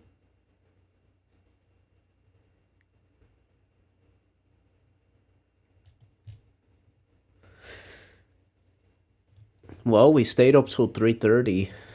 We did it, guys. I stayed up. We did it. Can I get an applause in the chat? I was able to stay up and fix my sleep schedule in one day. We did it, guys. Okay, now I'm gonna rank all the Mario games in 5 minutes. You ready? You ready? We're gonna rank all the Mario games in 5 minutes. Ready? Thousand Year Door, Mario RPG,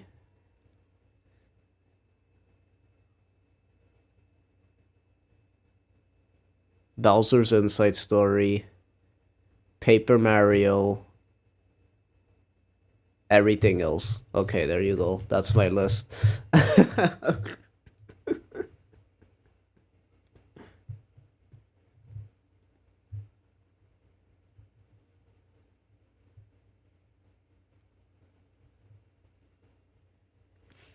That's my list.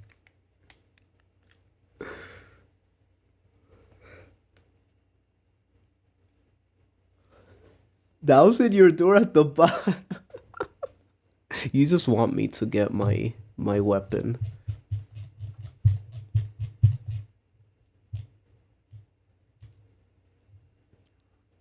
Then ranking it at the bottom, you dummy. Ranking it at the top. Solid ranking. My only 100% serious and 0% sarcastic. That all the Mario Party games are not at the bottom of the barrel. He loves Super Mario Land that much.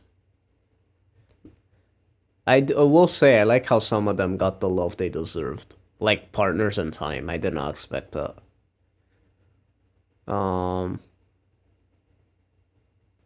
Yeah, look at this comment right here. You know what? I'm gonna make a comment. Oh wait, I have to log in. Oh well, I can't make a comment. It's okay, that was my other account. That guy right there, that was my other account. This is me. This is me right here. Oh. Well, I can't like it. I can't give it support.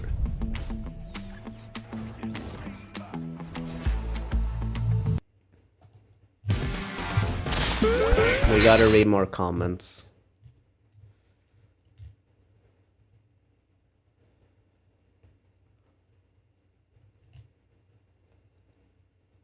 Some of the rankings are a little bit psychotic. However, considering just how many games you have to rank, I have to say good job. I will say that was one of the funniest videos I've seen. Like, well put together videos. He put that together really nicely. So I did enjoy the video, but it's a trash list to an extent. It's not even a bad list, but some of just those little spots that he messed with the ones that I felt should have been way higher, made it enough to be a terrible list. Do you want me to make a comment on your behalf? Yeah, go ahead. Say the chosen one sent you. Literally say that, and then give our. You know what to do. You already know what to say. I mean, I just been saying it for the entire stream. I think I know what to name this stream. I know exactly what to name this stream.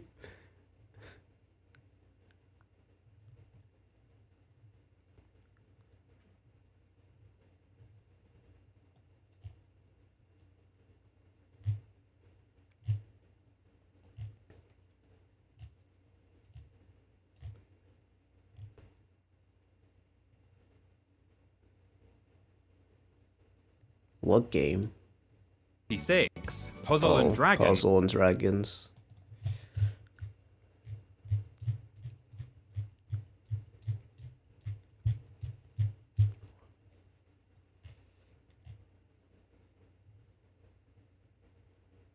Oh yeah, he says Squaresoft. They had nothing to do with Dragon Quest. Oh, he loses his Dragon Quest points then. I didn't even realize he said that. See, this guy caught him. Good job, Blige.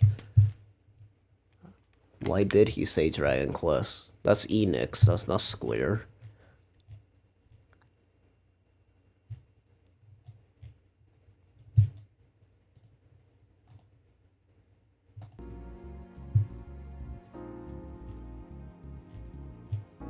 I can't believe this. Check out the newest comments. Oh wait, I just noticed.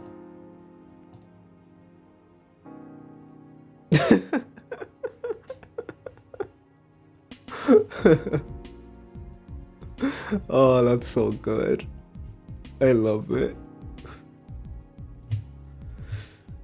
I guess I'm still waiting for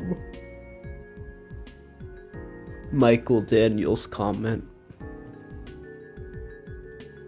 His didn't appear yet.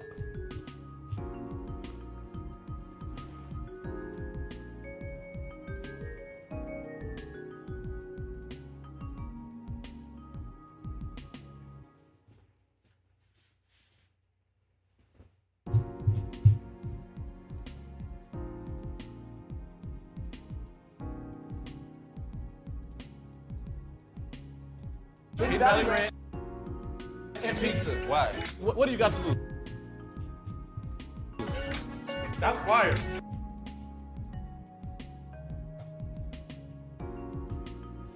Someone has sent me to say this. Super Paper Mario and Paper Mario the Thousand Year Door are two of the best games ever made, and it is a ludicrous that they are not at the top. What's funny is that I don't even think Super Paper Mario is one of the best games ever made. I only feel that way about Thousand Year Door, but okay. I just feel Super Paper Mario should have been like top 30 at least. And it was like in the 80s or 90s.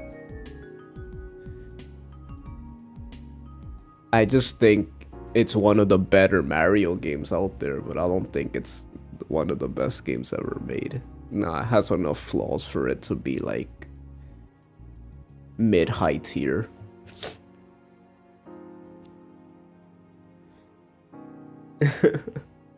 But I still appreciate the meme.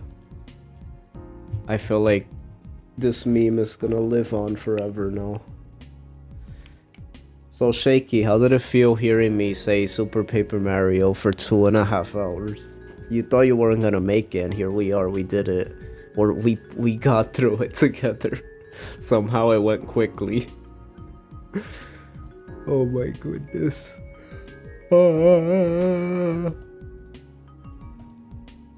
This was crazy. Fixed? You fixed the comment? I'm gonna have to check it later. I kinda wanna check it now. You know what? I'll go check it. What's the video called? All Mario games ranked. We'll check it on my phone.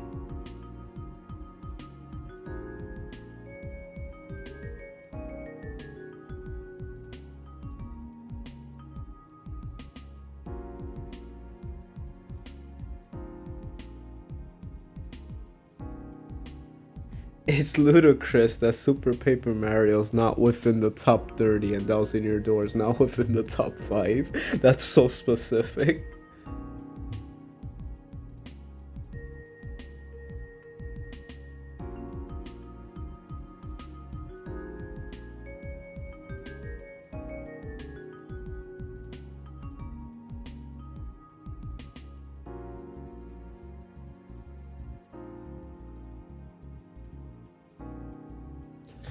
Okay, we back. I was going to play 2 Binding Blade chapters, but I got distracted and only did 1. I'm insane that Hotel Mario is too low. With a Hotel Mario, how would we ever have discovered that they say all toasters toast toast? Did they really say that? Oh my god. I'm just trying to respect your wishes as accurately as possible, Joe. Oh my god. Oh, you guys are so funny. I love you guys so much. Well, that was a thing. So what have we learned from this stream? That Super Paper Mario has been disrespected way too long in this lifetime, and it needs the flowers that it deserves.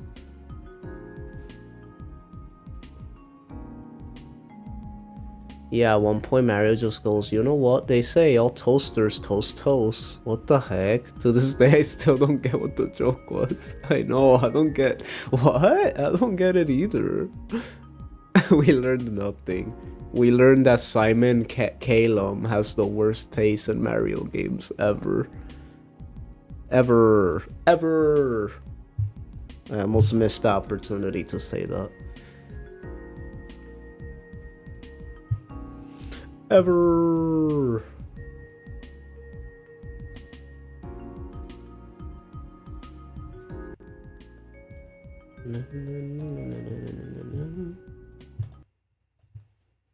Banana.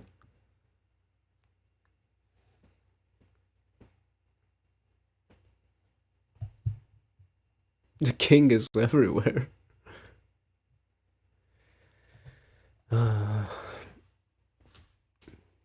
Luigi, I'm gonna toast on the toaster. Luigi, I'm gonna toast on the toaster.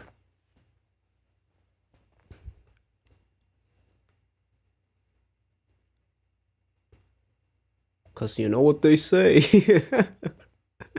Luigi, I made a typo. Oh my god. Oh my god. I love how I get heated at all these ranking videos. I'm not even one to get that heated over that, but for some reason, like, they've been triggering me lately. They've been chrono triggering me lately. I don't know what I'm saying anymore. F-Zero has broken my brain. Yeah, that video broken my brain. I'm not even a Super Paper Mario fan. And that broke my brain. That they will put Mario Golf World Tour above Super Paper Mario.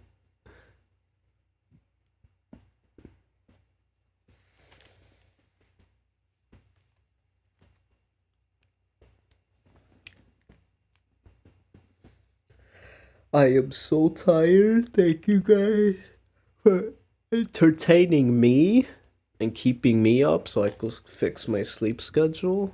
We've done it yet again. Let's hope I don't, mess it up again. I'll see you guys soon with new mystery. That should be coming in 2 days max. Sadly, the art I had planned, my artist got sick, so I have to wait on him. So actually, now I think about it, I probably have to wait a little longer to play new mystery. So in the meantime, we'll probably play like Vandal Hearts 2 or something. No, I'm playing. We'll play yeah, maybe we'll just start Tearing Saga. Just do it. Just do it even before we finish. Why not? Maybe go back to 3 houses. I don't know. We'll see. Anyway. You stayed up 4 hours longer than you set your goal for. I'll say that's pretty good. Well, my goal was... Nah, I don't want to play Vandal Hearts. That opening had me a little shook. I'm still wondering what they did to that girl in the alleyway. I don't want to think about it. I'm gonna have nightmares about that.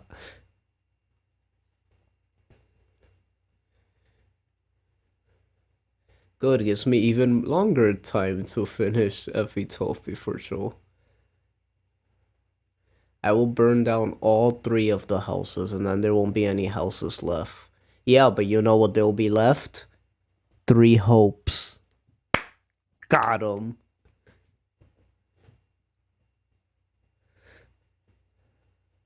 Unbased, if you rearrange those letters, you get...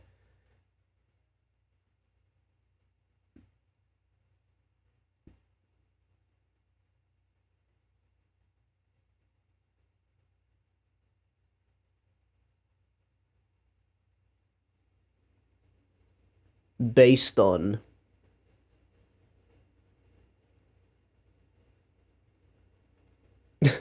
Chrono Trigger and 1000-Year Gate bad. 1000-Year Gate. I love how Shaky called it Millennium Year Door, which I found that was that sounds like what it'll be called in a different country. And then 1000-Year Gate. That sounds cool.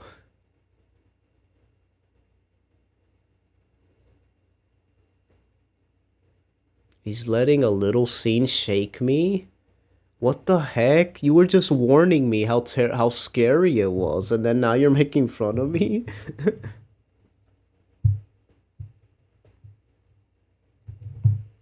Also, again, I feel like you don't think I'm serious when I say that you can't simply just be so confident. I can't let you get too much confidence roasting Chrono Trigger. So, you know, I don't think I'm just gonna let that slide. Don't think I'm just gonna let that slide. I could take you roasting 1000-Year Door, but not my Chrono Trigger.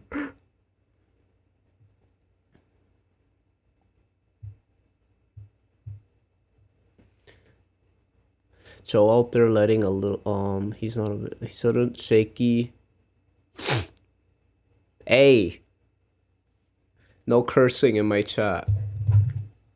Hey, you're breaking the rules. This is why you don't have a wrench yet. This is why you don't have a wrench yet. You're not supposed to be swearing in my chat. Stop swearing in my chat.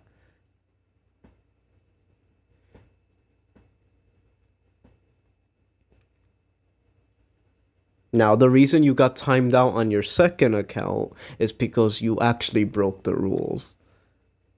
You see, because I knew you would switch to your other account. Because that's how you get around it. But now you messed up. And now you have to wait 300 seconds. And I don't know if I'm going to stay on for 300 more seconds. So... and now this word is all over my stream. And it's all your fault. You're tainting my stream. You're losing wrench points.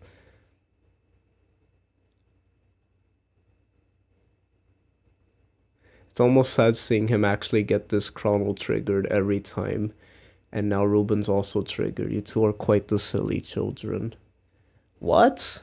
Why are you calling me the child?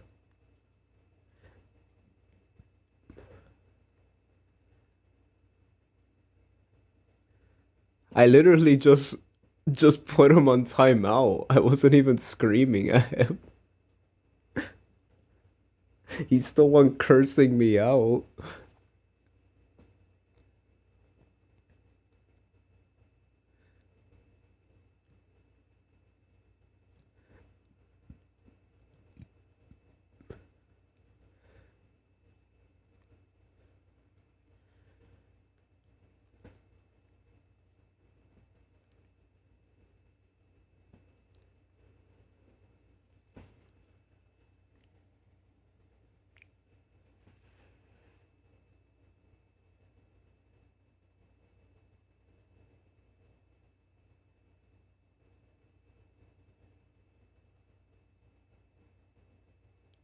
Am I really gonna sit here for 300 seconds? Should I be that kind?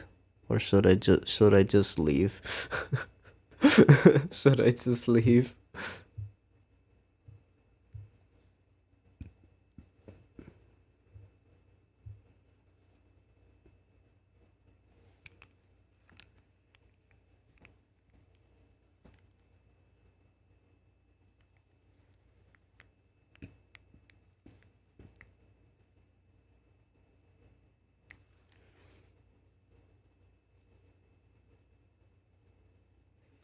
Check the Discord.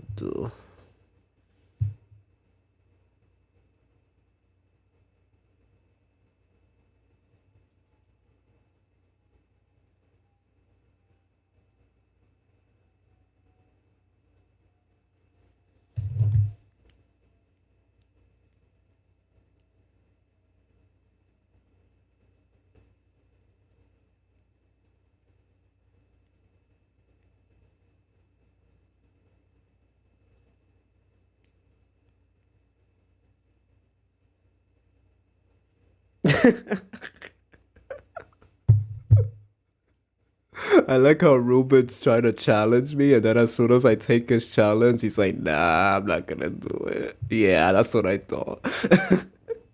Keep walking.